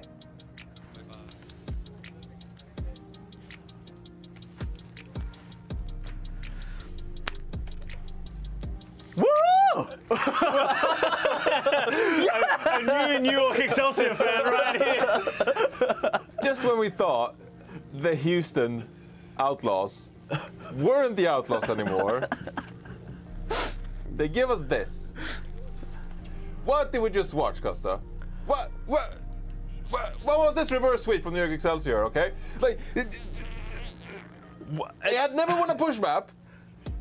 And then they completely finished a push map. New York Excelsior's first push map they've won the entire season ever was in a reverse sweep against the Houston Outlaws, and they fully finished the map. What just happened? That's unbelievable. Well, let's go first. Let's just get it right. No, let's go first. Doge and Lep, welcome to the Houston Outlaws. Welcome. It's important for you to experience this for the first time now, early on in your career, because it's going to happen again, because it always does. Every time we think that they've gotten over the hump, somehow it comes back. And, you know, honestly, the Houston Outlaws in these first couple of maps, they looked incredibly comfortable. As Flora was saying, the Houston Outlaws were setting the tempo. They were the ones playing aggressively. They were using their commanding shout actually very early, and they were running over the Excelsior before they had an answer. And, you know, Midtown did not look close. Like, this was a very dominant map from the Outlaws. I was getting ready. I was putting my makeup on. I'm like, oh, okay, you know, the Houston Outlaws going to get a 3-0 sweep. Especially off that 4-minute Dorado push. Dorado. Yeah. Like, it was chalked. We had all accepted that it was over at that point. They somehow won in an overtime push of 5 minutes versus 1. And I really like that insight that you just gave us, Danny, of the coaches come in and say, we need to be more aggressive. We need to be the one setting the tempo. And you saw that, and you could see how the team reacted better when they started being able to do that. Yaki was all of a sudden way more enabled. He wasn't getting punished as much early. The backline wasn't just getting isolated. And inherently, it did the same thing to the Houston Outlaws. Lastro died first a lot, just getting too aggressive on that brig, and it just fell apart for the. I just feel bad for them at this point. Yeah. If you want to get really analytical, this. I know we meme and stuff. It's a throwback to GOATs or what have you. But that fundamental aspect of the strategy going into the match of being proactive or reactive, that is something that you saw a lot with the sustainability comps. Like GOATs, for example, can you capitalize on speeding in and being proactive, or would you rather defer to like disengage from the enemy speed boost and then try to, you know, capitalize on them overextending, etc. like that? So I think, you know, as we take a look at both of these Junker Queens in the match, I think Doge started out really good for the Houston Outlaws, and you saw him being proactive with his shout going in early. But Kellan, as this series progressed, every single stat, he just outpaces Doge here. Yeah, it was so impressive to see Kellan just sort of, he was getting that value even before that when the team was losing. He just wasn't able to capitalize on it. And keep in mind, sorry for interrupting you. No, you're fine. Doge was out for the 5th map, so Dante lost that map, of course. So this is Doge winning 2 maps and, you know, Kellan winning 2 maps. So it's very even in that regard. Yeah, I have to question why Dante was in for that 5th map as well. It doesn't really make a lot of sense. They played Junker Queen. Maybe if they got to City Center, they were going to play something different. That would have made sense why Dante was in the lineup for the last map. But yeah, you know, Dante's no slouch on the Junker Queen. It just feels like consistency would have been valuable, but I guess it was slipping away from them. Yeah. Here's the thing that I want everyone to prepare for as well. Okay. We just watched Watchpoint Gibraltar. We just watched Dorado. In these last 2 series, Junker Queen was played on both of those maps. We're going to strap in because we are going to see a lot more of this in the future of these series. So those little differences, those minute changes that teams are making are going to be making and breaking the best teams in the league. Yeah, I was going to say, you were like, well, maybe Dante was in for a different hero for City Center. And I was like, that would have been a primary candidate for Pro or Throw. Yeah. Dante selecting a different tank hero for City Center Oasis. That would have been great. Quickly here, Danny. New York Excelsior, we have to celebrate them, of course. We get meme on the Houston Outlaws getting reverse swept and all that, but the New York Excelsior, they get their 2nd win here. We talked about them in the pre-show. Do you think this is a bit of a turnaround for them here? Do you think they can keep going with this momentum? I mean, judging by how they were playing it, yes, I think if this carrying this momentum thing it worked today against the Houston Outlaws. I think they should sort of forget about the reactive play for now and try going as soon as the match starts. Just go ham. And try that out, and if it doesn't work, then go back to the reactive. But for now, I think if it doesnesn't work, flip the switch one way. If it works, well, if it doesn't work, talk to the coaches, not me. I'm just talking from what I saw. Yeah. Right. Yeah. I mean, look, they don't even have a head coach. Like. Yeah. Well, he said we heard from our coaches, and I was like, their coach's gesture. Like, I assume he's his interim gesture. Yeah. Infamously not a good GOATs tank either. Not the guy you want coaching you. You know what he is? Aggressive. So hey, it works. Aggression is go key. aggressive. Yeah. He's good at posturing. That's true. That's true. Bit of a pun, but our next match of the day, it's going to be the LA Gladiators against the Dallas Fuel, which I thought was going to be like the match of the day, but you know, after watching that whole Houston clown fiesta versus New York, you know, this is a bit of a dessert. You know, this is now, you know, the chocolate cake to wrap up the day. So we got the LA Gladiators taking on the Dallas Fuel. Do we want to? Yeah, let's kick things off here with the LA Gladiators. I mean, we mentioned them in the pre-show. You got Funny Aster, you got Skewed here, Danny. Is this going to be like the best support backline in the entire league, you think? You can't get much better than this, can you? Not yet. I think there's a good reason why Los Angeles Gladiators are so good, because not only the backline, their DPS, their tank, everyone's so good. And I think Kevster is really close to hitting the 1,000 final blows mark. That's right. Right? That's right. And that's very impressive. I must be close as well, I think. This season? I must be like 11th or 12th in the all-time final blows, but there he is. 965 blows in this season. He has been absolutely just nuts so far, followed by Proper. No, 30. I was gonna say 45 more. I'm like, oh no, wait, that's not math. I was like, math, quick math. 35 more. 35 more for Kevster, which is very achievable in this matchup. I mean, we expect Kevster to get 35 final blows in this match. Otherwise, a shocking performance. But let's talk about Dallas here as well. I mean, they struggled in the mid-season madness here, Costa. What is something you want to see from Dallas going up against the 2 or 3 time, I guess if you include Countdown Cup last year, stage champions in LA Gladiators? Yeah, Dallas Fuel, they obviously had a good run in the playoffs of the kickoff clash, and they are 9-3, but for some reason we're all very down on them. It's just because it doesn't look like they've had a cohesive performance. They haven't had that hive mind level of Dallas Fuel play. I just want to see them go back to that, right? Like, it's a Junker Queen meta, you play as a unit, you work together. I want to see them line on that, but then also the DPS are the ones that need to step up. They've been inconsistent. Sparkle can play the Genji in this meta. He's been kind of average in comparison to where we put him usually on that Genji performance. And then either Gurio or Edison needs to be able to play that Ashe and the Sojin. DPS and those one-shots that Flora was just talking about are so important in this meta. Yeah, and even though we didn't play GOATs last year, I'd like to believe that Dallas Fuel, this style of play, if you're proactive with JOTS, should be kind of similar to what we saw from Dallas Fuel last year when they, of course, won a stage themselves and were very successful last year. So maybe Dallas Fuel can channel some of that energy and get the momentum going themselves here in their first match in the Summer Showdown Qualifiers. But that's going to do it for our game break here. It's time to send it over to our casters. Once more, it's going to be Lemon Kiwi and Leg Day. Take it away. Thanks so much, Johnny. Yep, we're going into our final match of the day, the LA Gladiators versus the Dallas Fuel. Now, I did say, well, there's not really any changes you gotta expect or worry about. No roster changes, but just wait until you see what these teams are cooking when we go into the starting lineups. Like, they kick us off. Yeah, like, there haven't been any major shifts. There's no thank you Myeonbong here, but there is a, oh my, with where people are going to be going. Maybe who's on the bench, who's not. We know that this meta in particular is essentially designed for the LA Gladiators. So Skewed and Funny Asher are now playing support, but who is that? Second from the left. I'm squinting, and it appears to be Shu. So is Shu coming in to be the new top-tier hit scan player for the LA Gladiators, the 2-time champions, the undisputed best team in the world right now, have benched both Padapan and Arns, legendary players, to put Shu in. And we've got to assume that Kev's is going to be playing the Genji, right? So is this shades of when Violet played Cassidy for the San Francisco Shock?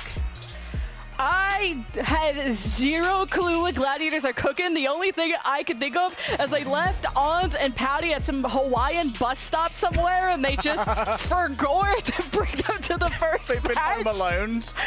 Like, it's Ons and Patty who have been switching up on the Sojourn, so I don't hate Shu at all. I'm just saying you just have 2 other Sojourn players, so I don't know. Glads, though, they can afford to experiment, and against the Fuel, might as well. You only got 6 matches. Let's fool around in the first one, but let's take a look at the Dallas Fuel because we have a surprise here as well.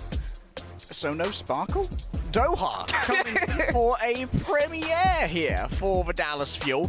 And Doha and Sparkle have essentially always been twins. They have very similar map balls. We're expecting Doha to come in and play the Genji here. But overall for Dallas Fuel, there seems to be a meta uptick for them. It's more rush, it's more hive minds like we talked about over on the desk where they can try and play together. But interestingly, when Johnny brought us back to the idea of GOATs, the team that Dallas Fuel was born of, which was Element Mystic, Famous actually never played GOATs. They did everything in their power to not play it. They actually played Sombra and Doomfist in that meta against more classic GOATs playing teams who were like Runaway.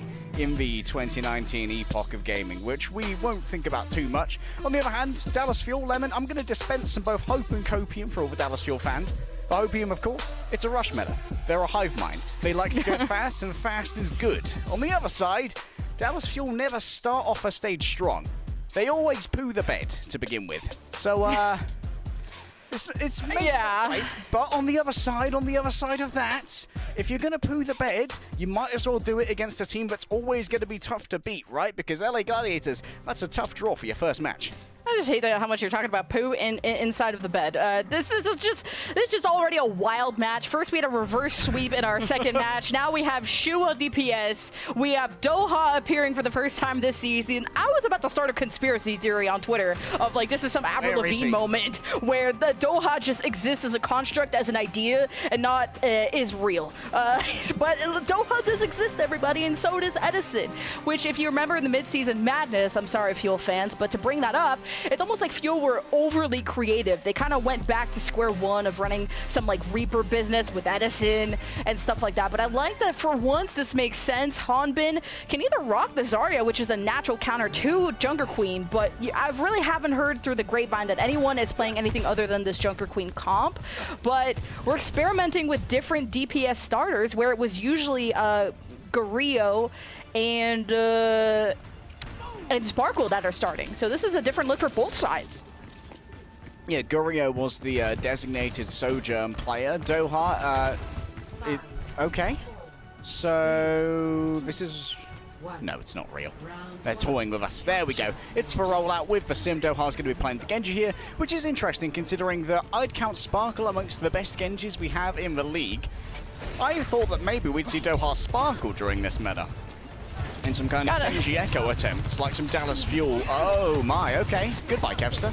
Well, this is why you play Doha. Wait, I'm hyping you up. Don't mess this up now. Okay, he got actually packed, and he's just trying to dash back to safety, but was stuck in the corner. So Doha went in a little bit deep, but it has been a season since we've seen him play. And yeah, I'm sure he had a nice paid vacation off, but it's time to play. And the Dallas Fuel take the point first. All right, Hanbin can't chase up there. Too many boops that would potentially send him flailing off the map, and so it's going to be time to suffer some poke here from LA Gladiators, but Dallas Fuel are in control, so in the end, it's all in their benefit. Kevster, of course, has just installed Overwatch. He's going to be able to play the game now after a timely assassination from Doha opened up the previous game. Oh, did Kevster get a haircut too? Looking fresh already in the first match of the Summer Showdown? I was expecting to see more tans, but you know, we're gamers after all. But it is also Kevster slashing through the back, gets back to safety, finishes off Hanbin and the rest. You know, Kevster really is meta-proof.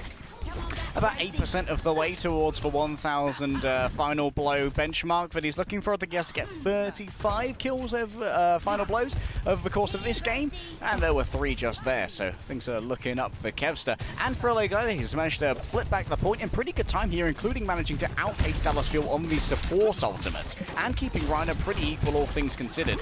I like how Doha here playing an off angle, and once again, Kevster dies first. Yeah, Kevster couldn't get into the mini pack room in time, and you have to be so wary of the health that you have when you're Genji and how dashable you are. As the sound barrier, the shout engage from Gladiators flushes out the rats from the sewer, and Fuel have to reset.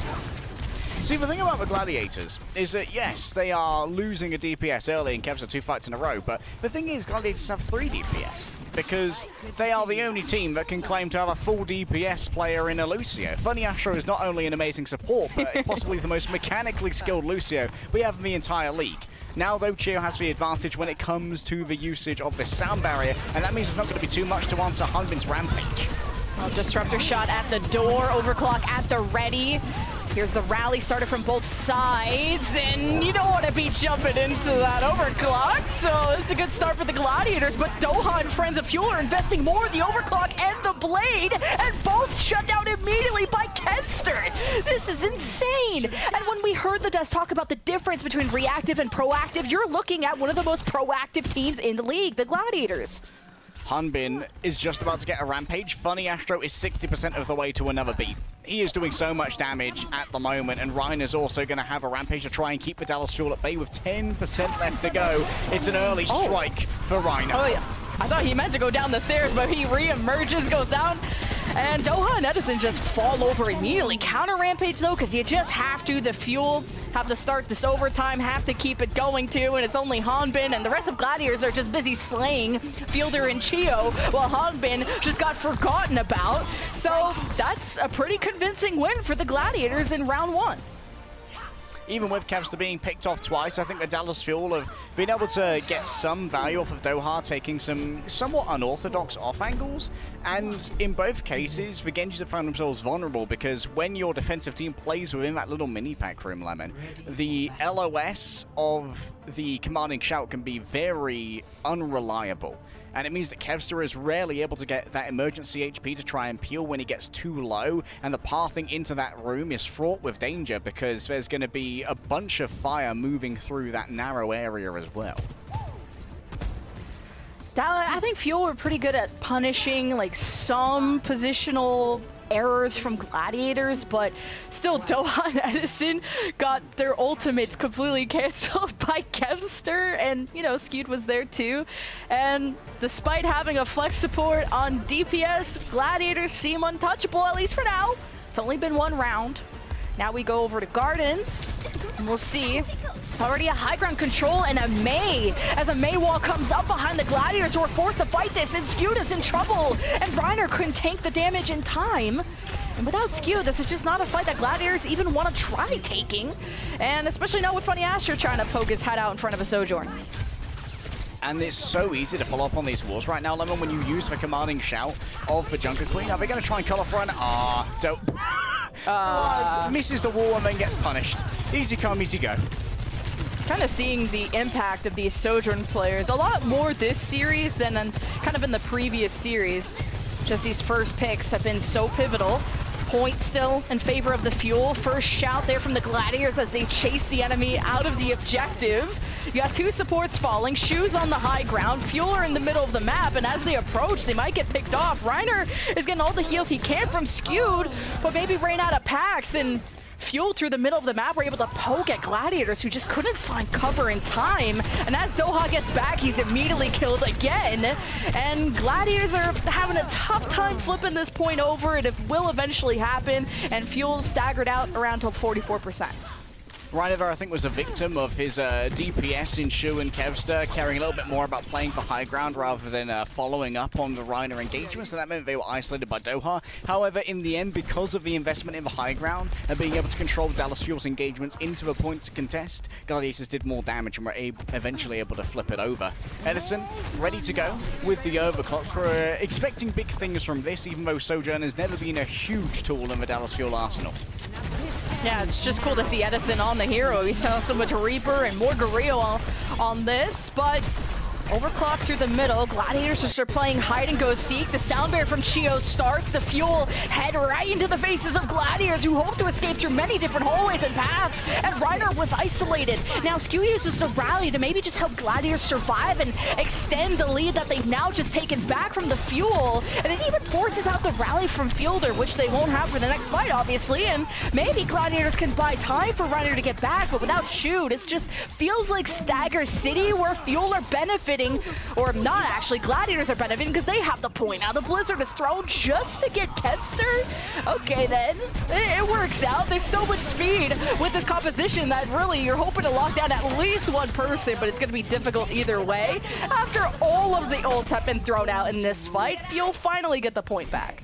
A brazen sound barrier there from Funny Astro. And also another interesting point about the wall from Doha is that it means Hanbin can essentially use that as a backboard. If you remember when that used to happen with Rhine charges quite a bit, when you put up the wall behind the enemy Rhine to have a charge backboard, the same can be done with the Rampage to make sure Hanbin doesn't go too far into enemy territory.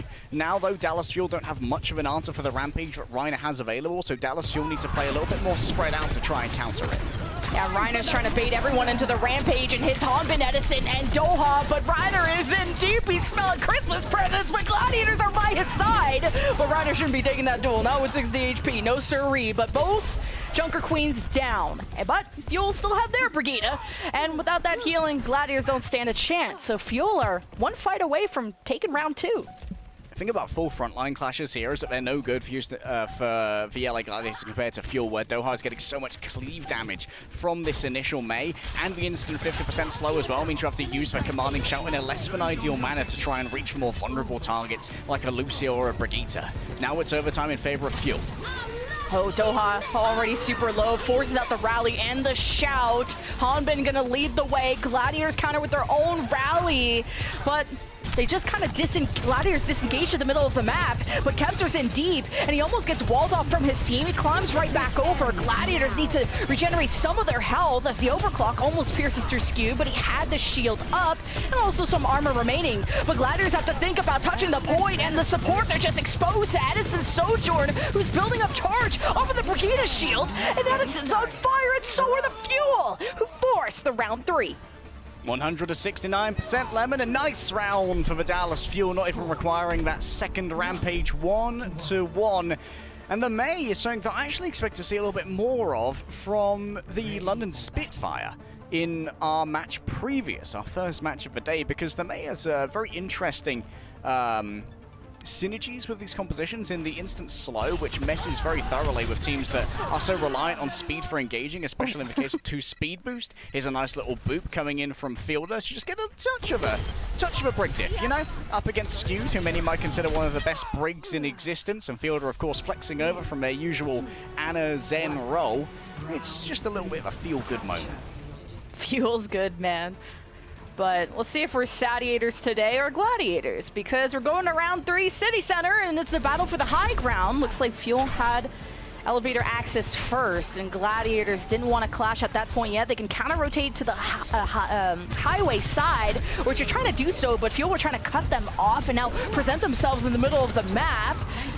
See, Fuel have already used their shout, and the Sojourns wanted to exchange blows, but Edison is safe for now, waiting for this first pick by the hit scans at any moment, and these Genjis will follow up if the damage is at the right place, the right time. Edison's 100 charge, misses that.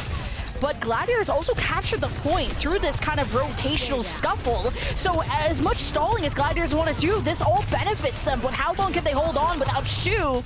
Well, you have to Kevster to carry on the damage front. Disruptor shot kind of slows Gladiators down as Fuel surge into them, punish Kevster. And now there's really no DPS remaining for the Gladiators, so they'll fall pretty quickly. Admittedly, though, 26% is better than nothing for the LA Gladiators.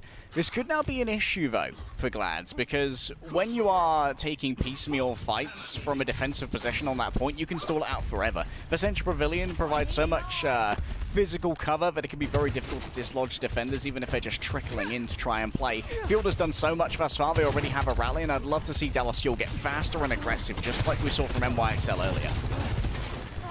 So now, you just have Fuel in the middle of the map, not like wanting to dominate the high ground because they want immediate access. They go right into the Gladiators using the rally of Fielder and weren't successful at getting Gladiators low. If anything, Fuel took more pokes, so they had to disengage and play ring around the Rosie. Now you got the sound barrier, and Shu's thinking about it, but the screen isn't. So now we're back to some gameplay. Fuel had used the sound barrier, and looks like they're chilling for now, but Hanbin is on the edge of death. It somehow hasn't been booped off the map, but he is dead. But the rest of Fuel kind of used Hanbin as bait and were able to still take the fight. That was a that was a very perilous fight for both sides. And now LA Gladiators, after having used both their support ultimates, breaking into this area is going to be super difficult, because while they are going to be able to match the offensive capabilities in the overclock for Blade and the Rampage, the thing is Dallas Fuel are going to have to move together, which is going to make them much more vulnerable to Hanbin hitting a 4 or a 5-man Rampage as they rotate.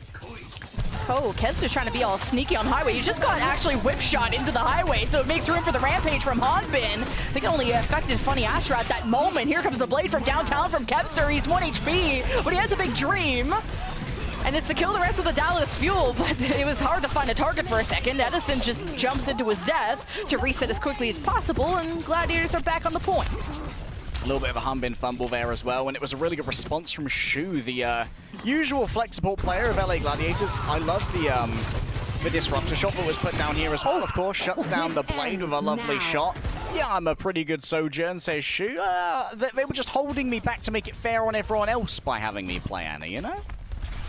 I didn't even know that Blade happened. That's how quickly it was poofed away. Dallas Fuel, though, At least prioritize the high ground. Gladiators counter-rotate to the other side, kind of the highway side. Fuel will surge into them, but Shu just headshots Edison as soon as he descends. So a 5-on-4 ensues for the Gladiators as Reiner strikes through Hanbin, but it's really not enough to finish him off. It's the focus fire here that's really going to punish these teams, no matter what results you had in the past. Fuel just communicated better throughout, and were able to take the fight despite being in a 4-on-5.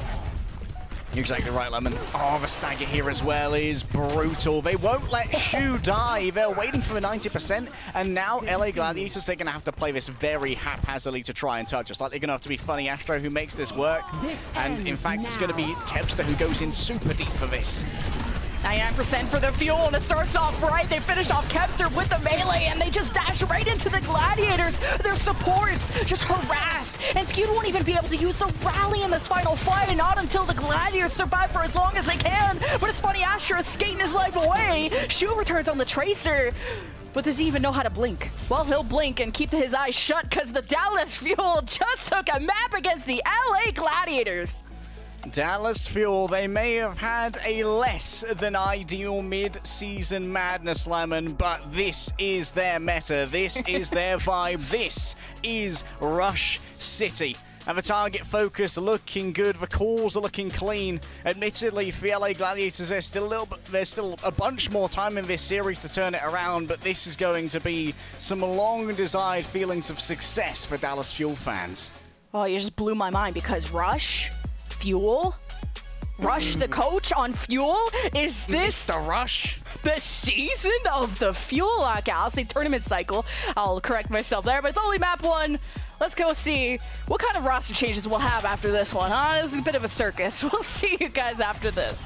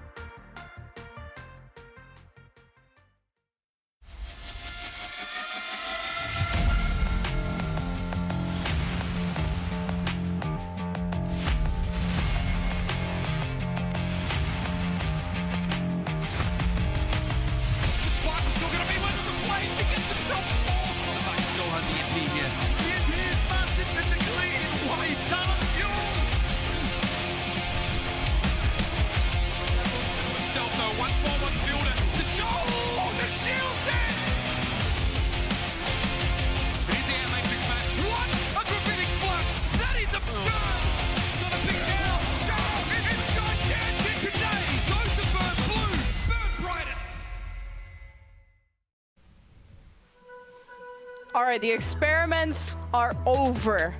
We're back to our regular scheduled programming with Ons, who's been just substituted in for Shu, and Skewed will stay in. So Ons playing some Sojourn today? Yeah, maybe a little bit of the Ons.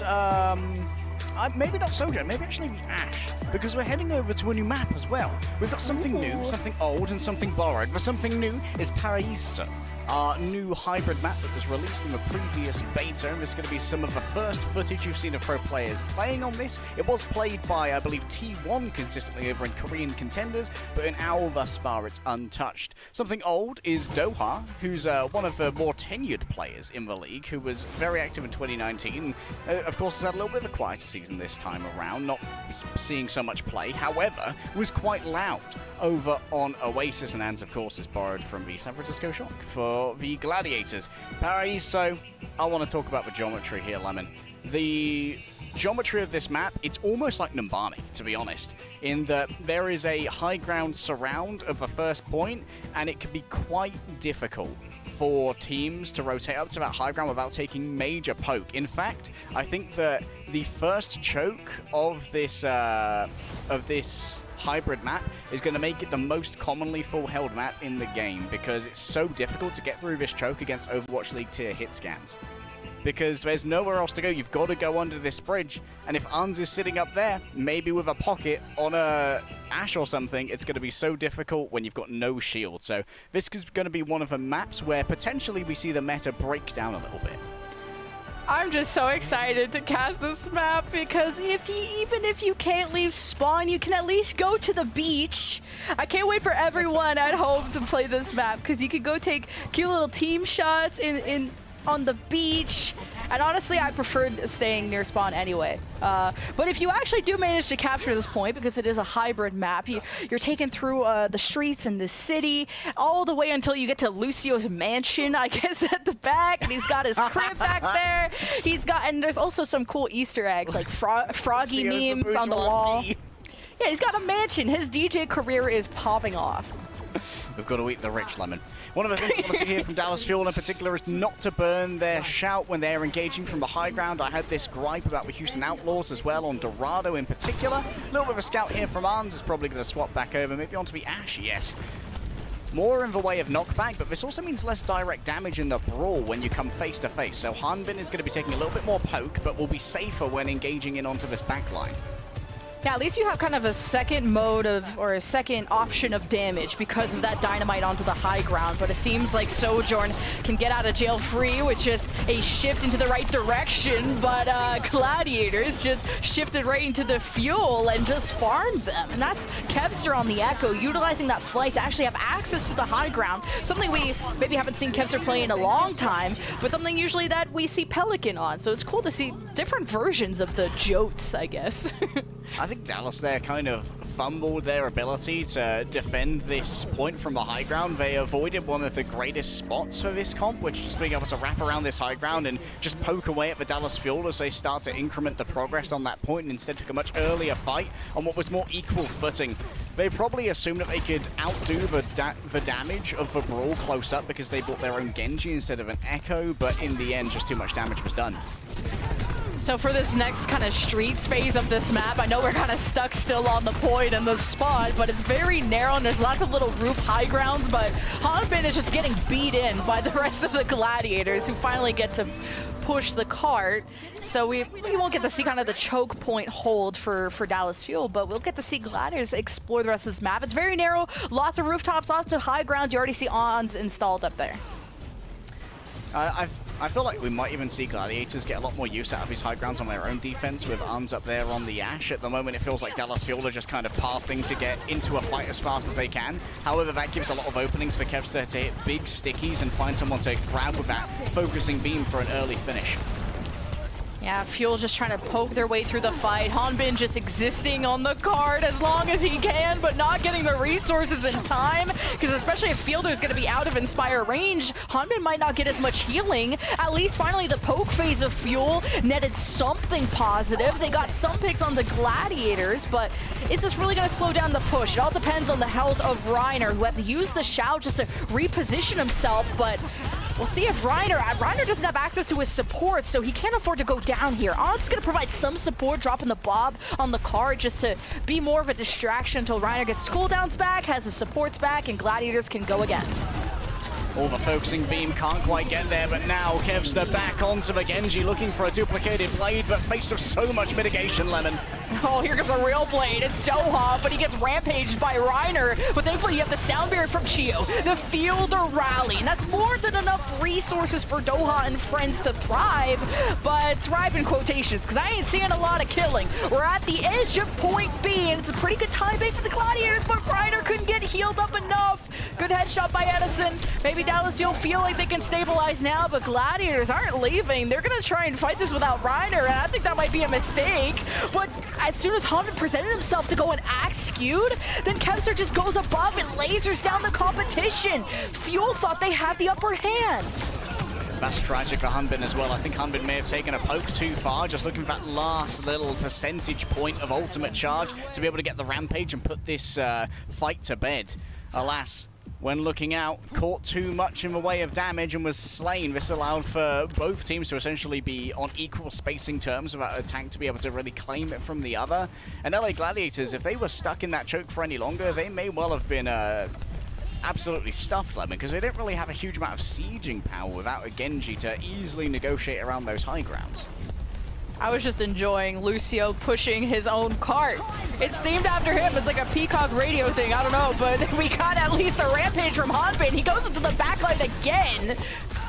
And Gladiators are just going to die to this rampage and all the bleeding that came after that. So what kind of an aggressive push from Fuel to go deeper and deeper. And now Hanbin can be punished here. He thinks he can go after Skewed. He's going to use the Shao and the speed from Chio to just rotate around, see if he can fight Skewed, which he hasn't.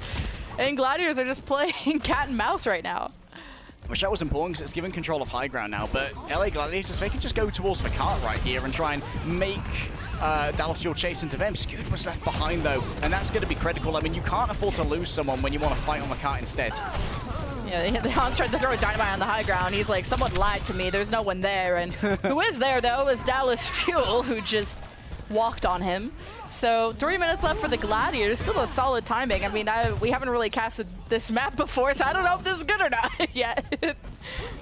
Dallas Fuel certainly utilizing their previous predilection for aggression in this composition, always being able to try and deny space from the Gladiators. A little bit more trepidatious in this moment as Doha's instantly beams down.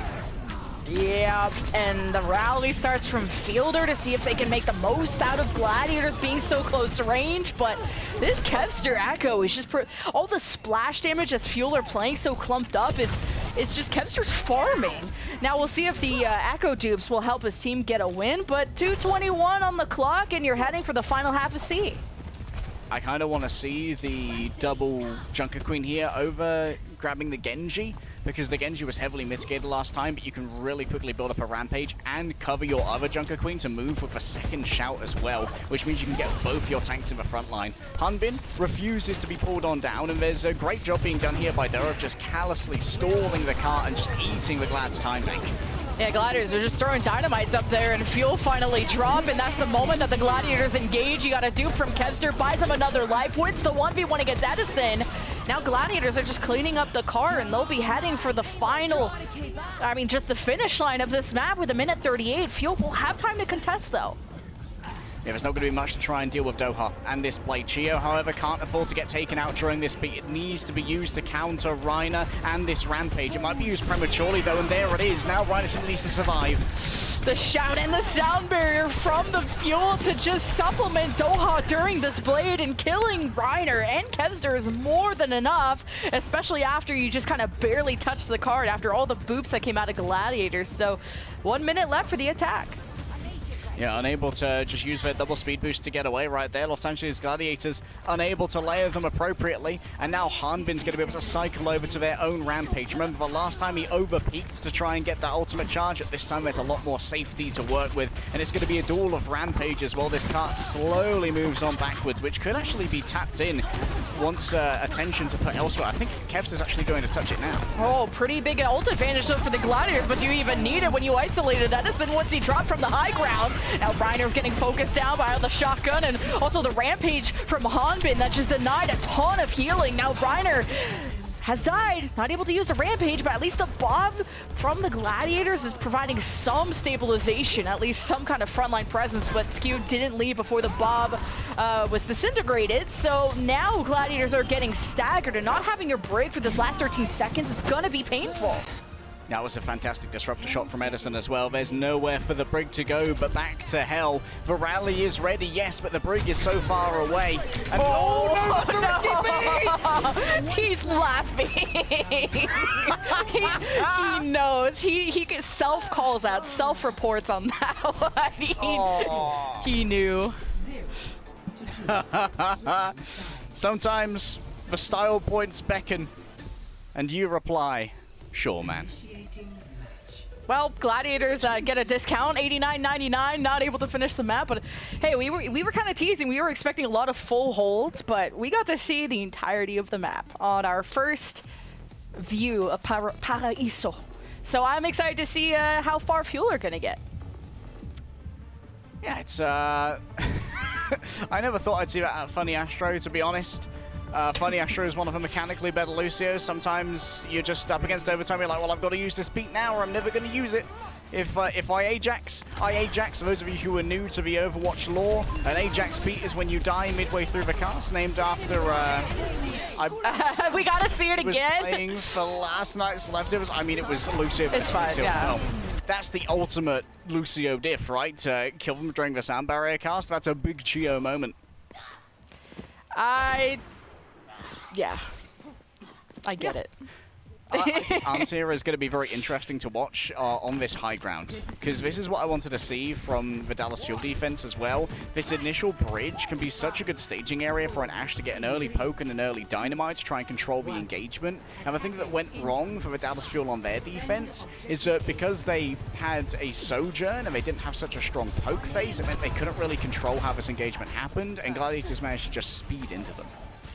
Yeah, so Fuel though don't want to opt for an Ashe to kind of have that initial dynamite damage, so they'll have to just poke them down. They've already used the shout to chase away the Gladiators, and Reiner seems to be always the first one to fall, and that's just great focus fire onto the Fuel. Once you get rid of that first tank, I mean, in any composition, in any meta, it's just tough to salvage that fight if you're the team that lost the tank. So great first push by the Fuel.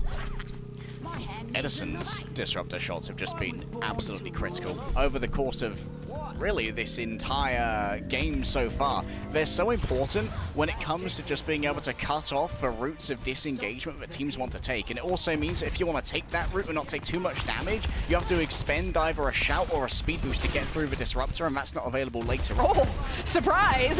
Gladiators are home. It just came out of nowhere. Surprised Hanbin and the rest. But as Fuel scattered, they're the ones picking people off. Edison has killed 2 and Doha with the other. So Gladiators, even though they had the surprise factor, didn't focus fire. I mean, they had to just run into Dallas Fuel, who are standing ready and prepared. Hanbin's actually popping a commanding shout here to bring Fielder and Chio up to the high ground. This makes it a little bit harder for Ashe to put down consistent damage on them, because they've got some well-negotiated space here, and Arns knows that he doesn't particularly want to take that duel. And now Edison is going to demand some healing, while Doha's going to be responsible for the car, essentially playing what was previously the traitor duty.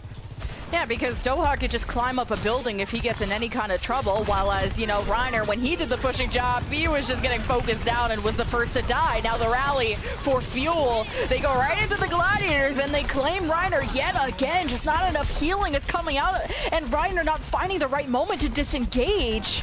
Now the Bob on top of that from Ons will kind of buy some moment of repose for the Gladiators, who hope to get Reiner back, but Ons is low. Doha gets the dash reset, goes after 2, looking for the 3rd. Kester disappears into the shadows, and Doha's still fine with the job he accomplished, especially when Fuel are meters away. They don't have Hanbin, but they still had some leftover ults. It'll be Edison's overclock, Chio's sound barrier, and Gladiators are just trying to sustain until their respawn advantage kicks in. So Fuel kind of realizing without Hanbin, they don't really stand a chance, but they headshot Reiner, and Fuel are ready to re-engage. Dallas Fuel fans wanted a sojourn, and well, Edison's bought one for you to marvel at. Beautiful play so far, and it's going to take Reiner a while to get back. Now Hunbin can leave the charge, commanding shout. Kevster isolated alone on the dumpster. The question is, will he be consigned to it? Funny, Astro's in there. Oh, for now, the Gladiators just trying to sustain, and Reiner got pulled. He didn't want that smoke. So Fuel go to point two in 5 minutes. No. After all, why shouldn't I pull them away from contesting? This is great for Dallas Fuel, and Hunbin still has a rampage. Funny Astro, yes, has to answer this, but you've got so much time that you can try and account for multiple ult cycles here, and Dallas Fuel already control the high ground. Now, LA Gladiators, they're going to have to invest to try and take this away from Dallas Fuel and then win the fight against the rampage after that. Oh, the rampage from Hunbin hits, what, 3 or 4 people? The sound barrier, though, from Funny Astro will keep Gladiators anchored into this fight. No kill has happened yet. No connection on the knife from Reiner. As Fuel are almost halfway to the end of the map, or really to the box of victory. That's at the end of the map.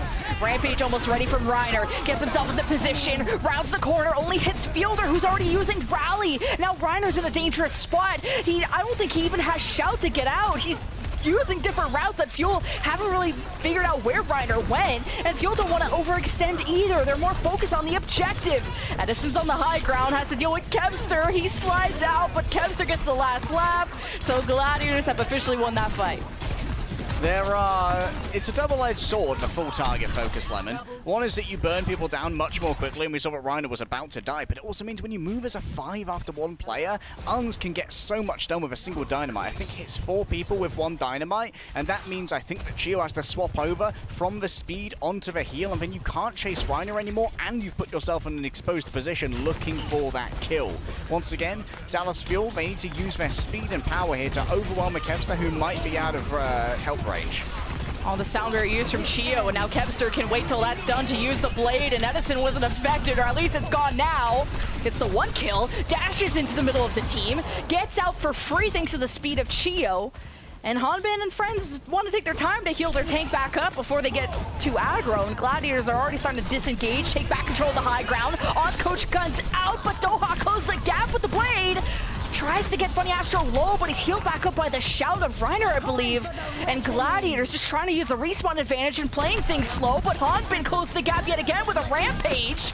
And Gladiators are just trying to live, but they're trying to find the spawn room doors. And Fuel have slain almost every single one. Box of Victor around the corner. Are Dallas Fuel going to go to series point here? Gladiators, they have the patience here to wait for a 5-player. No, Kevster's too late to get there. No, they don't have the speed, Lemon! They tried the shout, but the amp it up from Colosseo, I don't think it was there. Dallas Fuel just cruise on in. Series point belongs to a team that exited mid-season madness with everyone going, eh.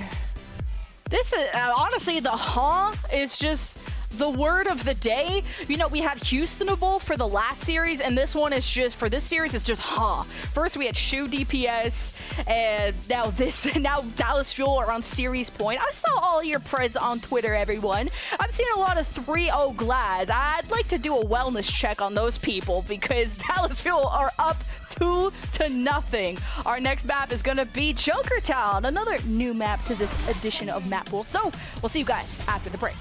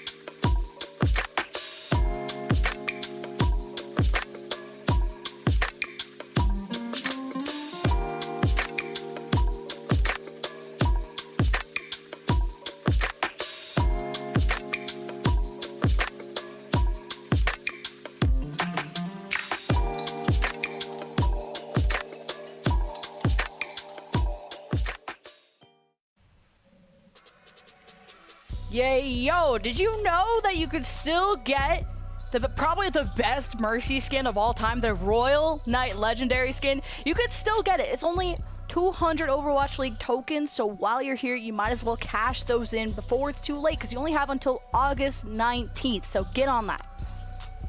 No one cared who I was until I put on the knight armor. And Lemon, we are now sitting in the second time today that a team repping Texas is sitting at 2-0. Although this time it is far less expected. Dallas Fuel, who had a thoroughly middling mid-season madness, are going up against two-time champions both in North America and internationally, LA Gladiators, and thus far they are looking damn good at this meta. And to be fair, this was kind of hinted at. It was kind of expected because this is a rush meta. And Dallas Fuel, they know two things: go fast, go together. And those are the two things that they need in this particular meta, and I really want to highlight how good Edison has been as well. There are a lot of concerns around Dallas Fuel fans after mid-season madness. They did not have a good enough sojourn to really compete in the league. But Edison today has not only been good on the rails, but most importantly has been getting huge utility out of those disruptor shots as well.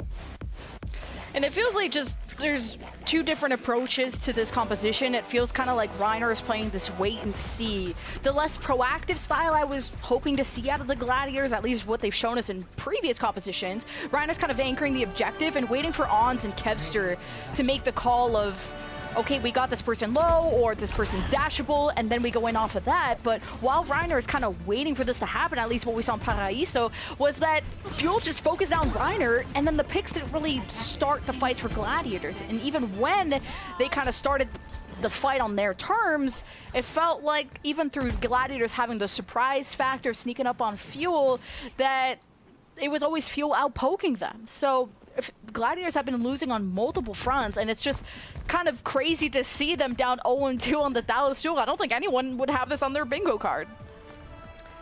Hanbin also outdoing Reiner thus far when it comes to the Junker Queen. Lemon, in particular, doing much more hero damage. 8k versus 9.5 per 10. Oh my goodness, this good attempt at an assassination from Funny Astro might force out an early usage of a shout as well. Yeah, and just being able to go for any kind of spawn hold or a fight this close means you're able to use or have multiple fights before the point A, and that's just more time away from the attack. So for now, it looks like the Fuel have to reset after losing Fielder. And breaking out of these areas is going to be really difficult against Funny Astro when the second you look out of that high ground, you're likely to get booped. You might even want to try and rotate around one of the doors that Kevster is currently guarding, see if you can overwhelm him, but you can see that Funny Astro is also very much aware of the potential for that.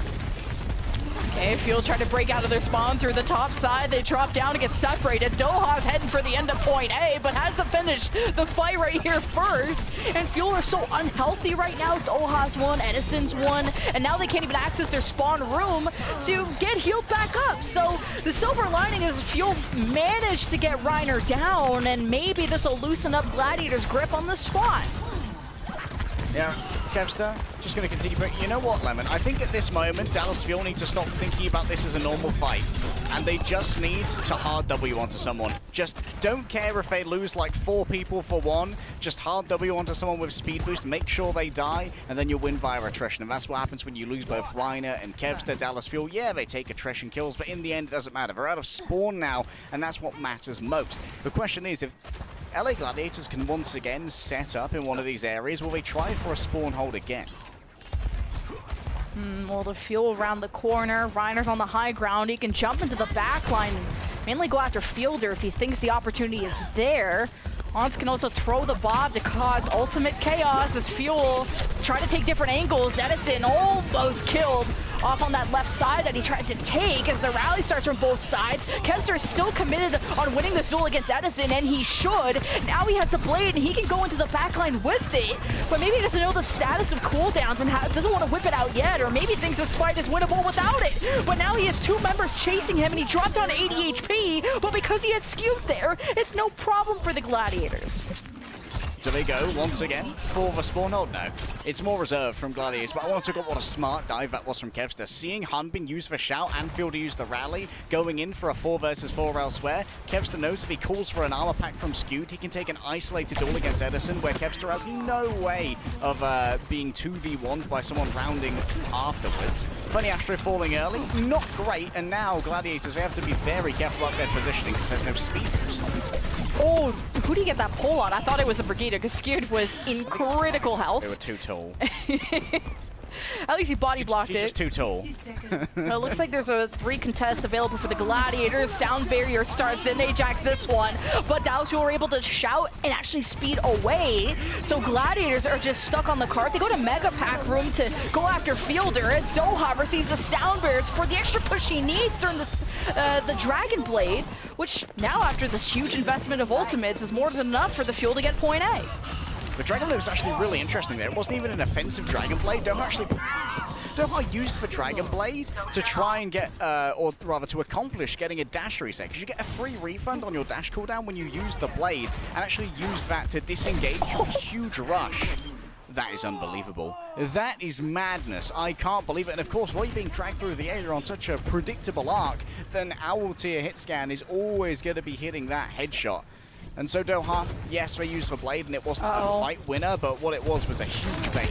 Oh, Gladiators just went into window and just jumped and started to engage right into the backline, and Kevster has the blade, but it's almost like it's all the finishing blows, and it doesn't matter because Fuel have to reset either way. And this was after the Fuel felt so comfortable being on the middle bridge and having high ground control and feeling like they had the scouting done right, but they didn't see Gladiators climb into their defensive window.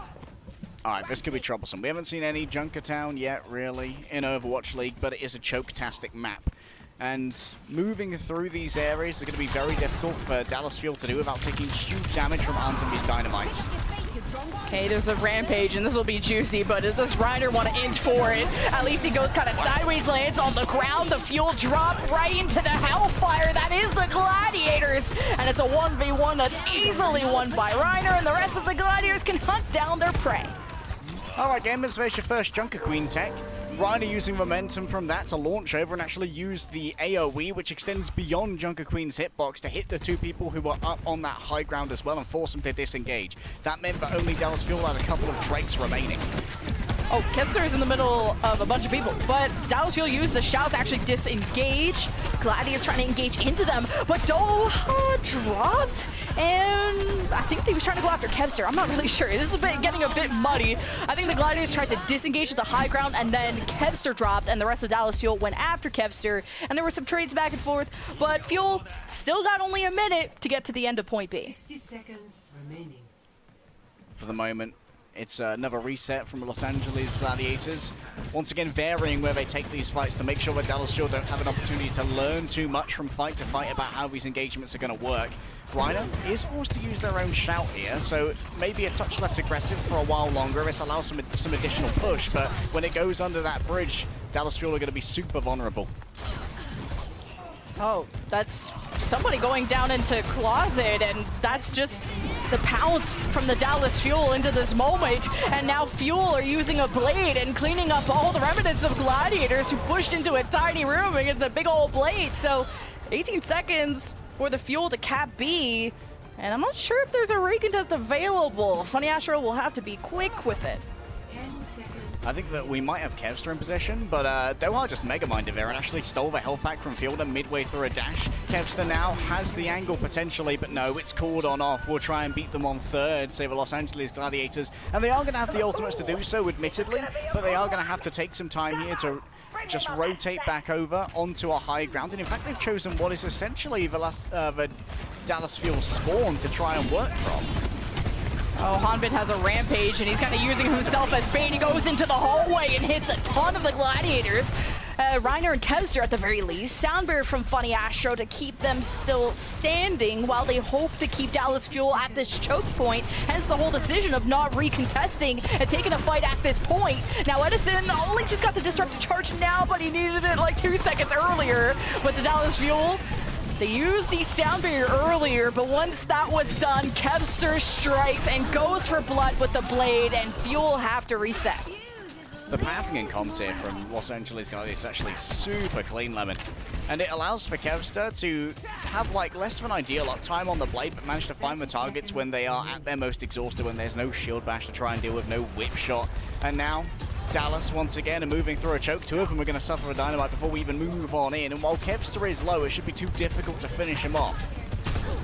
This can be a big rampage if they draw the Fuel out into the open, but at least you got Hanbin and Edison without heals, and Fielder isn't even there to heal them. So the Gladiators keeping Fuel stuck at this choke. A couple more seconds remaining, and I don't think this cart is sailing away any further than now. But still, it is series point for Fuel. It's still a decent push. It's a decent push, Lemon, and what I'm wondering is whether LA Gladiators will have any more luck breaking out of these spawn holds. We're likely going to see a Junkertown playstyle in this meta. It's very analogous to how we used to see things like Reinhardt play Havana, especially on first, where you just hold right outside the door, because a couple of these choke points as well, it starts to get less and less viable to make these essentially suicidal charges into the enemy team and try and trade out, I don't know, 4 for 2 or something. And instead, when you try and move through these choke points, every person you lose just makes it more and more difficult to try and keep that momentum going forward, and gives more time for LA Gladiators in the next fight to get early high ground presence, because you can't afford to put the personnel on the high ground to deny it from them. I think the Gladiators also had a great defense on point A, which is how many fights they took at the spawn room doors, and took a good minute or two just to remove the defense from that point, which lost a lot of fuel time for point B, which they only got that in like overtime. And Gladiators have been very smart about their approach to this map, which they haven't played in just so much time, besides if you're, you know, playing a quick play or something, but just the decision to hold point C choke, I think, favored the Gladiators, because if they would have got rolled at the end of point B, then Fuel might have even got halfway to C, if not a full completion, off of just snowballing that point of the map. Kevster likely going to go for an early scout here with a Sonic Arrow and swap back over on to the Genji. The Dynamite has its usage here in trying to clear out the area using the AoE explosion, and that gives Arndt a little bit more safety to try and operate from by forcing Chio to disengage. Now this means that Dallas Fuel have to play behind cover, and their spawn camp's at a huge disadvantage. Yeah, Doha's just double jumping in front of a break, so that's not going to happen. Not going to work out for him. So the same kind of spawn approach from Fuel. They take shelter inside of this room just for any kind of cover so they can contest the cart, but Gladiators are quick to flush them out of there and move on from the situation. Yeah, I think that the disrespect for Arns on the Ashe there is probably what was the most damning for Dallas Fuel. Doha was taking an angle that was far too wide with no real means of escape, and I don't know if he was booked out there by a Lucio. It was certainly not a whip shot, 'cause that's what finished him. LA Gladiators, though, they've got the cart rolling now, and Dallas Fuel have to move through these chokes now in an attempt to contest. Let's see if the Fuel can drain some time here. They need to try to have some high ground control as Kevster's just swiping left on them and drawing a lot of attention towards himself. Kevster might have a chance to slay Doha here. He's very low, but so is Kevster. Great deflect. Will take down Doha, but Reiner gets focused down, and without a tank, how do the Gladiators take this push? Well, they send the bot forward to force Fuel into cover as Kevster continues to pressure the backline, and he goes mostly unchecked. Chio dives in the middle of a bob, and Kevster's now getting dash resets, and he's just free farming, and the Fuel can only just stand there. I don't know who's responsible for it, Lemon, but someone booped that bob to where it could shoot the people hiding in cover. Not gonna lie, it must have been Fielder. Must have whip shot the bob, and then it could just stare. I believe Edison and Chio. Now Kevster, just at this moment, has reached his millennium, 1,000 final blows in this season. If you think that he's making a campaign for MVP, that's a stat that's very, very important. Yeah, Proper was just behind him at 906. So congrats, Kevster, on a big accomplishment. We'll see how much more he can get. Now the next number is 2,000. But Gladiators, well, they're on the court, but Fueler's starting to take some high ground positions. Kevster, sneaking to the back, has found Edison, forced him to shift right into Skewed, but it's not a punish that the Gladiators could find at this moment. You got a rampage from Hanban, only hits Reiner and Skewed. Ons dies in the process. Soundbear v Soundbear, resources back and forth. Kevster, through it all, slices down the support, or at least Chio's too quick. quick, but he'll maybe redirect his attention to Hanbin, who's anchoring the cart, and the Gladiators really want to move on from this situation and finally clean it up. Mr. 1K with 2 kills in 1 dash. That's the Kevster way right there. Already peeling away from 1,000 and moving even higher. Still Edison and Doha, yes, they have their ultimates to break through here, and there was a huge response to that dive from Los Angeles Gladiators with both their support ults, so there might not be too much to stop Doha here unless he gets caught out early by Reiner. Oh, the recontest is the risk from the Fuel, but they lose Edison, and Doha is blading half HP, and now he's taking shelter around the court because the ball from Oz is on the other side. Fuel might have not made the right decision. Gladiators opted to go for the point C choke instead of recontesting, and this might cost Fuel a lot, as Gladiators hope to get more staggers as Fuel are running away and hiding. I don't understand why Doha is leading like a face tank, a main tank, when he's your primary win condition in that fight, Lemon. He'd already gone down to half health from eating a Carnage and used his deflect before he could even draw out the blade. Yes, Funny Astro dies. Edison needs to go huge here.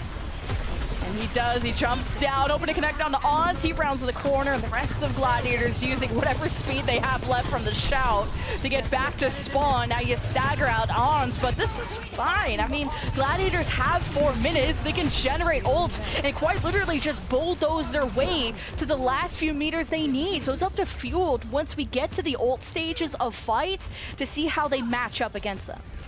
Nifty bit of min-maxing there as well from Edison, actually saving their last shot while Overclock was active until it had disengaged to get an extra 7% ult charge from hitting that fully charged rail. Edison goes low, and Kevster just making these little inroads as he builds up towards the blade, which is going to be difficult to answer. Kevster's farming it up. Fuel has the rally ready. Kevster's in the back line. Edison standing still. Is this an easy kill for Kevster? He's trying to locate him through everyone. But Gladiators focusing different targets just means that the Fuel coalesce into the Gladiators and take them out in the last 2 meters. I think for Gladiators, though, considering the amount of time that they have, you could have considered that one a dry push. They didn't use anything at all, just forcing the rally out of fielder by being super aggressive. And that means that now Skewed has his own rally. If he pops this early, they might be able to force Geo into using a sound barrier, which would be cataclysmic for the long-term prospects of the Dallas hold. Now the Gladiators have some ults to work with, but Ons gets burned down before he can throw the bomb down, but the Gladiators will make do with what they have. 4 on 5, sound barrier, blade. The rampage from Hanbin hits every single member of the attacking team, and the rally from Skew's used at the last minute, thinking it's winnable, thought that the ult could work out, and it just doesn't. And that's what I mean about the Fuel needing to match ult for ult and coming out ahead, and this is a big win for the Fuel. Oh, that was a lot from the Gladiators, and yes, this means that the usage of a sound barrier for Chio is not that bad after all, because Funny Astro matched it, and Skew did as well. Dallas Fuel, now they only have to deal with the Bob, and 2 minutes isn't that much when you only have to just defend this singular choke right here. Arms looking for an early pick, and that's never mind. Ons dies again first. He can't even throw the Bob. He's going down to the slow ground and just dying to something. I don't even know, all the poke from the Fuel. So either way, now Glads get staggered out even more. They still have 2 minutes, which is half of what they had for point C, but you're starting to get pretty worried if you're a Glads fan, but ult advantage coming up for the attack. If the ult tracking is on point, though, they know that they need to stay a little bit further away, because Reiner can end this all here with a good rampage. If Dallas Fuel play too close together, the young rookie, the mega flex tank, will be able to end this. Oh, Reiner trying to bait them into the rampage move again, but he's like 100 HP, and Oz gets all the finishing blows, but double headshot. Gladiators will fight tooth and nail for this, through the sweat, the tears, but Edison has killed 4! Are you serious? There's only 2 remaining for the Gladiators, so now Fuel can just stabilize just because Edison clutched up just like that? You wanted a Sojourn, Hastro gave you a Sojourn. Edison is the answer and Chio is the prayer. There's a sound barrier available in the back line. 60 seconds remain. This is doable for the Glads, but they don't have really a lot of ultimates just to support what's coming up. The touching, no! What no way! Is happening? Not for C9! Are you serious? We stood there for 3.5 minutes defending 20 meters. And we C9! It's so hard to not touch the card at that point of the map. Like, I'm so, trying to do math in my head on how you actively repelled yourself from the card. How? A circle of repulsion was formed around the car, and I certainly am feeling some repulsion and revulsion right now. Dallas Fuel, they were so close to sweeping their way to victory in their first match out of Mid-Season Madness and into the Summer Showdowns. For Los Angeles Gladiators, it was a wild ride, and fear may well have been filling their hearts, but hey, sometimes the cart just says you win. 2-1, Lemon. And I'm going to choke on this water as I have witnessed multiple chokes happen through our first cast of the Summer Showdown. Not the first C9. I don't know, reverse sweep. I'm not going to tease it, but I will see you all after this break.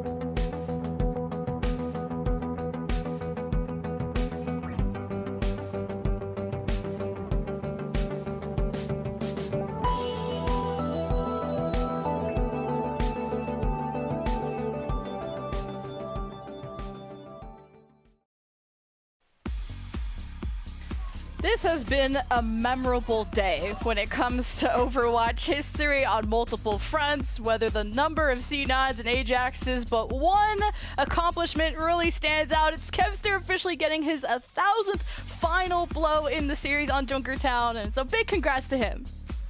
Yes, any words, Kevster? I have gold final blows in the league.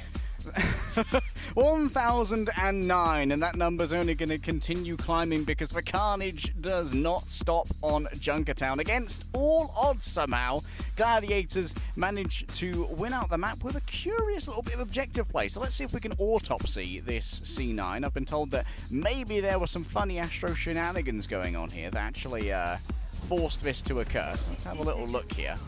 I know there's a bit of a bait coming through from Reiner, getting multiple people to follow them. That's a sound barrier engage, and admittedly, Hanbin's pretty close, and they're playing quite astutely on the cart, but disengages there to try and pick up the mega health pack, and they just get forced off by a huge amount of damage, and the dive onto the baiting Reiner simply is not fast enough to kill him, so the disengagement, the attempt to stay alive, meant that the game died. Yeah, just Fuel not realizing how close that cart really was to the box of victory, and that's just kind of how GOATs, if anyone is here when that meta was around, it's a lot of give and take, which you might think like the Sigma players would be really good at that. It's kind of like the same premise of really understanding how much space you can take and engage into, and what health threshold and what cooldowns you're missing that makes you think, oh, I should really leave this situation. And Reiner had issues with that dance on Paraiso when Fuel were just all focusing down, because I think Glads had this more reactive style, which kind of was a discussion on the desk of that proactive versus reactive play style of just initiating your own fights versus reacting to what the opponent does to you. And it felt like Gladiators were more wait and see and more pokey when it came to Paraiso, but then once they kind of were more proactive on Junkertown, I think they looked a lot better. Now, it was a little close at point C, and it took a C9 to get Gladiators the win, but we're still having a lot of teams learn the new play style that is the Junker Queen GOATs. I think to a degree, Lemon, guys almost forced themselves to be in that reactive playstyle on Paraiso by playing the Echo instead of the Genji, because we noted in particular for Dallas Fuel that Doha was playing the cart pusher role that usually a Tracer would play in a previous meta, and that allowed for Hanbin to play on the high ground. But for LA Gladiators, they had Kevster and Arns playing the high ground, and Reiner had to be on the low with the cart, and that meant that he couldn't really control the engagements as well as Hanbin could. We roll out onto Colosseo, though, and once more, it's going to be a near mirror, except it's going to be a difference of opinion when it comes to these hit scans. Arns is going to be able to put out more damage instantly using the ADS of the Viper, and well, Edison is going to be catching Kevster's 1010th final blow. Did he just like deflect a fully charged shot too? I'm not even 100% sure. That would have been so cool. But now Gladiators off of that first pick, they just are hunting for more and unable to get more, as just the speed and the amount of resources you have with this composition is very forgivable. So Fuel able to disengage and only lose one, so some initial meters for the Gladiators. Is God punishing Texas for something that they might get double reverse swept today? You know what? I'm not going to put that energy out into the universe. Reiner dies. Edison has been popping off today, by the way. It felt like just Fuel were focused on Sparkle and Carrillo for so long. Edison looked great on the Reaper. That's a great pull on the Ons, and the follow from Doha's deadly too. So it's great to see Edison kind of finding his role and his potential on this team. Hanbin's such an aimer, dude, and funny Astro ends up dying in a 2 versus 1. Chio's actually one of the top prospects in my mind as well to be a high-tier Lucio in this particular meta. We've seen Chio frag out before, especially in our first stage in Kickoff Clash, and we know funny Astro to be possibly the best Lucio in the world, and if you ask me, definitely the best Lucio in the world when it comes to those aggressive plays and the rare mechanics that Lucio requires for it to excel on. Yeah, I tend to agree. Ons, though, is getting rushed by Fuel, just climbed up the stairs, but Gladiators had great peel and managed to not only save Ons, but punish Fuel on the approach. So Doha missing, everyone else from the Fuel's unhealthy, so only going to be a 46-meter start for the Fuel. One of the things that's going to be really interesting as we see Junker Queens get better and better in Owl as well, Lemon, is how long they allow the knife to stay in the victim that they stick before pulling it back. Because to a degree, you can actually, even if you know that the stick or the pull won't kill someone, you can effectively force them out of a fight by making them hide until they automatically get pulled back from the knife expiring. Dallas Fuel, they are going to be able to play from the high ground here, and you can see that maybe Skewed could be isolated on the right-hand side. And there's the rally star, the engage from the Fuel, rounding the corner here, but the Gladiators use the Bob and the Sound Bear, so Fuel disengage, wait for that to be over with, and now that they're low targets, Doha gets the dash reset, he gets the deflect on the odds, that was pretty sick.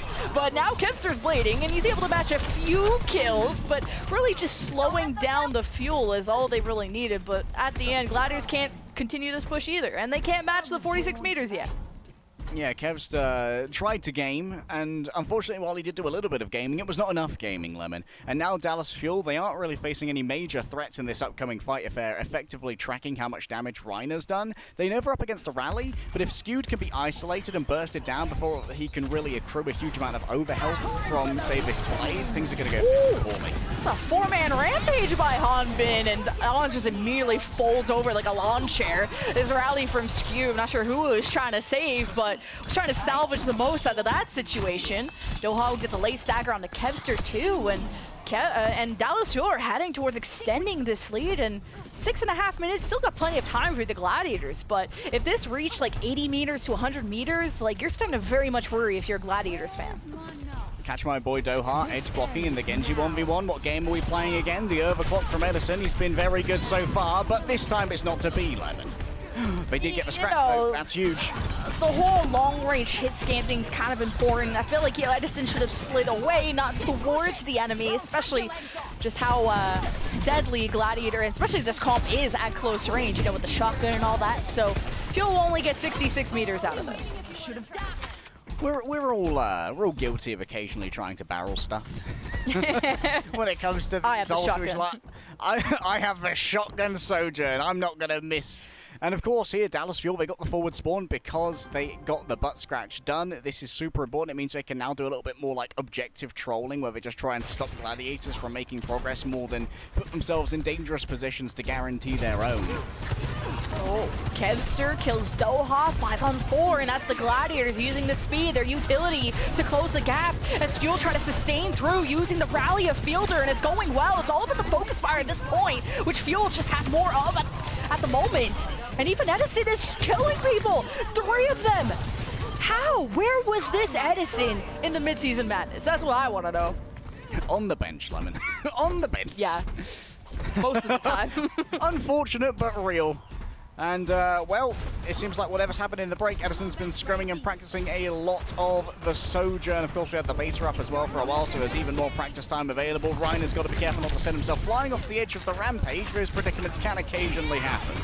Oh, he can maybe land in that corner if he wants to use it now, but Reiner seems okay, but Ons is down. Gladiators now using the sound barrier. It helps Kevster at the last second, just the crumb of HP that he had. And this is enough to start pressuring the Fuel supports, and they don't have a lot of healing. And Reiner's been holding onto this rampage and just hasn't had a good area of the map to excel at with that. So I kind of, looking back at the card, 70 meters to Fuel, now only 4 minutes left, and the Fuel are extending this even more.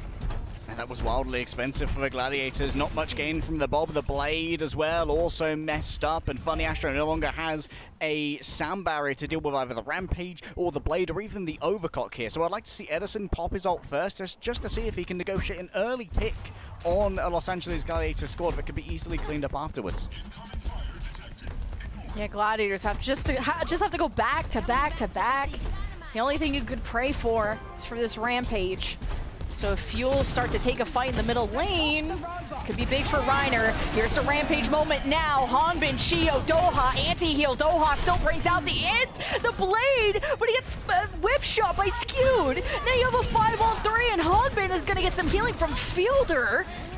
And I don't know if this is great, because now the cart is also heading, or the bot is heading the other way thanks to the Gladiators. And Fuel are just honestly getting this rally to stagger themselves out. Okay, losing Skewed might be a problem, but overall this is a weird self-stagger. Once again, Shio tries to steal the bot, but I feel like Dallas Fuel are kind of being hoisted by their own petard and pride right now, as they look for these late picks, and yes, Skewed went down, but in the end, they are still going to be re-engaging piecemeal here, and Doha using that blade well antied and without anything to really reinforce him, like a rally or, say, a commanding shout, I think was a foolhardy move from the otherwise impressive Genji in this series. Gladiators really need to win this fight if they hope to even itch at the 82 meters that the Fuel have, and a series point for the Fuel. 2.5 minutes left. Ons throws the bomb at the back, forces Fuel to just stay on the high ground, and as they escape, I mean, Edison takes a lot of damage from multiple angles, so Fuel finally just takes shelter in the middle of the map. The bot's gonna keep moving. Respawn advantage maybe for the Gladiators once they get the itch going. The sound barrier from Chio and the blade from Kevster, not wanting to wait until that was gone. Chio skates away. Fielder's one. Dash reset available. And Hanbin is killable, but the Gladiators have to work together. And they're so scared because they need to heal back up. They were all about half health. And without Ons, can the Gladiators even get that far? They're still about 20-30 meters away. The kills are going the Gladiators' way as they start to try to pressure the high ground to remove the Fuel and their hit scan from there. And Kevster is on fire. Kevster's on fire, but also Gladiators. I love the 4D chess play that they had to force an Edison disengage with a Kevster reinforced push into the Bob that was waiting at the casual disengage area. They don't push the cart all the way through. Gladiators, they're just going to try and catch it earlier here, yes, but maybe they could have made a real play to try and grab themselves the advantage, and with 1 minute 20 left, this could be a critical misplay from Gladiators to not stick around longer on that objective. Just didn't think they could, and the rally from the Fuel starts, and Reiner's getting tossed from multiple CCs and displacement tools, and finally it's chunked down. The Gladiators don't have a front line really remaining, and if they can't keep this fight going with a minute left, this is gonna be a Fuel series, and I don't think anyone, after the back-to-back first-place results of the Gladiators, could ever predict that the Fuel could do this. The Rampage right through the bot only gets Ons, but it's a confirmed kill by the Dallas Fuel, who hope to stagger out and drain the clock of whatever's remaining from the Gladiators. It's super important here that Chio manages to get a good amount of ultimate charge for the next fight. Reiner can't use their own Rampage here. If it can be won cleanly, Gladiators can make this happen. However, it's demanded by Doha's blade. Oh, Fuel have won a full fight and even got stackers on top of that, just bringing back the bot to the neutral point. And now if you're Fuel, you don't even have to move this bot any further. The 82 meters is plenty. So they'll leave it there and see if they can trap Gladiators and stop them from touching the car, because the Gladiators have to do this in the next 7 seconds. Ons throws the bomb down just to ward away the Fuel as Edison and Funny Astro duel at the card. Funny Astro has to live for as long as he can, and the Gladiators have made their way down the lane, and so is Kevster with a present. 2 kills, 1 blade. It's gone now, but a dash may be available soon, but he can't deal with Chio! So Gladiators still have skewed on the card. It's overtime, and they have to keep this going. Off in the distance, though, it's 3 versus 1. Gladiators only have 3 members left, and it's a long road from their spawn. It's almost there, though. Only a couple of meters away, and Edison might not be able to make it. It is going to be a full contest at the end level, and Edison keeps his feet on terra firma. Kevster is back on the Tracer, at least something he's known for, and the Fuel are down 2, and Gladiators need to keep this perfect. They're 2 meters away from forcing our second Game 5 of the Summer Showdown. On a sustain, but Fielder's moved off the map by Funny Astro mid-rally, and the Gladiators get to the finish line when all was looking grim, and they force the Game 5. What a heroic effort by Funny Astro to make his way to the bottom, to survive long enough for Kevster in the back to have his opening with the blade and carve through the Dallas Fuel. Yes, I questioned whether the choice to leave that bot alone was the correct one for the Gladiators, but it turns out in this instance, with the time that was being played, Dallas Fuel should have brought the bot with them to their engagement they chose towards the end. Because they allowed it to sit around the middle unattended, Funny Astro could steal that away and force Dallas Fuel's formation to crumble, break apart, and disintegrate under the multi-pronged pressure of Gladiators. Dallas Fuel, they may have looked super good to begin this series, Lemon, but cracks are beginning to show. This is insane. Are we getting another reverse sweep today? My heart, my brain, my everything can't handle this, and we had a full-fledged D9. We told you this was going to be an entertaining Summer Showdown, so we're going to throw it to one final break, and then we'll see you all for Game 5.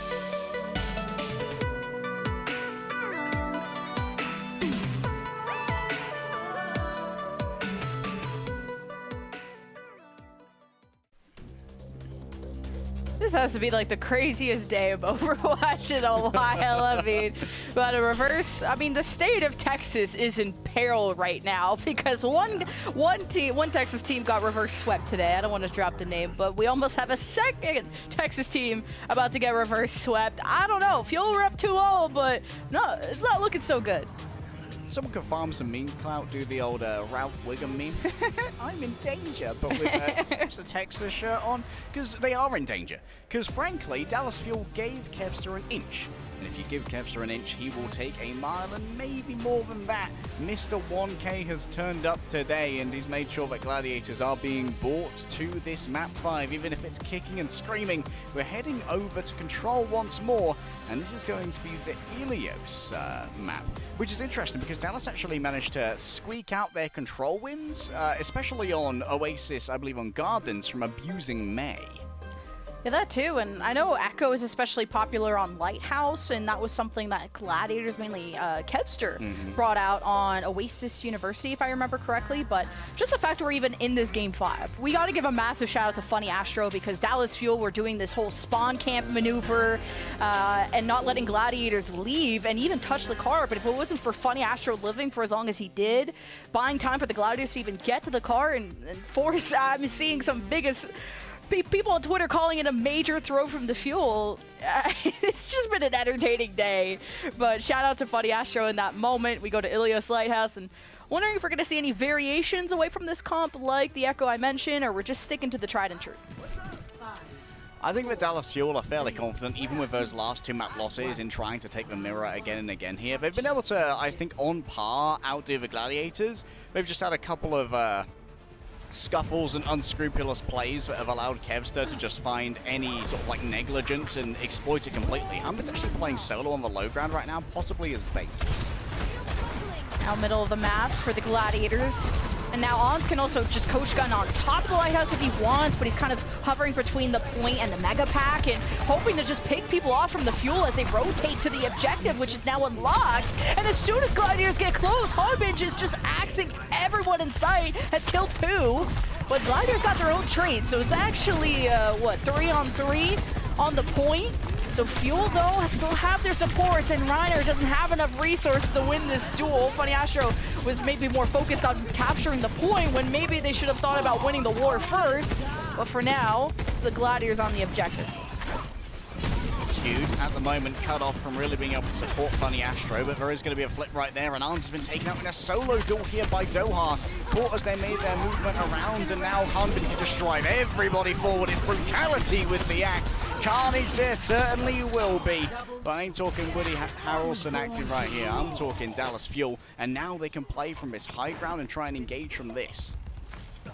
Kind of like that proactive kind of initiation that Fuel did there, and got a little hairy, and Gladiators got split on kind of the goals that they had in that fight. But one goal is for sure is the Gladiators want to take this high ground. But Fuel already there, and they've already started using like whip shots and boops and stuff like that to slow the approach, as we still have support ultimates for the Fuel.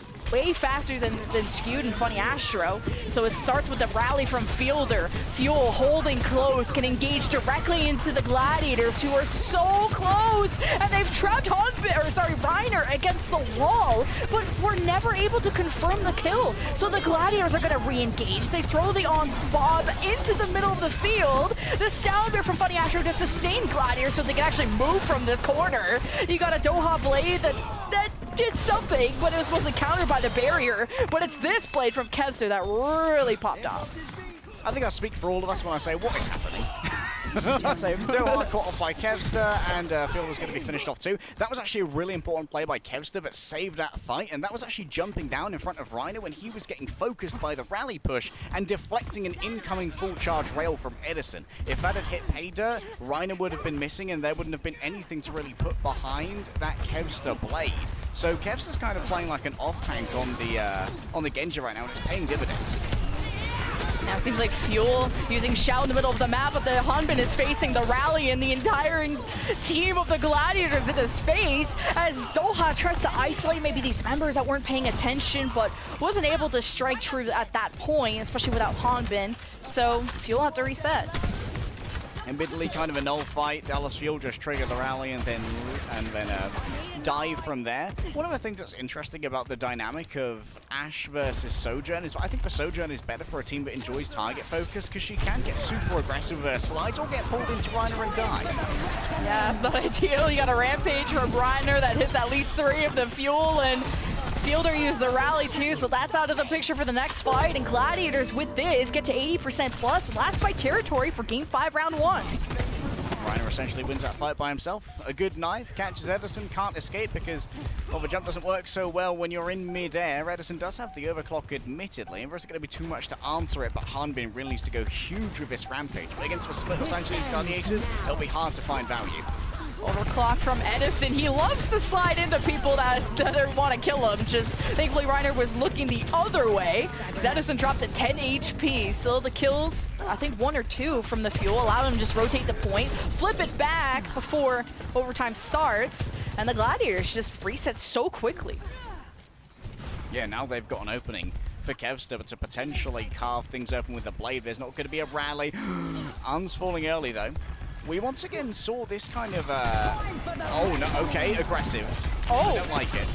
Rampage, but it only hits Reiner, and then the shout, or at least the Lucio speed from Gladiators used to disengage before the Fuel could do anything about that.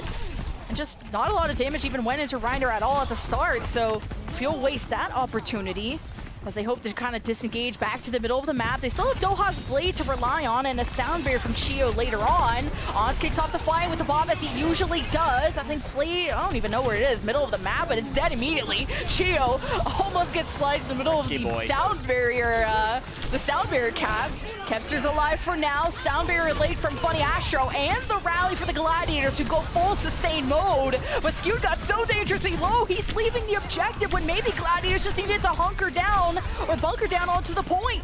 So the Dallas Fuel strike, and they just work so well together to punish these mistakes from the Gladiators. It's 99 to 99, and Kevster has killed 3! He's going after Edison! Bunny Astro may steal this one, but the Gladiators just robbed Dallas Fuel for round 1.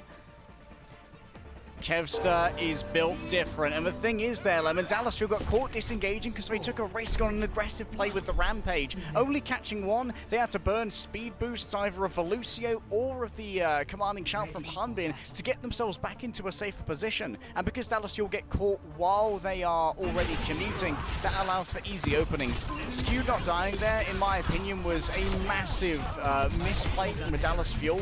Here's a little replay of Kevster just going absolutely freakish, to be honest. Inhuman. He's Kevin in person now, not Kevin person. Damn, Unperson. But, I mean, I don't think a single person had worries about the Gladiator came to this meta because they really had the meta-proof team. You know, they had the Lucio coming in. They already had, like, one of the best Genjis. They didn't have to sign a new one. And Reiner is as a candidate of Rookie of the Year because of his tank flexibility. So Gladiators, though, I don't think expected to sweat so hard against the Dallas Fuel of all teams, but this has been a great series. But Kevster is already up in Edison's face. 2 right clicks and a dash. Edison didn't even see what was coming, but the rest of the Dallas Fuel were busy looking at Reiner, so all of that effort from Kevster is traded out. You got a 4-on-4. Kevster's continuing to harass kind of these squishy members. As for now, we're left with Dallas Fuel with the cap. Evidently the reward for becoming Mr. 1K was one of the Deathly Hallows. Somehow Kevster has gained the Cloak of Invisibility and just used it to assassinate Edison at the beginning of this fight. And then you're missing that Disruptor field, and that means that the disengagements for Los Angeles Gladiators are free, and their long-range poke is so much better because Arms is still alive. A great knife there, and Doha finds the finish. And that's what these Genjis have to deliver. Kevster did that to Edison, and now the same favor returned by Doha. Genji's just got to strike first. I was expecting more Ashe and Sojourn first picks, but I'm down to see just how aggressive these Genjis are getting. So Fuel are chilling for now on the point as Gladiators figure out their approach. Yeah, Fuel somehow still managed to only be in control thus far. Gladiators, even with their 5 versus 6, couldn't negotiate themselves a point cap. Kev's still looking for a way to bring out the blade, and up against Edison that low. Still got the dash. Oh, he's going after the Brigida, but gets lost in the sauce, goes after the full HP Junker Queen. At least if the rest of the Gladiators focus on one target, it doesn't matter who it is, and they do just that. They was skewed in the process, but it doesn't matter because they get the point flip. Now you give up 62 to Fuel, though. Yeah, 62% gone. That might be worrying later on, especially with Gladiators having used their main tool in the Blade here, which for a lot of teams might not be as important as it is to the Gladiators, but when Kevster is as good as he is, the Blade doesn't really need any amplification you'd usually demand, like a nano boost, a supercharger, or a damage boost. Kevster just gets it done by himself. A nice dynamite there will keep Dallas Fuel at bay for a moment longer, and Chio, of course, already has the sound barrier, so the healing isn't worth too much. Hanbin hits the Rampage, hits Reiner and Ons, countered by the Funny Asher sound barrier, and now Hanbin needs some help because he went in deep off that ult, and the Chio sound barrier at the later parts of the fight is what really propels Dallas Fuel to a fight win at this moment, and Hanbin gets to just continuously axe and shocking everyone who gets close, and Fuel take another fight, and with the 72+%, we're heading into last fight territory. Funny Astro using his beat there as well to try and deal with the Rampage and the Blade means that there's not a huge advantage when Reiner uses his Rampage if he doesn't hit like more than 2 people, because the disengagement from Dallas should be rather strong. They're playing on multiple verticalities, knowing that Reiner's going to be the key to victory here for LA Gladiators as we move in towards a potentially final fight on this stage. See that Doha's been pinged on the right side. Hanbin staying close to give him a shout if he needs to leave, and they do just that. Fielder is dangerously low, and he's been assassinated by a Lucio of all things. Rigs are traded out, so no advantage for either side. 99%, that is an advantage Fuel can work with, so they just gotta bunker down on the point, and the Reiner Rampage at least gets one, but is it enough to help the Gladiators survive this round? Reiner is doing it all! He's done 3, but not enough to kill Hanbin, and that is all she wrote for the second round. Round 3, game 5. In the Game of Thrones, Lemon, you win or you die. And in this case, unfortunately, no matter how many challenges Reiner had put before him and slew with a nice swing of carnage, Hanbin came in and said, I'm afraid that's going to be my Iron Throne, mate. Los Angeles Gladiators, they are going to be forced to go all the way. How else could it happen? 2-2, 1-1, it all ends on well, and I'm looking forward to some cheeky knife pulls into this environmental hazard. Oh, I wonder if that's going to be a thing. So definitely wanting to push the sides of the map. We'll see how this goes. We still have the Edison Sojourn versus the Ons Ash. Those have been just so focused down by the Genjis. So we'll see how the Gladiators approach, deciding to kind of scout through the left side. Hanbin is already ready to push into them, has access to the mini room. They get dynamited by Ons, but now Gladiators know where this push is coming from. Fuel holding on to the shout when they can, using it now. Gladiators use shout second to disengage, but Fuel are getting booped around by Funny Astro, and now with the potential of even flying off the side of the map. It's 2 kills.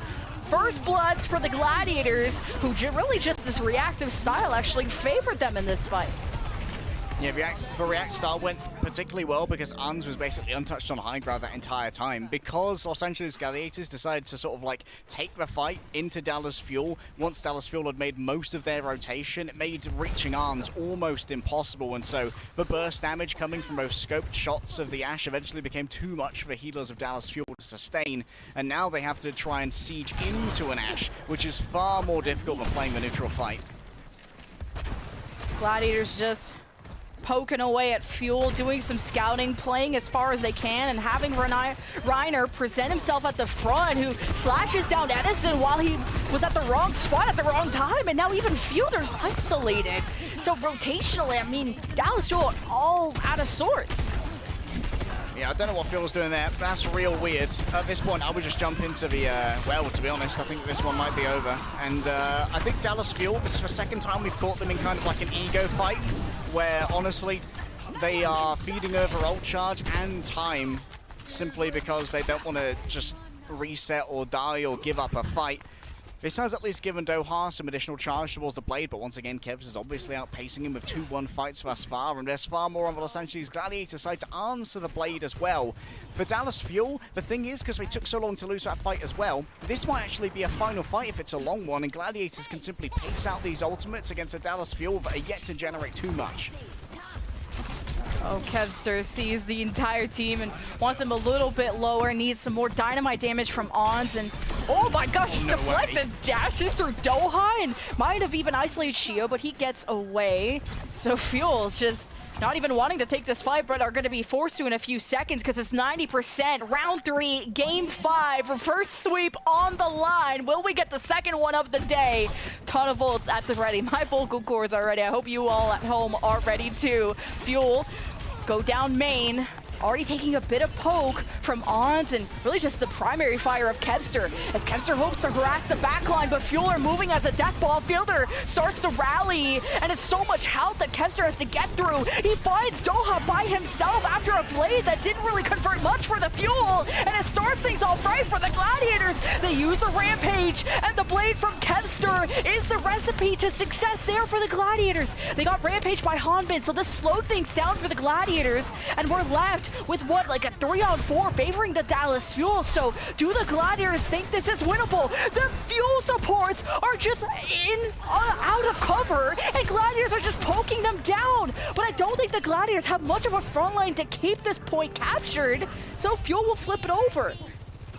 All 5 ultimates used from the Gladiators. Yes, Ans was untouched, but unfortunately could not find the heads. Dallas Fuel, they rip and they tear, and the Gladiators eventually are rent apart by all of the resources that were levied by the Fuel. Still, how long can you go on a perfect defense of this control point? At least in this case, you're playing from a defensive angle. That makes it harder for Ans to get value. Disruptor shot right down main. Maybe find any kind of isolation for the Gladiators who already started their push, but Kevster's, I mean, Fuel know that Kevster is in the backline, so Fuel just start the engage 5-on-4 while Kevster still has to rotate, and it's just immediately 3 kills for the Fuel. For Edison, mid-overclock, make it a third. But Fuel, you're not out of the woods yet. You have so much more work yet to do if you want to match the 99 from the Gladiators. Of course, in the middle of that, Fielder did get booped down the hole, and yes, Hanbin going back to get the 3 armor packs from Fielder. This is going to give over the ult charge that's necessary to build up towards that rally. That'll be so important in trying to survive the onslaught from Los Angeles Gladiators, moving in towards 60% now. Dallas Fuel have about 1.5 fights that they need to win in order to start off their summer showdown in a redemptive manner. Shout was already used by Gladiators, so window of opportunity for the Fuel. Rally for Fielder. Get some resources going for the Fuel, and what a knife pull! Riders brought in the line of fire. Oh, the Fuel slay the front line of the Gladiators, and now head for more, and every stagger kill's gonna matter, and Doha can farm even closer to the Dragon Blade. So this is coming down to the final fight of the final round of Game 5. All right, more aggressive here from Dallas Fuel. This is to try and force out early resources from Gladiators before they can touch the point in overtime. Things like the speed boost, like the armor packs, or even something like a rally or a bob from Arms just to try and make that fight a little bit easier. On the other side, Funny Astro looking for a boot kill. It would be huge to try and get rid of them. Doha with the blade, but Funny Astro has the Salvier in time to save Kevster. But the Rampage from Gladiators only hit Hanbin and Chio. Hanbin still lives, and he has his ultimate to trade. 99 to 99. Kevster, he gets knife pulled. He dashes back to safety. Rampage to follow up by Hanbin. Chases down Funny Astro, disappears in the shadows. But he axes down the few members of the Gladiators who are left without a single healer to save the remnants of the Gladiators. The champions of the kickoff clash in the mid-season madness, slain by the Dallas Fuel. The Game 5 goes to the Fuel. What's a king to a god and what's a god to a non-believer? Because Fuel don't believe in that supremacy. They believe in Edison. They believe in Hanbin. And what an opener there from Hanbin at the beginning of this on Well Lemon. We teased, are we going to get any weird knife kills into the well? And there was one that mattered more than all the others. And that was Unz's Bob being knifed, pulled into the well. That major ultimate that was needed to keep that point contested was instantly evaporated by Hanbin. And that meant that the rest of Gladiators had to come onto a point and suffer the consequences of being in close range with the Rush Kings of Dallas Fuel. Well, the state of Texas can rejoice because we didn't get 2 reverse sweeps today.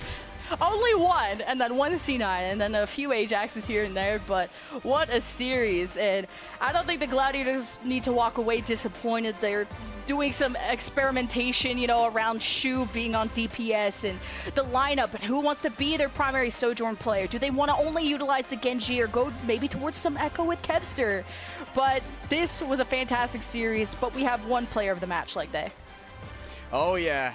You all asked, where's the Sojourn that'll bring us the championship? And Hastro said, we've already got him, mate. Of course, your player of the match is Edison. Really a breakout performance here on the Sojourn after a mid-season madness that was honestly punctuated for Dallas Fuel by lackluster hit scan performances. This time, Edison came to play, and boy, did he win all the marbles. It was I think that playing the Sojourn overall more, we only got to vaguely touch on this as a analytical point, but I think it's much better for a team that is all about the target focus because you can get so much more aggressive as a Sojourn. You've got a little bit more viability in having a larger clip than the Ashe and being able to just move up barrel stuff and use your mobility to chase down targets to a low. So if you're a team that's all about trying to just rush onto a target, like obviously Dallas Fuel are, the Sojourn's going to prove superior to the Ashe. Yeah, mechanics fantastic for Edison. Maybe a few criticisms on jumping in versus jumping out, but it's a critical cooldown. I'm just so glad that Edison has found his role, his identity on the team, and where he can truly shine. And I wonder if also that leaves a question of what Gorilla is end up going to be, maybe another Sojourn option. But congratulations to the Dallas Fuel taking a series against the Gladiators, our champions. So what a day of Overwatch it has been. We're going to throw it to a break so we can hear from the desk about their reaction to everything that happened today.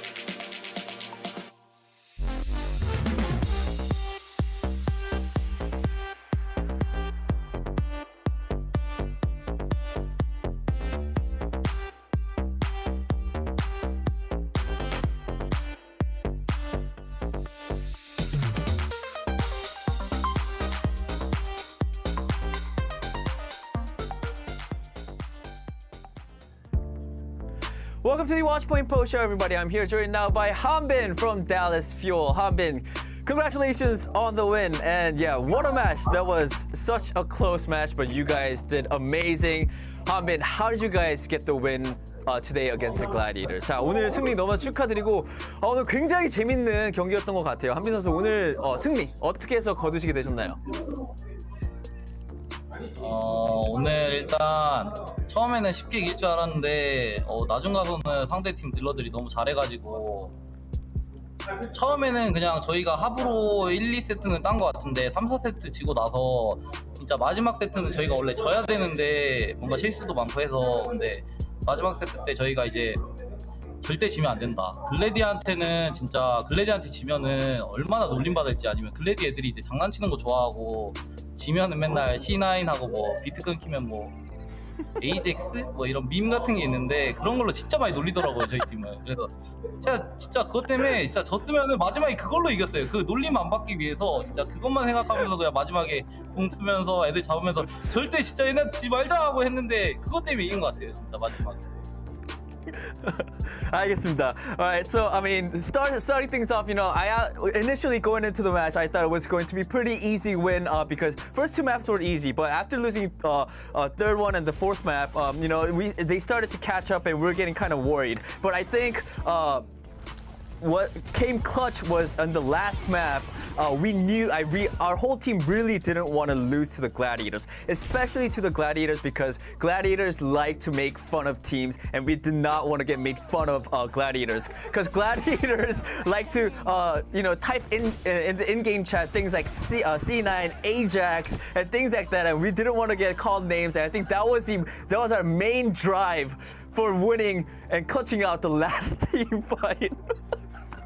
Yeah, I mean, I agree. I think I really saw that. I think I saw every one of you guys really wanting to win, and we all know now where that drive came from. It was from from the Gladiators making fun of you guys. Got it. All right.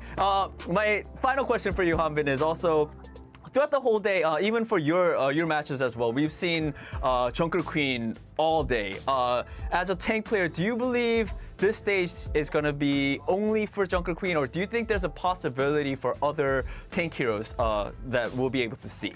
두 번째 질문은 이제 오늘 하루 종일 뭐 달라스 오늘 글래디 경기도 그렇고 오늘 하루 종일 저희가 봤을 때 항상 어떤 맵이던 다 정커 퀸이 항상 사용이 됐던 것 같은데요. 한빈 선수가 아무래도 좀 이제 탱크 선수이기 때문에 한빈 선수가 보시기에도 이번 스테이지는 100% 다 정커 퀸이 나올 거라고 생각을 하시나요? 아니면 좀 이제 다른 영웅들을 우리가 또 볼 기회가 있을 거라고 생각을 하시나요?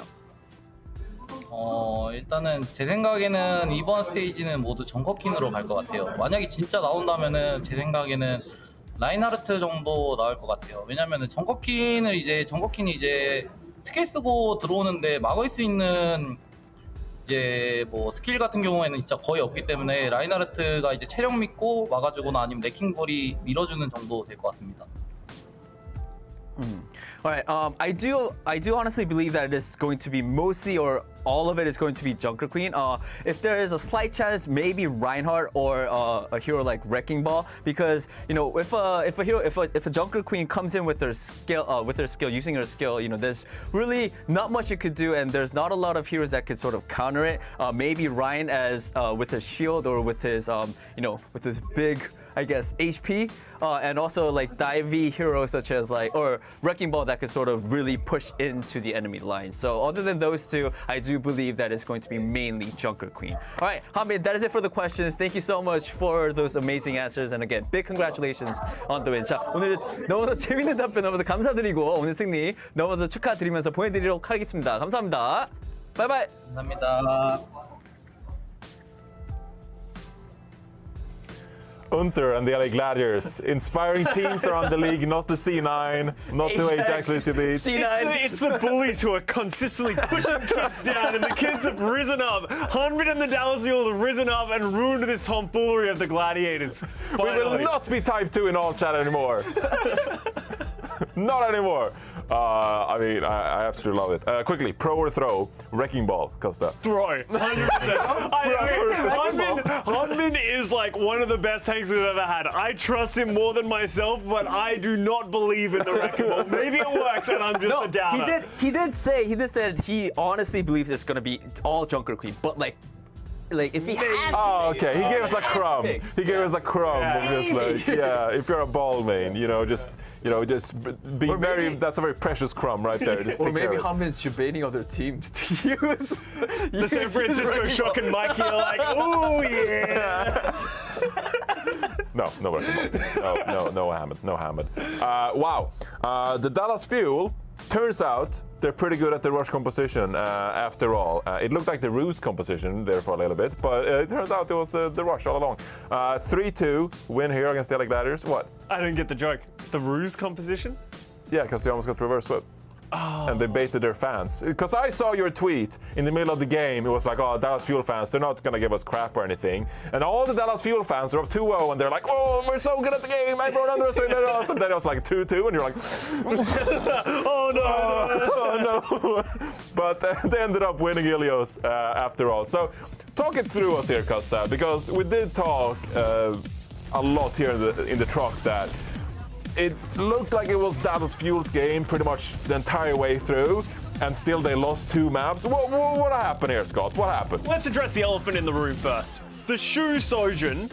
Woohoo! Okay, yeah, I forgot about that. Throw or throw, it's a throw. It is 100% a throw. Okay. It's like giving me Violet vibes for the San Francisco Shock last year. Stop that, okay? You have 2 great hit scan players. You don't need to play Shu on that one. But Dallas Fuel, they came out looking very competent on this Junker Queen composition. Hanbin put up a ridiculous performance on that Junker Queen, and Edison was able to pick up that hit scan role on the Sojin. So it looked like it was coming together for them. And then we started to see cracks coming into it. Gladiators adjusting their play a little bit. It felt like they were playing in a way in which they were able to enable Reiner a little bit more. In the earlier parts of the game, it felt like he was getting isolated. Dallas Fuel were able to split him from the rest of their team. But then Dallas Fuel, this was almost one of the craziest holds we've ever had. There was like 4.5 minutes on that third point of Junkertown, and Dallas Fuel were this close to having it until the most egregious C9 we've seen in a while. That is the definition of a C9. They were going to win that fight.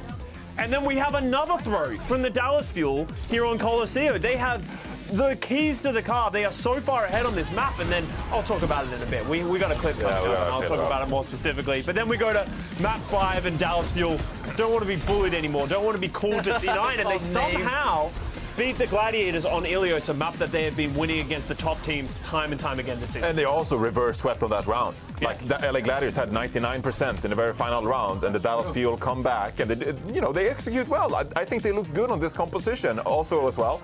Edison, I think going into this meta, we talked a lot about how, it's harder to pop off as a damage player in this meta because there's so much healing going on. The Junker Queen is very oppressive, stuff like that. But Edison, honestly, that was one of the better damage performances I think we'll see this entire stage, considering like you're so limited as a damage player. But Edison just popped off. Like the picks he found all the time. I want to give some more credit as well to Doha. We talked about Sparkle. His Genji hasn't been as good this year. He came in and he stepped in at a really high level. I think he still lost to Kevster in that Genji matchup, but I think he did his job. I think he was creating threats, he was staying with his team, and he wasn't getting punished too much for his play. So it was cool to see Doha in this lineup. I love Doha. He's such a nice, personable person. Yeah, absolutely. So, Danny, you know the Dallas Fuel. You've spoken to them extensively. You've been at Dallas a few times this year as well. Do I know Dallas Fuel? Well, I mean, you spent a lot of time interviewing them because they win all the freaking time. So you're just like, hey guys, what's going on? You guys won again. Like, what's up? Stuff like that. But was the death of Dallas Fuel greatly exaggerated? Are they back in full force here against the LA Gladiators? Of course, Dallas never died. What are you talking about? No, Dallas fans, we're back. Rejoice. It was just me and you that thought they were dead. I think Johnny. Look, I'm just saying, when you put yourself in a chat room with like a Vast and it's an echo chamber. Yeah, it's an echo chamber. It's very easy to just like get lost in the sauce, and then you just look down a rabbit hole of just anyway. The Dallas Fuel, they get a nice winner, 3-2 over the LA Gladiators, and they could easily go like 5-1 here, the Dallas Fuel, following this win. Whereas the LA Gladiators, they still look okay. They still look good. I don't think you should like be too hard on yourself. Reiner overextended a few times. They trolled with Shu in damage on one map. Fixable issues. Fixable issues. Yeah, I don't think you should be too scared here if you're an LA Gladiators fan. They'll get back on their feet. They're like 3-time in a row stage champions. Calm yourself. Sometimes gotta lose matches too. So both teams here, a 10-3 record, or 10-3 record. Sorry, it's getting late in the day. Anyway, it's getting late in the day, and we better wrap it up. We got our best of the day. We picked some of our favorite highlights throughout the day, and there were a lot of highlights. Yeah. There were a lot of highlights here. I have to, of course, welcome Doge and Lep into the league here for the Houston Outlaws. A bit of a ceremony we conducted here for you today as part of your welcoming into the Houston Outlaws. Of course, it was a bit of a rough start to the day here, especially for Doge, I think, on Nepal, obviously back in the map pool here now. And as we take a look at Doge, his very first death here in the Overwatch League is going to be... Johnny, don't do this to him. Johnny, why are you doing this to the guy? I'm sorry. Like the coin, Doge falls. I'm not even going to address the lower third. It's a shame, though. Good. But welcome to the league, buddy. Welcome to the league. I think overall you had a pretty good debut. You looked like one of the better Junker Queens around we saw today. But this is a moment you will be able to say forever. You can't print And the camera shake. Yeah. You can't put videos on your wall at home yet. But when you do, maybe you can frame that. And then also you get reverse swept. But I don't want to be that rude. That's even a bit much to me. Danny, what's your favorite highlight of the day? Stating facts. Anyways, my best of the day was... I wanted to sort of keep it a secret and then make it a surprise, but we already talked about it. My best of the day was Shu on DPS. Yes. We got Boneback and Backbone. We have Shu and Uz now. Or Shujer and Shu. What? No, what is this? No. Yeah, Shu. No.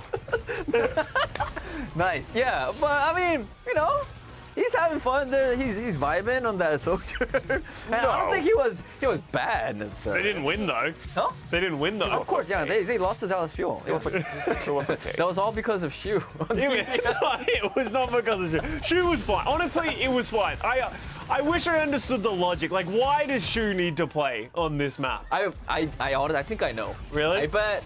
So all of the Gladiators players, they do a 1v1 on Sojourn, and whoever wins the 1v1 goes on Sojourn that day. You're kidding me. Because it could have been Patty Fan or I mean, I didn't even think that. Are you being serious? Yeah. Maybe. You think that's what they actually did? Yeah. What else? Is there any other explanation that you could give? Maybe Shu is just like the sickest alpha Chad and just like well, I mean, he walks does have into good the aim. practice room like, yo, I'm playing. Patty Pat, stand up. I'm playing Sojourn today. God, Really? That's my seat. So he told Patty to leave and Patty just left. Yeah, I like to run with that made-up story. Yeah, that's a better made-up story. Yeah, it's a good made-up story. No, I think they did rock, paper, scissors or like a 1v1 game. Yeah. Rock, paper, scissors. There's more competitive integrity to that. Yeah, absolutely. Anyway, Shu playing damage. Who would have thought? I did not expect it. But it happened for a map, and they lost. Scott, what was your favorite moment here in the first day of Summer Showdown qualifiers? Talking about people doing things and losing, I'm here to talk about the Dallas Fuel, the Colosseo. I said I was going to talk about a little bit more. This is my best of the day because I thought it was one of the bigger throws. So the Dallas Fuel, in the final team fight with a massive advantage, decided to leave the bot further away from the Gladiators spawn so that it would be harder for them to get there so that they would win in overtime because they wouldn't be able to touch. But then Funny Astro touched, and that threw a big wrench in the plans because all of a sudden they used all their ultimates to spawn camp. It didn't work, and then all of a sudden the Gladiators run the whole thing back and win out of nowhere. Big boost by Funny Astro onto the rallying fielder in the final fight as well. It was good play by Gladiators, but probably one of the worst macro throws we've seen on push. Look at Hanbin and Doi, like, we messed that one up. That one didn't go through. I understand the theory. Johnny, help me out here. I understand the theory of leaving the bot further away so that they have further to run. But, like, surely it's just better to put your Lucio on. He runs so fast. Just let the Lucio sit on the bot and push it forward. I'll even take it one step further, okay? I'll even take it one step further than you. I'll be like, okay, you can leave the bot, you can push up, but at least fight as a team and like commit on the enemy backline or something. Just like, yeah, we're going to let you push the bot for a while because we're going to like play 5 versus 2 on your backline. And then you kill 2, and then you turn around and get the bot when they don't have any supports, right? But instead, they were just like, yeah, Funny Astro's contesting, so our Lucio's going to contest Funny Astro, and then we're going to take like a 4v4 against... We were yelling at our screens, moral of the story. I honestly think Dallas Fuel didn't think about that thing. I don't think they thought about that. Their enemy Lucio is going to go and push, so they were flustered. You know, they're like, oh, what do we do? What do we do? Hey, go back, go back! Guys, they're touching the objective. What do we do? They're going to type C9 in the chat. Panic! They're going to make fun of us! They're going to do C9 again. That's funny. It was an offensive C9. Yeah, that's true. Yeah, we rarely see it. Never mind. Anyway, no, you don't say it's the first one. You can't say that. All right. I don't know. Anyway. What's a defensive scene? I don't know. Anyway, tomorrow we have more matches coming our way. That was just day 1. We got day 2 coming tomorrow of the Summer Showdown. And these are the matches that you'll be seeing. It's going to be the Boston Uprising taking on the 3rd place, Mid-Season Madness, 3rd placer, Atlanta Reign. The Washington Justice going up against the 2nd place, San Francisco Shock, in what I expect will be a very dramatic matchup. We're just making stuff up here at the desk. Vancouver Titans takes on the Toronto Defiant, and we've waited for the Vancouver Titans against the Toronto Defiant this entire season. No. It's not August 14th yet. This is August 12th. Okay, Sunday. But Vancouver Titans are apparently in Scrimbucks. They might be able to beat Toronto, but if they don't, then the moment has come where the Vancouver Titans will face the Paris Eternal in the August 14th matchup. This is still winnable, right? Sorry? This is still winnable. It's still winnable. The Scrimbucks exchange, as I was saying, I bought in. I don't People have been saying Scrimbucks. another one to add to the list as well, chat, just so you can buy in early. Washington Justice and Vancouver Titans are apparently performing quite well. The rumor mill is running, so if you want to buy in to predict the Washington Justice versus the San Francisco Shock. See how that goes. Have you been talking to Jake again? Who's I haven't been avoiding bathrooms ever since that moment. Someone's going to be like, what? Where did this go? I have no idea. And then, don't worry, we're not going to explain it to you. You don't have to listen to that. That wraps it up for day 1 here at the Summer Showdown Qualifiers. Thank you so much for tuning in. I'll see you all tomorrow. And tomorrow, I'll at least have something written on this note that I've been holding all day. But yeah, stay tuned, and maybe I'll show you what I wrote tomorrow. Bye. Bye.